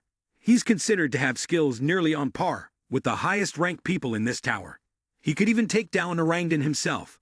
But Galliard stood waiting for an answer from him, but Huinwu still refused. "No, it's fine," Galliard asked unexpectedly. "Why?" Huinwu replied, "This is my battle." He silently resolved, "I'm fighting to achieve my own goal. Saving Candy and Dolly is the only goal I'm striving for in this fight. The bigger purpose is to shake Jeonwado, one of the enemies who hurt my younger brother. My goal is to resolve this issue with my own hands, so when I can't delegate the task to someone else, I'll handle it with my own hands." Galliard tried to convince Huinwu. "It'll be a tough battle." Huinwu firmly responded, "Nothing in this world is easy." Galliard also agreed with Huinwu's perspective. "Well, I guess you're right." Unable to persuade Huinwu, Galliard smiled. "All right, I wish you good luck." Huinwu nodded in thanks. Then, Huinwu turned and left. As he walked, he pondered. Jeonwado has built several human farms through the stages of the guidance level. Why? If it's about efficiency, a human farm isn't really a way to keep players. The image of players trapped behind bars appeared in his mind. If their goal was simply to take items and tokens from players, they could easily rely on raiding. So why were they running a farm that's so difficult to manage? And why did they establish an organization right after Artia was wiped out? Huinwu thought, there must be a reason. Something that never gets revealed. Something that could turn against them. These questions kept swirling in his mind. Huinwu came up with a plan. If he could uncover the secret and make it his own, he smiled confidently. It would be a weapon that could shake Jeonwado. He remembered the image of his younger brother dying in pain, and his anger grew even stronger. One of the top 8 guilds was the one that destroyed Artia and drove his brother to his death. Furthermore, this guild had one of the traitors who fled there. He looked up at the moon, telling himself it would be foolish to attack them head-on. Huinwu clenched his fist. "I need a plan. I need to figure out what advantages I have that I can use against them." He opened the system panel to check how much time was left. The system panel displayed the remaining time. Huinwu sighed. About 4 more days, huh? He continued to carefully consider his plan. If he allowed Orangdan to catch his tail with just this, they would likely interfere with the journey throughout the remaining time on the guidance level. He would keep going in and out of their base, breaking their morale with continuous attacks. And when they showed signs of exhaustion, that would be their final moment. He would destroy everything, obliterate the base, kill them all, and demolish everything until nothing remained. His eyes revealed his determination. One day, all of this will be completed. At level F, the Orangutan Council, Boone asked his subordinate, "Have you found him yet?" The subordinate, standing before him, bowed his head and reported, "We haven't found him yet. The entire E level has been wiped out." Boone sighed in frustration. What a disaster! He clasped his hands on the table, furrowing his brows, lost in thought. After the Monster Corps unexpectedly swept through the Legion, about 70% of Orangutan's warriors were wiped out. He had lost contact with Team 1, the ones he had trained to be the top force in Cheongwado and Hyena Group. He had to reorganize with great effort after the defeat, but now everything had collapsed completely. And it wasn't just that. Every other member of Orangutan had been swept away, causing the entire Orangutan network in the guidance level to vanish as well. Except for a few bases in level F, and within the Orangutan zone, everything else had been destroyed. What he had built over the past few years had been blown away in just a few days. This was truly a sentence of doom for him. His expression grew even more fearful, worried that he would be in danger, so he began to plot and scheme. By any means possible, I must rebuild Orangutan before Isle finds out about this. He closed his eyes and continued to immerse himself in thought. There were only about 3 days left until the end of the tutorial stage. That meant it would be nearly impossible to rebuild Orangutan. Once the tutorial ended, Isle would eventually figure it out, and I could not avoid the responsibility for my poor management. He carefully considered all his options to find an escape route, but there was one way I could get out of this. A dark purple oval-shaped stone at the center was surrounded by swirling black and gray specks, giving it an air of mystery and enigma. The black streaks extended as if the stone was pulling them in. It had to be completed. To do that, I would have to involve all the top-ranked players in it. So far I hadn't been able to rely on that approach, because most of them had large guilds backing them. He kept his eyes shut, contemplating, realizing that the reason I couldn't finish it wasn't just due to the poor quality of the materials from the players and monsters, but because most players and monsters were weak, lacking much power. Suddenly, he opened his eyes as if he had remembered something, and a smile curled on his lips, as though he had come up with a solution. I know what to do now. The image of Hoin Wu, the masked man, appeared in his mind. At this point, he had no choice but to randomly choose Hoin Wu to carry out his plan. The subordinate replied in confusion. Based on his trajectory, we can only guess that he is on floor F. He ordered the subordinate, search every corner of floor F, and bring him here. Right now, the subordinate obeyed. Understood, the subordinate said before leaving him seated, his face clearly marked by worry. His face darkened, as if plotting a vicious scheme. Now I need to push everything I have. Footsteps were slowly approaching. Boone mocked with a laugh. Why don't you just surrender? In front of them, Candy and Dolly were suspended, their bodies covered in wounds. The subordinates referred to them as Blood Sword and Red Hair. Candy gritted her teeth, her eyes filled with hatred as she glared at them. She angrily asked, "Why the hell are you back? Is there anything left to say? Do you two need something else to extort from my father?" Boone denied, "No, I'm here to tell you this." Boone, with a sly grin, informed Candy that she would soon become the material for the stone. Candy froze, her pupils dilating as she exclaimed, "The stone?" Boone explained, "It's something made from the materials of players captured by orangutan and hyenas like you. It's the product and the result of a horrific experiment. An experiment that should never have been conducted." The oval-shaped purple stone lay in a pool of dark red blood. Boone continued, "Initially, we planned to gradually drain your energy. But unfortunately, we are in a hurry now. I said it's good news for you, because it will end your pain immediately." Candy listened, and then looked up with a hateful glare. That bastard Boone. He turned to the subordinate next to him, signaling for them to leave. Boone turned and walked away, followed silently by his subordinates, leaving Candy and Dolly behind. Candy gritted his teeth, his eyes full of resentment. He didn't care if he died. That would be the consequence of his own impulsiveness. But Candy anxiously glanced at his unconscious younger brother, thinking to himself, "He'll really suffer if he dies with me. He truly is a good child, only following because he trusted me. But I've led him into this awful outcome. Honestly, if I could, I would free Dolly and exchange my life for his." Candy pushed aside that crazy thought, but he realized he couldn't do anything now. He closed his eyes and cried out for help. Someone, save us. Suddenly, a loud noise came from the cell above, causing Candy to panic and look up. Boone also looked up, his face filled with suspicion, not understanding what was happening. What's that? This building was designed to withstand earthquakes. What's going on up there? A panicked subordinate rushed over to report quickly. Boone, we're facing a big problem. Someone has broken into our base again. Hearing that, he was so enraged that he almost boiled with fury, shouting, "What? Where? Where is the intruder?" He thought to himself, but why now? Outside, flames raged fiercely across the entire castle, with thick black smoke billowing up in a cloud. Below, the Orangdan subordinates were using magic to try and suppress the fire. "Stop it! You bastard! Damn it! Where the hell is he from?" Around him, many subordinates were lying motionless on the ground.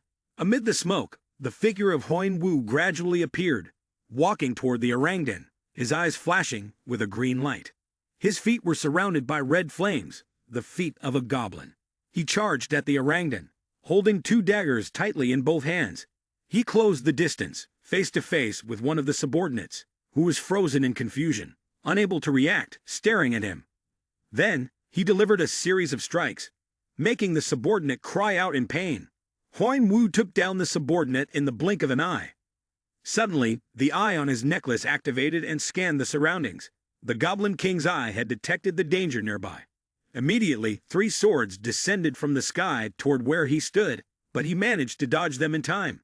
He gripped his dagger tightly, raising it in front of the Orangdan, causing them to recoil in fear.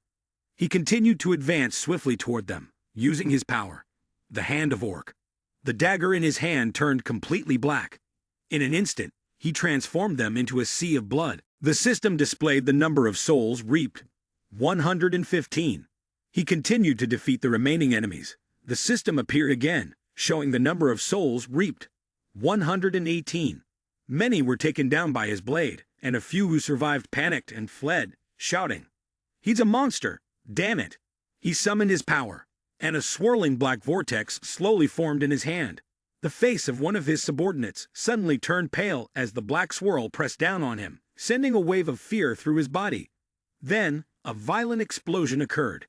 2 of the subordinates outside, who had witnessed the scene, screamed, "Huan Wu, what the hell are you doing?" Huan Wu spun around to face them, his eyes flashing with a murderous, intense green light. The 2 of them visibly recoiled in fear. Huan Wu slowly walked toward them, his voice cold as he spoke. "If you don't come to me." His grip on the knife tightened, and he continued, "I'll come to you." Suddenly, a loud voice rang out, "Stop!" He looked up toward the castle, where a figure stood atop the walls. It was Boone, who looked down at Huan Wu with a cold, indifferent gaze. "What do you want from me?" Around him were his subordinates. Boone, standing atop the castle, shouted down, "Are you the one wearing the white mask?" Below, the subordinates around him appeared wary of Huan Wu. He looked at Huan Wu with an expression of displeasure. All this time, the one who had been hiding like a bothersome rat now decided to show his face. He angrily shouted, "But do you even know where you are?" He was so furious that a powerful force erupted towards Huan Wu, making Huan Wu feel its intensity despite standing at a distance. "What is this? Why does this feeling seem so familiar?" Huan Wu thought to himself, "I will never forget someone with such a strong aura, but have I really seen him before?" Suddenly, Huan Wu's eyes widened as if he had just remembered something important. He recalled the image of his younger brother being struck down by 5 swords. "There were times when I had 1 sword lodged in my heart, a total of 5 times. 3 of those belonged to the Lord. 1 was from someone I loved, and another was from a friend I had trusted." At this point, we learn that the one who betrayed Huan Wu's younger brother was Leont. Leont was the friend his brother had trusted, the one he believed was the only person he could rely on when in danger. But that man didn't hesitate to strike a fatal blow to his heart, and that bastard had a few accomplices whom he called brothers. After stabbing Huan Wu's younger brother, he and his companions laughed in satisfaction, and it was these very people who laughed as his brother collapsed in agony. Boone looked at Huan Wu's brother slowly falling, without an ounce of pity. Now, the hot blood in Huan Wu surged to his brain. He gritted his teeth and called out the name of the one who had killed his younger brother. Boon. He activated his skill. Around him, he was surrounded by blue flames. He took a defensive stance, preparing to attack. Jungwoo, he will be the first gift I send to you. Wait for me. Seeing this, Boon, who was above, called out to his subordinate. Grant. The subordinate replied. Yes. He ordered his subordinate to send a signal to Isle immediately, saying that they were fighting against the man with the white mask. The subordinate complied, understood. But before the subordinate could do anything, his head exploded. Boon, standing beside him, appeared horrified. The subordinate fell flat to the ground, blood splattering from his head, staining the floor. Huan Wu, from below, shouted up. I told you, stop the theatrics and come fight me. You better not even think about running. Even if you run, I'll find you. Boon was furious. He drew the sword from his back and said, Fine. He held 2 swords in his hands, speaking arrogantly, If that's what you want, I'll show you just how weak the skills you currently have are. He put all his strength into his legs, charging with such force that the ground beneath him cracked. Then, he leaped, swinging his swords straight at Huanwu. You should regret coming here, kid. He slashed at Huanwu, but Huanwu was able to block in time. Boon swung again, striking forward, but Huanwu managed to crouch down and dodge. Huanwu immediately counterattacked, swinging his blade in a slash, but the opponent quickly dodged in time. The man, Boon, was unlucky enough to get grazed on the neck, causing him to grit his teeth in pain. Huanwu assessed Boon as one of the players focused on climbing the tower. Huanwu wondered, why would someone like him be in the tutorial level, and even in places like Orangdan, Changwado, the hyenas, the human farms? Boon is definitely closely connected to all of this. Leont, whom his younger sibling considered the most trustworthy person, had turned his back and stabbed a sword through its heart. In the end, he was invited to Changwado as an executive. However, Leont was always discontent with his position. What he wanted was the top spot. What would happen if he was nurturing such ambitions? And what if Orangdan was a cover he used to conceal his plans? Everything seemed to have a meaning. His eyes gleamed, and he relentlessly swung his sword in a series of rapid attacks against Boon. Boon swung his blade to counter, but Huanwu was quick to jump and dodge. He was taken aback, wondering, what's going on? Huanwu kicked Boon squarely in the face. His face was bruised, and blood flowed from his nose. Boon, confused, wondered, how can he be so strong? Huanwu returned, and as he wiped the blood from his nose with his hand, he glared at Huanwu with a look of fury. Wait for it. I'll kill you quickly. Huanwu sneered. I got it. Then, Huanwu stood up, mentally attacking his opponent. You don't even know how to fight. Boon, insulted by Huanwu's words, stammered. What? Huanwu's expression turned serious as he continued with his psychological attack. Although you seem to have been a good warrior in the past, I guess you've become weak after spending so much time with new players. Huh? Boon froze at these words. Could he have known me before? He looked at Huanwu, who was now radiating killing intent. Who is this guy, really? The look in Huanwu's eyes seemed like he was preparing to send him to meet his ancestors, activating magic at full power. In Huanwu's gaze, all that was left was Boon's fear. A loud noise suddenly rang out around them. Boon coughed up a mouthful of blood, surrounded by smoke and dust. He clutched his severed arm, agony flooding his entire body. Huanwu was slowly walking toward him. He looked at Huanwu, choking on his words, unable to say anything. Stop. Suddenly, 2 of Boon's subordinates stepped in, their arms outstretched, shielding Boon from Huanwu, protecting their lord. Huanwu activated his ability, and the knife in his hand was surrounded by a dark aura. Huanwu swung a strike towards the 2 subordinates, cleaving them in half. Black blade edge finally collapsed before Huanwu. Huanwu slowly advanced, surrounded by the scattered corpses, all struck down by his blade. However, a few of them still attempted to stop him. Damn it, stop him! The subordinates trembled in fear under Huanwu's pressure. Don't let him get close.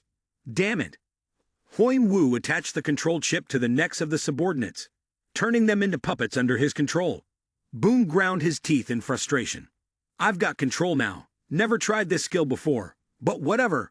I need to run as far away from that monster as possible. Boon turned and tried to flee. There was only one path left for him. The stone. I need it now. It can kill him. Huan Wu watched him run, his gaze almost daring him to see how far he could get. Huan Wu brought down each subordinate, and now, surrounded by countless bodies piled on the ground, he looked like a predator ready to tear his prey apart. Only you left. Inside the cell, through the small iron door, Boone could see smoke and dust filling the air, with the sky glowing red. Seeing this, Candy suddenly asked, "Damn it, what's going on up there? I thought we'd done something amazing. But now we're locked in here, watching the building collapse as if it's waiting to bury us alive. Are we just that unlucky?" Suddenly, Candy heard Dolly's voice beside him. "Brother, is that really all you can think to say?" Dolly looked reproachful. "You're the unlucky one. But I'm not. I just followed you and ended up like this." Candy looked irritated. "So what? Is your luck just getting stuck here with me?" Dolly wasn't backing down either and replied, "If that's the case, then it's just a piece of luck." Candy scolded his younger brother. "You're acting a bit spoiled today. Do you realize that?" Dolly had the expression of someone who had been doing this for a while. "Well, there's something I intended to do. If I die, then I die." After the conversation with his brother, Candy felt helpless with this kid. "You talk as if you've always been a good little brother." Candy closed his eyes, seeming to not want to argue any further. "All right, let's stop teasing each other. Anyway, we can't get out of here. By the way, what do you think Kane is doing right now?" Dolly fell into deep thought about what his brother had just said. After a moment, Dolly answered, "Well, he probably isn't thinking about us. I think he's on the G floor." Candy responded, "Yeah, maybe." Candy cheerfully said, "Haha, if he knew we'd end up like this, he should have told Kane about that hidden piece. At least it wouldn't have gone to waste." Suddenly, a voice rang out, surprising Candy. "You can talk to me now." The prison door opened, and a figure appeared, causing both Candy and Dolly to be taken aback. The light shining through made the two of them widen their eyes in disbelief. It was Huan Wu. The two of them exclaimed in unison, "You Kane." Huan Wu removed the shackles from their wrists and sighed, "You two look like you're suffering." Dolly clasped her hands in front of her, showing gratitude, and asked, "How did you get here?" Huan Wu replied, "That's a secret, kid." Dolly looked at him with admiration, her eyes sparkling with appreciation as she gazed at Huan Wu like a hero. Candy, standing behind her, rubbed her neck and sighed. Feeling like a weight had been lifted, she silently thanked Huan Wu for coming, thinking to herself how unbelievable it was that she was seeing him again. Huan Wu smiled at Candy's thanks. "If you really want to thank me, give me the address of the hidden fragment you mentioned earlier." Hearing this, Candy became furious. "Damn it, do you really have to make it a deal?" Then Candy smiled contentedly, feeling trust in her teammate now that Huan Wu had come to rescue them. She placed her hand on her shoulder, massaging it, anxiously thinking that her body felt like it was about to explode. Could she really escape in this condition? Dolly looked at Candy and signaled with her eyes, "After we get out of this prison, we'll just be a burden to Kane." Candy understood the hint and nodded in response. Dolly continued with a solution. "So we should ask him to let us stay here, and then we'll figure out how to escape on our own." After the cousins reached an agreement, Candy reluctantly said to Huan Wu, "Thank you so much." We thought Huan Wu seemed to understand what Candy was trying to say and interrupted, "And you don't need to worry. I've already destroyed Orangdan." Candy was taken aback. "Huh? Orangdan has been destroyed already?" As if unable to believe her own ears, Candy asked again, "What do you mean?" In contrast to her brother's surprise, Dolly calmly stood by, squinting her eyes with a smile. "So, those noises upstairs were from you?" Huan Wu replied calmly, "Something like that." Candy, annoyed, pointed at Huan Wu and said, "Hey, you answered his question. Why aren't you answering mine?" Huan Wu turned his head to avoid the question. Dolly, standing next to them, could only laugh. Candy looks like she's about to lose it with this guy. "Yeah, so frustrated," Candy responded. Then, Huan Wu revealed some information, however. "Boone is still alive." Candy, surprised, asked again, "Wait, Boone is still alive?" Candy pointed down at the ground, asking, "Wait a second, you haven't gone downstairs, have you?" Upon hearing that, Huan Wu thought to himself, as expected, "Boone seems to be hiding something down there." He asked Candy, "What did you find when you went down there?" Candy rested her hand on her chin, deep in thought as she recalled, "I'm not sure exactly what it was. But those bastards, They created something out of the life force of other players. The three of them then stepped into the prison corridor, where bloodstains were scattered everywhere, even splashed across the walls. The hallway ahead was engulfed in darkness. Seeing the scene before him, Huan-Wu silently thought, "Is this really a human's farm? I thought it would be big, but its actual size exceeds my expectations." Meanwhile, Candy and Dolly were observing their surroundings. Huan-Wu walked on, still lost in thought. "I can't even guess how many people have been locked up in this underground prison. But what's important is that I've seen signs of habitation inside some of the cells. Looking at the blood stains on the walls and doors, I guess there must have been an event here not long ago." The image of someone lying in the middle of a glowing red circle, as if being sacrificed, flashed in his mind. The flesh and soul of a player were said to be valuable materials in the tower. However, such actions were forbidden in the tower, not only because it was inhumane, but also because it was too dangerous. But whatever they were trying to create, the cost to make it had already reached the lives of tens of thousands. He continued to get lost in his thoughts. From the beginning until now, all they had done was cause trouble. But right now, Boone was nothing more than a rat trapped in a cage. He tightly gripped the knife hanging from his side, the one he had used to successfully save Candy and Dolly. The remaining task was to go down and kill Boone, and he was also curious about what they had created so far. Suddenly, a noise caught his attention. He glanced behind him. After looking back, Huan-Wu saw many spirits standing there, making sounds as if they wanted to say something to him. He realized that these must be the souls of those Boone had killed. Huan-Wu asked the ghosts, "You want me to help you, right?" Suddenly, one of the ghosts bowed before him, showing agreement. He then said, "If that's the case, you can help me under one condition." His expression turned sinister, as if plotting something. "Would you like to hear it?" Meanwhile, Boone had stumbled into his drug concoction room. He dragged each step, panting heavily. Now his strength was nearly depleted, and he reached out as though trying to grab something. Finally, he arrived at the spot where the oval-shaped stone was, surrounded by swirling black fumes. He panted, gazing at the stone in front of him. It took so many years to create this stone. He reached for the stone. He picked it up, gritting his teeth as he looked at the stone in his hand, silently thinking. During all that time, his old teammates had developed and grown much stronger, climbing higher and higher. But he had ignored it. His wish had always been to pass on this power to his master and help him become the ruler of the world. But now, the only thing he wanted was to survive. With that thought, he placed the stone in his mouth. The stone was absorbed into his body. It contained a dense concentration of essence, and had gone through many refinements and compressions. The stone's master had said that simply swallowing it would create a massive amount of mana inside the body. This would lead to two possible outcomes. The body would either change, or it would explode. Moreover, a complete stone would not pose any risk of causing an explosion. After finishing his meal, he continued to think. But he had no choice. Hoping that the stone was nearly complete, suddenly he seemed to realize something. He looked at his body in panic. What's going on? Something must have happened when I swallowed it, right? Why isn't it working? He gritted his teeth in anger. Why? Why isn't anything happening? Did I miss something? At this point, he was almost losing his mind. Why? Just then, a voice interrupted his emotions. Is this the place you chose to run away from me? Unfortunately for him, Huan-Wu had found him and was standing behind him. Seeing this, he turned around to face Huan-Wu. Huan-Wu's gaze was probing. Is that the stone you're trying to create? It's not working. He clenched his chest, blaming himself. Damn it, why isn't it working? Why is Huan-Wu attacking me? Have too many people died because of this failure? He gritted his teeth, tears welling in his eyes, his anger surging violently. In his overwhelming rage, he lost control and spoke out. Why? Why? Why are you pushing us this far? We haven't even done anything to you, and you're trying to destroy everything we've worked for. He turned to shift the blame, accusing Huan-Wu.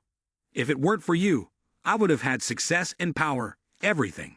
Why couldn't you just stay on your own path and stay out of our business? Huan-Wu coldly asked. You're asking why? He slowly removed his mask, and it fell to the ground. Huan-Wu continued, his voice tinged with irritation. Do I have some grudge against you? Yes, I've been looking forward to this day of yours. Boone watched as Huan-Wu took off his mask, and his face immediately changed. He was at a loss for words. his eyes wide with shock. He stared at the person before him. Huang Wu, the one who resembled the teammate he had once killed. In panic, he took a step back, muttering, "No."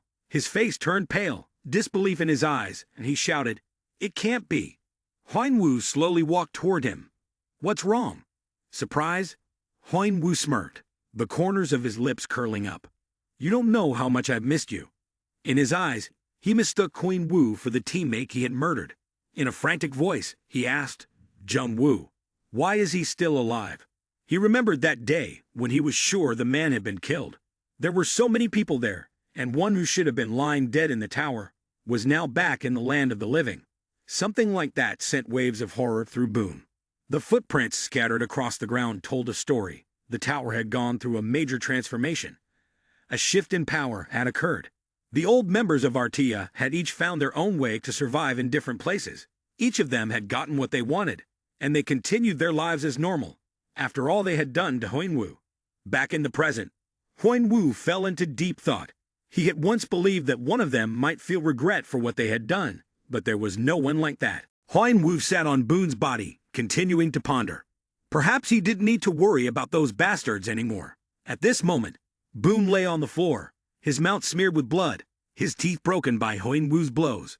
He gasped, begging weakly, "Please, kill me, please." Huang Wu, upon hearing this, asked with satisfaction, "Oh, what should I do? Have you heard the story of the green frog?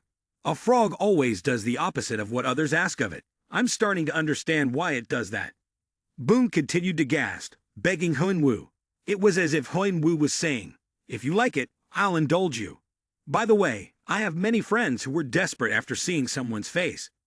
Huang Wu snapped his fingers, and many vengeful demons, carrying spiritual ki, appeared behind him. The souls of the demons, through the black bracelet, could transmit dark energy into the material world. He picked up the mask, thinking to himself, "Those who met a tragic end when they became the raw material for the stone, seeking revenge on the one who killed them for that purpose, were willing to become my servants. And now, here, they could finally appear before Boone." Huang Wu turned and walked away, leaving those spirits to handle Boone. Boone, seeing this, was terrified and unable to move. One demon pressed its face close to his. In his overwhelming fear, he uttered meaningless words. "Oh." Then he regretted his previous decision and screamed desperately at Huang Wu. "Don't do this to me, please. Save me." But Huang Wu kept walking, indifferent to his pitiful screams. "Please, don't kill me." At this moment, he could only cry out in hopelessness, his fear so overwhelming that tears streamed down his face. Behind him, the demons were preparing to execute him. Huang Wu stood, staring at the debris in front of him. The demons, after taking their revenge, had disappeared. As Huang Wu watched the demons gradually fade away, he silently thought, "Everything here is probably over now. Is there anything I missed from the last time I was here?" Suddenly, he noticed something. It was the charred body of Boone, crushed beneath the rubble. He sat down, looking at Boone's burnt corpse. "Boone, the last time I met you, you begged me to end your life. But in the end, you still tried to escape to survive, didn't you?" Boone's body gradually dissolved, and mixed within the remains was the stone Boone had swallowed earlier. In the end, only the stone remained, lying alone on the ground. The system notification appeared. "Purple stone cannot be confirmed." Seeing this, he thought to himself, "I can't find any information, which means I can't use it." Normally, items like this would be classified and forced into a specific category, but this one was created from the lives of many players. He reached out to the stone. "No matter what, I can't leave the stone here. I should pick it up and deal with it after I find a way." As he touched the purple stone, it began to glow. He was surprised as he held the glowing stone in his hand. The stone in his hand began to sprout numerous roots, sinking deep into his flesh. Bit by bit, the roots spread to his chest. He was stunned and thought, "What is this?" Finally, it reached his heart, emitting a brilliant light right at that spot. He was confused, unable to understand what was happening. "I tried to control the mana to push the stone away, but the mana only circled around it to protect it from being pushed. It worked so naturally, as if it were part of the mana flow itself. But perhaps due to absorption, I've accessed more information than before." System notification. Stone of, undefined, Classification undefined. Rank undefined. Description undefined. Possibility of being locked seal.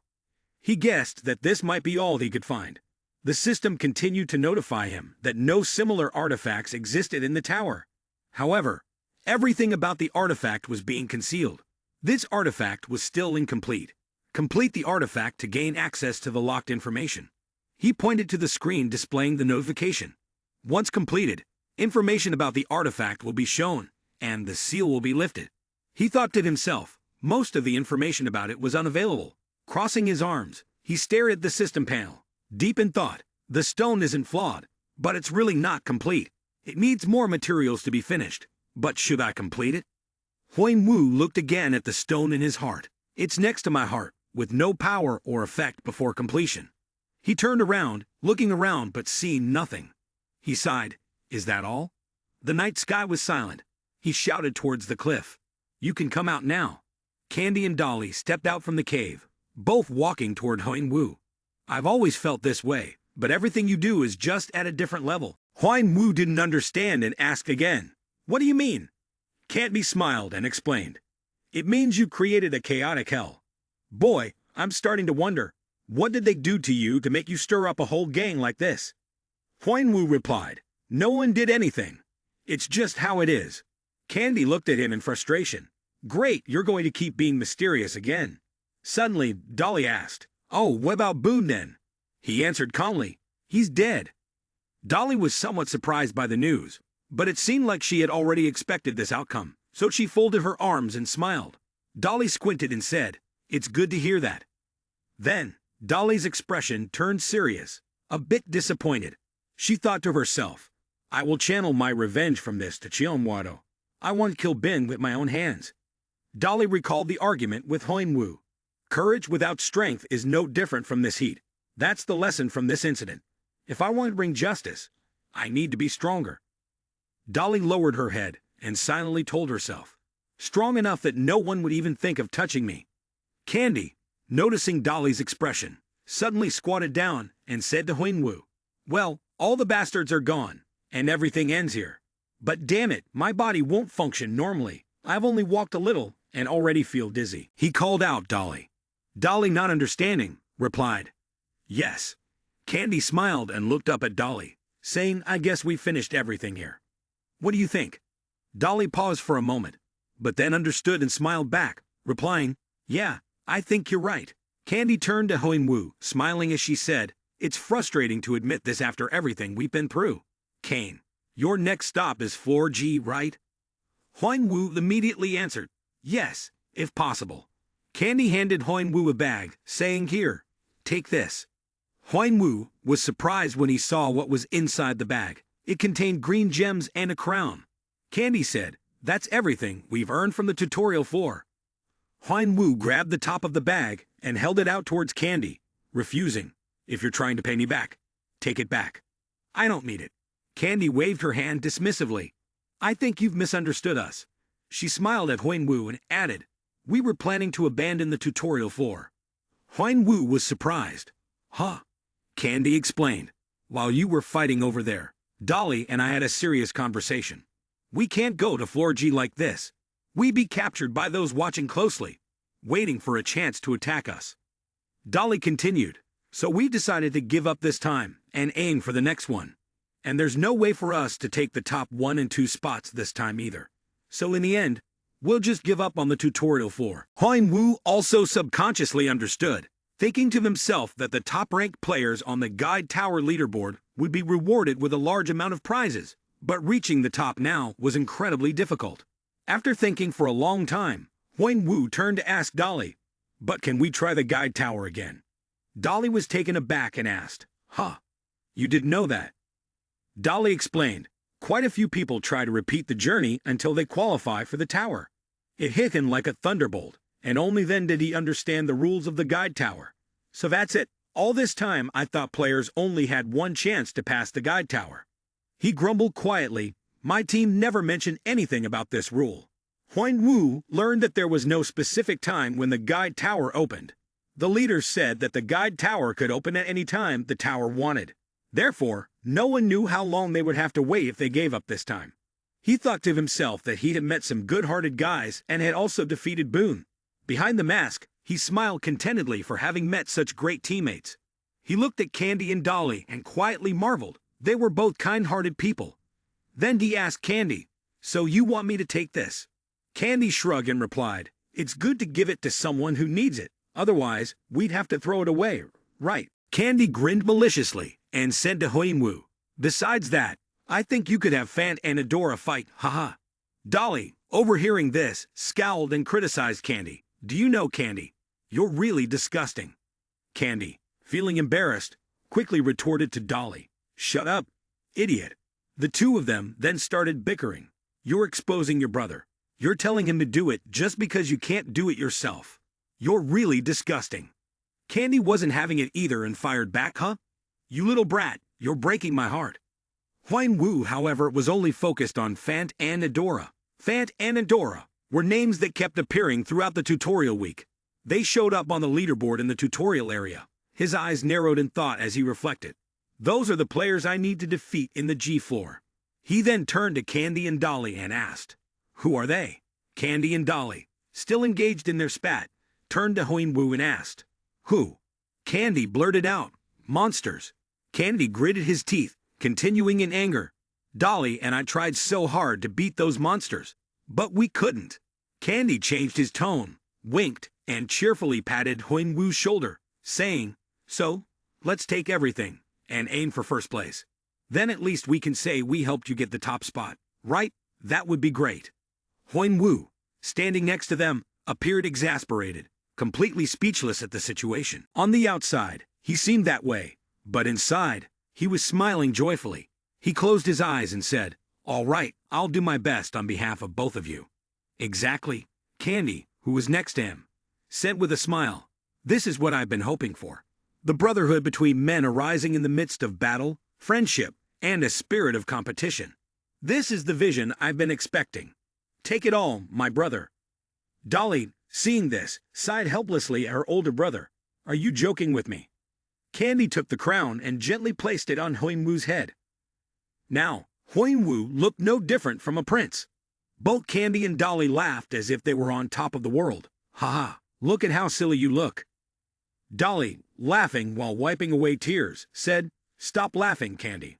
The system announced, 28 hours, 43 minutes, and 11 seconds remaining. Huang Wu silently thought, the final level is within the next 2 days. The end is near. I need to move quickly because the clock is ticking down. The system continued to display 20 hours, 2 minutes, and 33 seconds remaining. Huang Wu pressed on with his tower-climbing journey.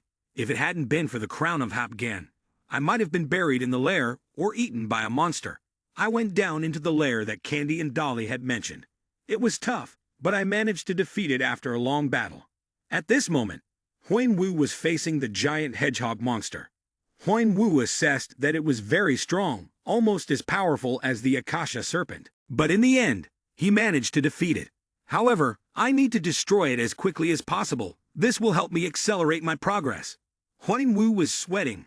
Suddenly, from afar, he saw a glowing sword. The sword was planted into the ground, and the sunlight filtered through the earth, shining on the blade, making it even more dazzling. He grasped the hilt and said, "Vigrid." Then, he pulled the sword out of the ground with force. This was the hidden piece that Candy and Dolly had considered using to get past Fant and Adora. After drawing it from the earth, he carefully examined the sword in his hand. Someone was watching Huang Wu.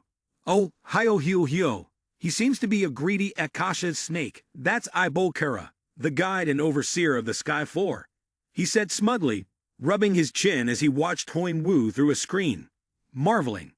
Even Orangdan, and now he's touching Vigrid. How interesting. A player who has hoarded nearly all the hidden pieces, as if he knows everything about them. And then he even blows Orangdan away. How can a player like him even exist? He smirked maliciously. What will he do when there are only 12 hours left? He tapped something on the screen and muttered to himself, "This performance is definitely going to get even more interesting when I'm the only one who knows about it." He continued, "Even among the protectors, only those with the highest ranks can access information with such a high level of security." The screen displayed a green level security notification. Level 1. Then, the screen turned red, displaying a lock. Recently, some of the Guardians had abandoned their task of maintaining neutrality and had entered into private agreements with the players. Therefore, all player information had to be tightly sealed to prevent any issues. He smiled smugly. Now, let's see what you can do. On Huinwu's side, the system notification read, "You have reached floor G, the final part of the guide." Huinwu stood, looking at the stairs leading up to a small island suspended in midair. He thought to himself, "Finally, I've made it here. Is this really floor G? If it's just an option, in part G or F, then it's almost a given in floor G. This is where the top players come to battle each other in PvP." The system continued. "The challenge on floor G will begin. You have successfully cleared 6 floors and completed your tasks to meet the conditions to enter the tower. However, the tower still requires you to achieve higher accomplishments and commit even more."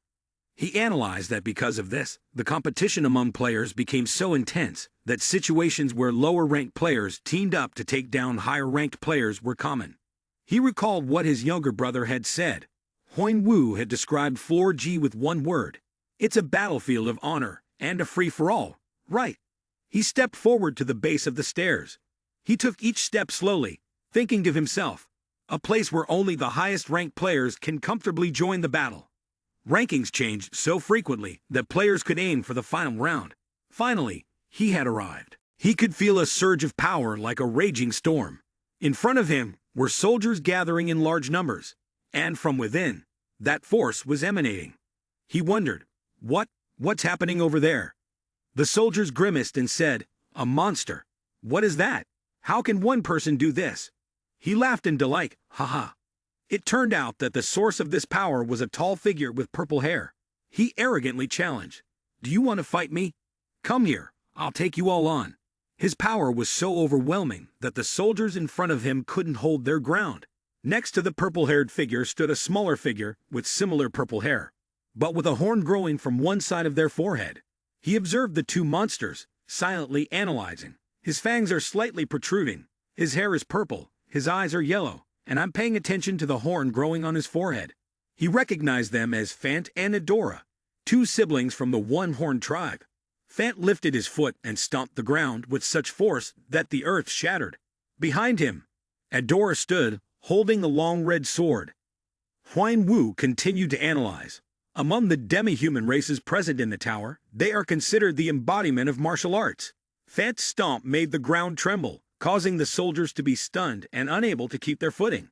Only Huinwu remained steady, calmly watching him, thinking to himself, "That guy is Fant." Fant raised his hand in challenge. "What are you all doing? If you want our karma, that's Fant over there. Come and try to steal it." He smiled triumphantly. "Don't just stand there, because if you do..." He charged forward quickly, his face eager. "I'm coming for you." The soldiers looked horrified, using their shield abilities to block him. "Damn it, stop him." He clenched his fist, unleashing a burst of yellow energy. He swung his punch towards the soldiers, but luckily they had managed to create a shield in time, so he only shattered the shield. Fragments of the shield flew everywhere as he chuckled in amusement, praising, "Nice coordination, but it's still not enough to stop me." With that, he threw another punch, sending one soldier flying into the air. The others were left gaping in shock, stunned and confused. He continued to land blows, knocking down one soldier after another, his voice full of challenge. "Is that all? Come at me then." The remaining soldiers stood frozen in fear, speechless. In the blink of an eye, he'd taken down nearly 2/3 of their forces, and in his hand, he still held the collar of a soldier he had just defeated. He turned to glance at the others. Seeing this, the remaining soldiers could only sweat in fear. He dropped the soldier to the ground and looked in a specific direction. The remaining soldiers could only cower in helpless fear as he continued to smile with satisfaction. He tore through those soldiers so fast, they couldn't even react. "If you don't use all your strength, you won't be able to stop me."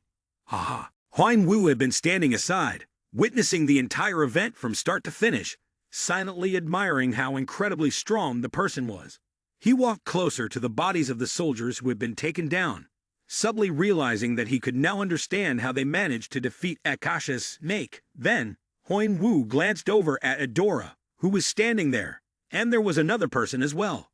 "Adora, Fant's younger sister, the unmatched first rank on the guiding layer leaderboard.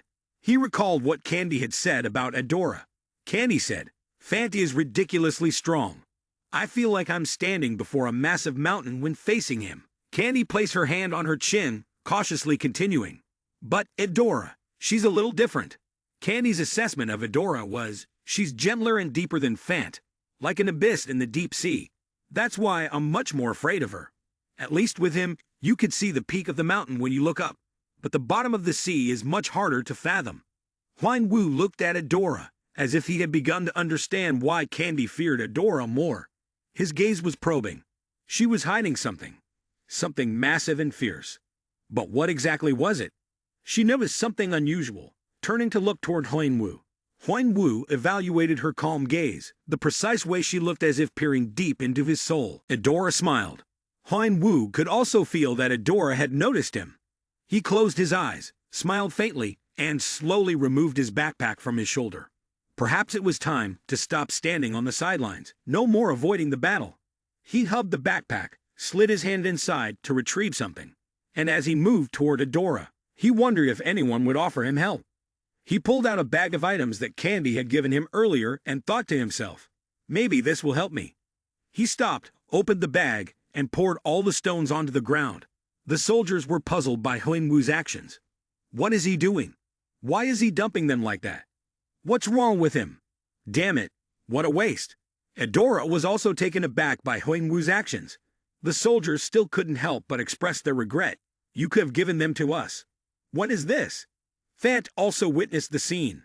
The soldiers were still in shock. How many tokens did he even have? Was that 12,000? Everyone remained silent, staring at the pile of stones that Huan Wu had spilled. Suddenly, Huan Wu exclaimed, "Convert!" The stones at his feet began to glow, transforming into golden energy that spread and illuminated everything around. The system notification board appeared, and the ranking of the guidance tier was updated. The ranking showed that Adora had dropped one position, while at the top was an unnamed individual whom everyone knew. Seeing this, Adora was stunned, unable to believe her eyes. He stuffed the ice pack back into his backpack. Everyone around him couldn't believe their eyes, and they exclaimed in astonishment, "Unbelievable!" This was the first time since the beginning of this round that the top rank had changed. He thought to himself, the bait worked. He placed his hand on the hilt of his sword, ready to begin. The sword was slowly drawn out. He held in his hand a sword radiating a green energy. The system displayed. Vigrid classification unknown. Ranking unknown. Description in the Silver Age. Long-forgotten days in a distant past, the holy sword that every great hero longed to possess once existed. But as it passed from one hero to another, the sword was soaked in too much blood, and eventually became corrupted, turning into a demonic sword. After a long period of time, the sword had been sealed beneath the earth. However, even though it had been sealed for 3 eras, the holy sword could not escape the curse of demons and could not return to its original form. To restore it to its original state, the sword's curse must be completely cleansed under special conditions. He swung a few basic strikes. The power from the sword radiated strongly, overwhelming those around him, causing them to gasp. What is that? What kind of power is this? A massive vortex of air surrounded him, leaving everyone around stunned. If only I could catch him. Just look at the amount of karma he possesses. First place, I could become number 1. They assessed that he seemed to be a solo player, someone without any team or group backing him. Those soldiers looked at Huan Wu with malice. If we kill him, we won't face any trouble. Our ranks will skyrocket. Unless he's as powerful as Fant and Adora, it would actually be quite difficult. But he's all alone. He grabbed his backpack, reaching inside to take something out. As he did, he walked toward Adora, wondering if anyone would offer help. Briefly mentioning the sword that Huan Wu had obtained from the cave, it was a cursed weapon bound with a curse known as VG. This curse was fueled by the vengeful spirits of fallen heroes. Surely this was an incredibly powerful curse. Huan Wu prepared to unleash his ability, activating the skilled blessing of the sword. The sword began to glow, creating countless streams of green energy mingled with black smoke around him. The sound it emitted caused the soldiers to quickly cover their ears. The system display showed an analysis of the blessing of the sword skill. The deep hatred from the heroes slain by Vit had transformed the blessing of the sword into a curse. When facing a large number of enemies or enemies stronger than him, the sword would release demonic energy that caused damage to the enemies in proportion to the wielder's energy. When landing a strong blow on an enemy, the sword would transfer its curse to another nearby target. The targets under the curse's influence will be affected by the contagious effect, significantly reducing their defense and mobility. After hearing the skill, Huan-Wu finally understood why Candy and Dolly were so interested in this weapon. Indeed, its power was extraordinary. He recalled what Candy and Dolly had said earlier. The stronger Fant and Adoro were, the greater the power of the sword. This skill allows the user to catch up with top-tier players without much trouble, he thought to himself. Although its power seemed almost like cheating, Candy was very eager to surpass Fant and Adora with Vigrid. As he activated his ability, he couldn't help but marvel. This weapon is as terrifying as hell. If I could use this weapon, it would change the entire game. The whirlwind of air grew stronger and stronger, causing the soldiers to be unable to withstand the pressure of the power emanating from it. What's happening? Huan-Wu gathered speed and shot forward, heading towards the center. The soldiers shouted in panic, "Block him! Block him!" He swung his sword at the soldiers. Dust and smoke billowed everywhere. He intended to use the smoke to attack without being obstructed by the soldiers. The blonde soldier, bewildered, wondered, "Am I still alive?" Moments later, the dust cleared, and the soldiers in front had been taken down by Huan-Wu. The remaining ones were stunned, speechless. He marveled. Its power is truly overwhelming. But that's not all. It still has more power. A man lay face down on the ground, surrounded by a greenish aura. The soldiers around him didn't understand what was happening and moved closer to take a look. The aura spread everywhere. "What's that? What's going on?" One of them trembled and asked, "Is this some sort of curse?" Suddenly, he noticed something and froze. His pupils contracted as the system announced, ***, blessing contagion ***. The cursed sword transfers its curse to nearby targets, causing damage and reducing both defense and movement speed. Ability to be locked sealed. Ability to be locked sealed. The greenish aura, like poison, caused the soldiers who inhaled it to instantly struggle for breath. One of them clutched his throat and groaned. "What is this? What's happening?" Huan-Wu rushed forward, grabbed the head of one of them, and swung the blade. The strike pierced through the soldiers' flesh, severing their limbs, causing them to scream in agony. Afterward, Huan-Wu silently thought to himself, "This group is dealt with." He turned to look behind him, toward Adora, thinking it was all up to her now. Adora stood there calmly, watching Huan-Wu. Suddenly, Fant quickly stepped in front of Adora. He clapped his hands together. The force was evident just from the sound. His eyes burned with intensity, a fierce smile spreading across his face. "Ha, here it is." His eyes blazed with fire, the bloodlust rising within him. "This is what I've been waiting for all this time. No more playing around with these trash. This is the real battle." Then he turned to ask his sister for permission. "Can I go?" Adora, with no expression on her face, asked him, "Since when do you need to ask for my permission?" He awkwardly scratched his neck. "I know, but you understand what I mean." Adora reluctantly closed her eyes, nodded and smiled. "Fine, hurry up. We don't have much time." With his sister's approval, he turned to prepare for the challenge. "Ha, all right then." Adora reminded her brother, "But before you fight, leave that thing with me." He turned back and handed her 2 yellow round objects. "Ah, right, I forgot." Adora took them, her face darkened. Suddenly, the 2 yellow spheres glowed. A system notification appeared, and the ranking board for the floor guide had been updated. Adora had reclaimed the number 1 spot, pushing the well-known person down to number 2. The soldiers around them were stunned. What's going on?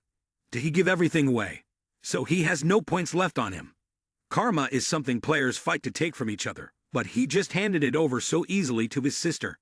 Fant grinned triumphantly and turned to glance at the soldiers, saying, "Don't think we're like those stupid beasts. We are completely different from them." He closed his eyes, smiling smugly.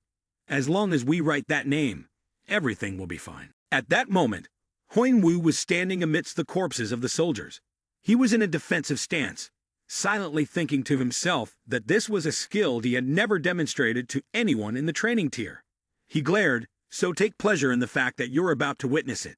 He concentrated his power, generating lightning fishbolts around him.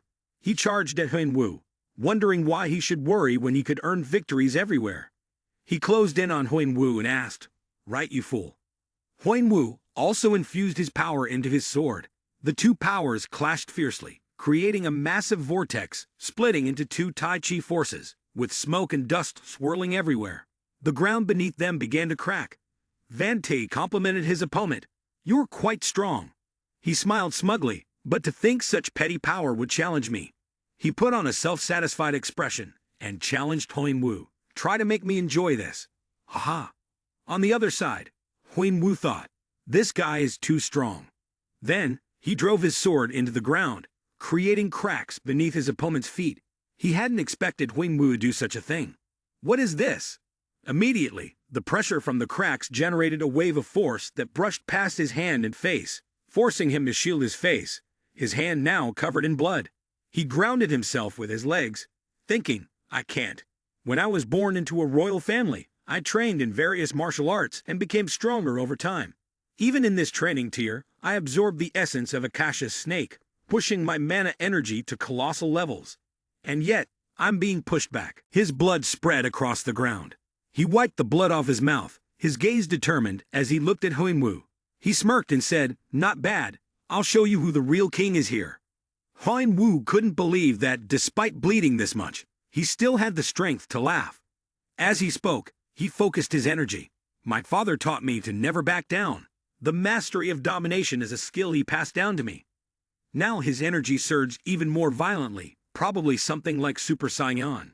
He declared in a powerful voice, "I will prove that I am worthy of inheriting it."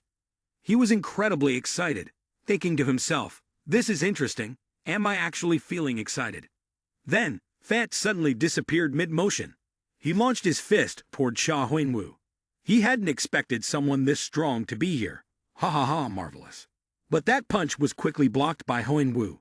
Every punch Fat threw was blocked by the sword Huinwu held in his hand. Adora watched the two of them fight in deep contemplation. She seemed to be observing something, her eyes lighting up. There was something hidden behind her gaze. At that moment, Sha Huinwu suddenly leaped into the air as Fat threw his punch. As he soared through the air, he thought, his attack made the dust rise and cover the area. Huinwu rose above the cloud of dust, thinking to himself, "It's starting to get difficult to figure out where he is, but he seems to be nearby." Unexpectedly, Fant was right behind Huinwu. Huinwu quickly realized and was utterly shocked. Immediately, he took a punch to the stomach from Fant and continued to be struck by Fant's blows. His mouth started to bleed, and it seemed like he was about to collapse. At that moment, Sha Huinwu could no longer hold on and fell from mid-air. But Fant grabbed his head, prepared to deliver another punch, and said, "It's over." Everything suddenly stopped. This was the scene of what was about to unfold. The images that had appeared earlier reappeared. However, thanks to the skill of future projection, this was just one of the possible outcomes in the future. A distant vision, the clock appeared. A system panel appeared detailing the special future projection ability and describing it. Huinwu thought to himself, "Last time, I checked my skills before moving on to floor G. I spent a long time studying how to use this ability. It would be a waste not to fully utilize it." He stared at the system panel, deep in thought. Indeed, this was a huge advantage, as it allowed the user to see into the future. Where else could I find a better skill than this? He thought of the battlefield. A brief moment of distraction could cost someone their life. If I could foresee what will happen next, even just for a few seconds, I could react. Truly, this skill was like a charm of protection. However, considering the usage time of the skill, it consumes too much mana. The Farsight provides a glimpse of the future for a few seconds. But within those few brief seconds, the amount of mana it consumes is enormous. Even though my mana is greater than anyone else's in the tutorial stage, I still barely manage to hold up. Another big issue is that I really don't know when I should use it. He continued to think. If I don't know when my life is in danger, how can I know when to use it? Even if I do use it, I might still be in danger. If I use it in combat, it's not just about looking at images of the next 3 seconds. I also have to analyze the opponent's movements and create a strategy to defeat them based on what I've seen. What if I combine it with other skills? It's really a gamble. If it works, I can turn the tables even if I'm losing. But if it fails, I'll immediately pay the price with my life. Nevertheless, it seemed the plan had worked, and he returned to the present. At that moment, Huinwu was being repeatedly physically struck by Fant. He immediately charged forward, not like before. As he leaped out of the dust, he thought to himself, looking into the future with farsight, enhancing his combat ability with dragon's eyes, adding willpower, and heightening his senses, moving rapidly around. This skill combination was the best. Now, regarding the side effects from using the skill, he quickly grabbed Fant's body, leaving him astonished. Huinwu grabbed Fant's wrist. He thought to himself as he restrained Fant. He could endure this by relying on his enhanced physical strength. Fant swung a punch with his other hand and shouted, "It's over." Huinwu dodged the punch and calmly said, "Maybe." He took advantage of the opening and struck Fanti in the stomach, continuing, "But it's over for you." Fant immediately spat out blood. He quickly drew his sword, blessing of the sword, and swiped it in front of Fant. Before he could react, Fant screamed in pain, blood starting to appear around him. His head was tilted back, as if all his strength had drained away. Seizing the moment, Huinwu leaped toward him, thinking that now the only thing left to do was finish everything. But he quickly realized Edora was standing before him, sword in hand. Edora, he thought to himself. She immediately drew her sword and blocked Huinwu's strike. He thought to himself, in the moment when he used his farsight, he could see the possibility of killing her. With that thought, he quickly swung his sword. In that instant, he recalled the images his farsight showed, where the dagger would soon pierce Edora's throat and kill her instantly. But Edora quickly blocked the strike he had aimed at her, causing one of his swords to be knocked out of his hand and fly away. Huinwu was stunned. She blocked it. He struck again while thinking to himself, certain that he had not made a mistake with the move just now. Seeing Edora continuously block his sword strikes, he wondered, but why is she able to block it? Edora slightly parted her lips as if about to say something. She gripped her sword tightly and then delivered a powerful strike that sent dust flying straight toward Sha Huinwu. As the dust slowly dissipated, she spoke. "You're strong." At this moment, Huinwu realized something. His eyes had misled him. Her eyes were something else. They allowed her to see through all his attacks. Insight allowed one to perceive the true nature of anyone and anything. Just like how Fant received the ruler, Edora had inherited a secret ability as part of her family. In a battle, it could allow the user to read their opponent's thoughts and intentions, giving the player an advantage by predicting their opponent's moves in advance. It was the special skill that enabled Edora to become one of the top players in the guide level, capable of reading the thoughts and intentions of others, making her stronger than most other players. That was why distant vision became useless in front of her. The clock nearby fell, signaling the events that were about to unfold. He gripped his weapon tightly in his hand. The time for long-range vision was almost up. Edora spoke up asking, "Do you want to continue fighting?" Taking back his weapon, he could only respond, "No, I will stop." Hearing this, she smiled. "That's the right choice. You fought against many players at once, including my brother. Truly impressive. I've never seen a player like you. I would give up my first-place rank to you if I could, but we also have our reasons for fighting to keep our rank." Huinwu asked in return, "How strange. What makes you think I gave up?" This question made Edora in front of him freeze for a moment. Because at that moment he was holding strange, golden spheres in his hand. But the girl in front of him naturally recognized them. Her eyes widened in shock. Looking down at her own waist, she felt a sudden panic. "Is it my token?" Her waist was now empty. Her voice trembled as she asked, How did this happen?" As she spoke, she nervously glanced at the man in front of her. Huinwu explained, "Your eyes, they can only predict something within their range, can't they?" She couldn't believe it when he immediately knew everything just by looking at her, because he knew she was solely focused on her own actions. She hadn't paid attention to such a random factor in the plan. But she had only lost half of her tokens, which, after all, was still a significant loss. Edora didn't respond, her mind in turmoil. Damn it, I never expected he would be able to spot that about me. Huinwu spoke up again. "Thank you for your karma points. I'll make sure to take good care of them." The system announced that the weekly guide ranking had been updated. At this point, the name of the other girl was pushed down, and he successfully climbed to the top position. The others watching were astonished, their eyes wide in disbelief. What is this? Has anyone ever gathered so many karma points in the weekly guide before? He's a predator. In the eyes of other players, he's nothing but a carnivorous beast. The Shumpo skill had also been used. Adora was slightly shocked and called out, "Wait!" Just when I was about to say something, the man in front of me vanished. How rude! She gritted her teeth in frustration.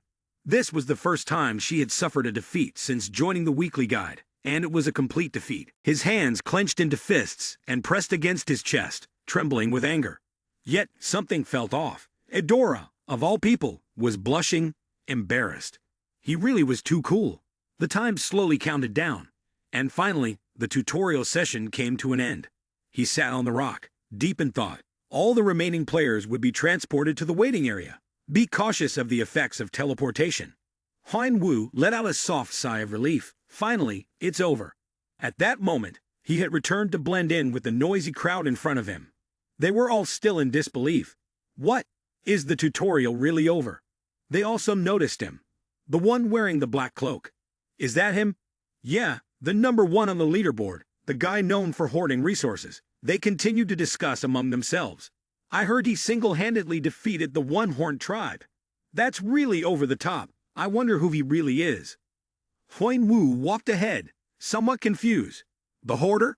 Is that the nickname they gave me from the rumors back on level G? Well, whatever. What's more important is Zeus's key. This is the only way I can get it.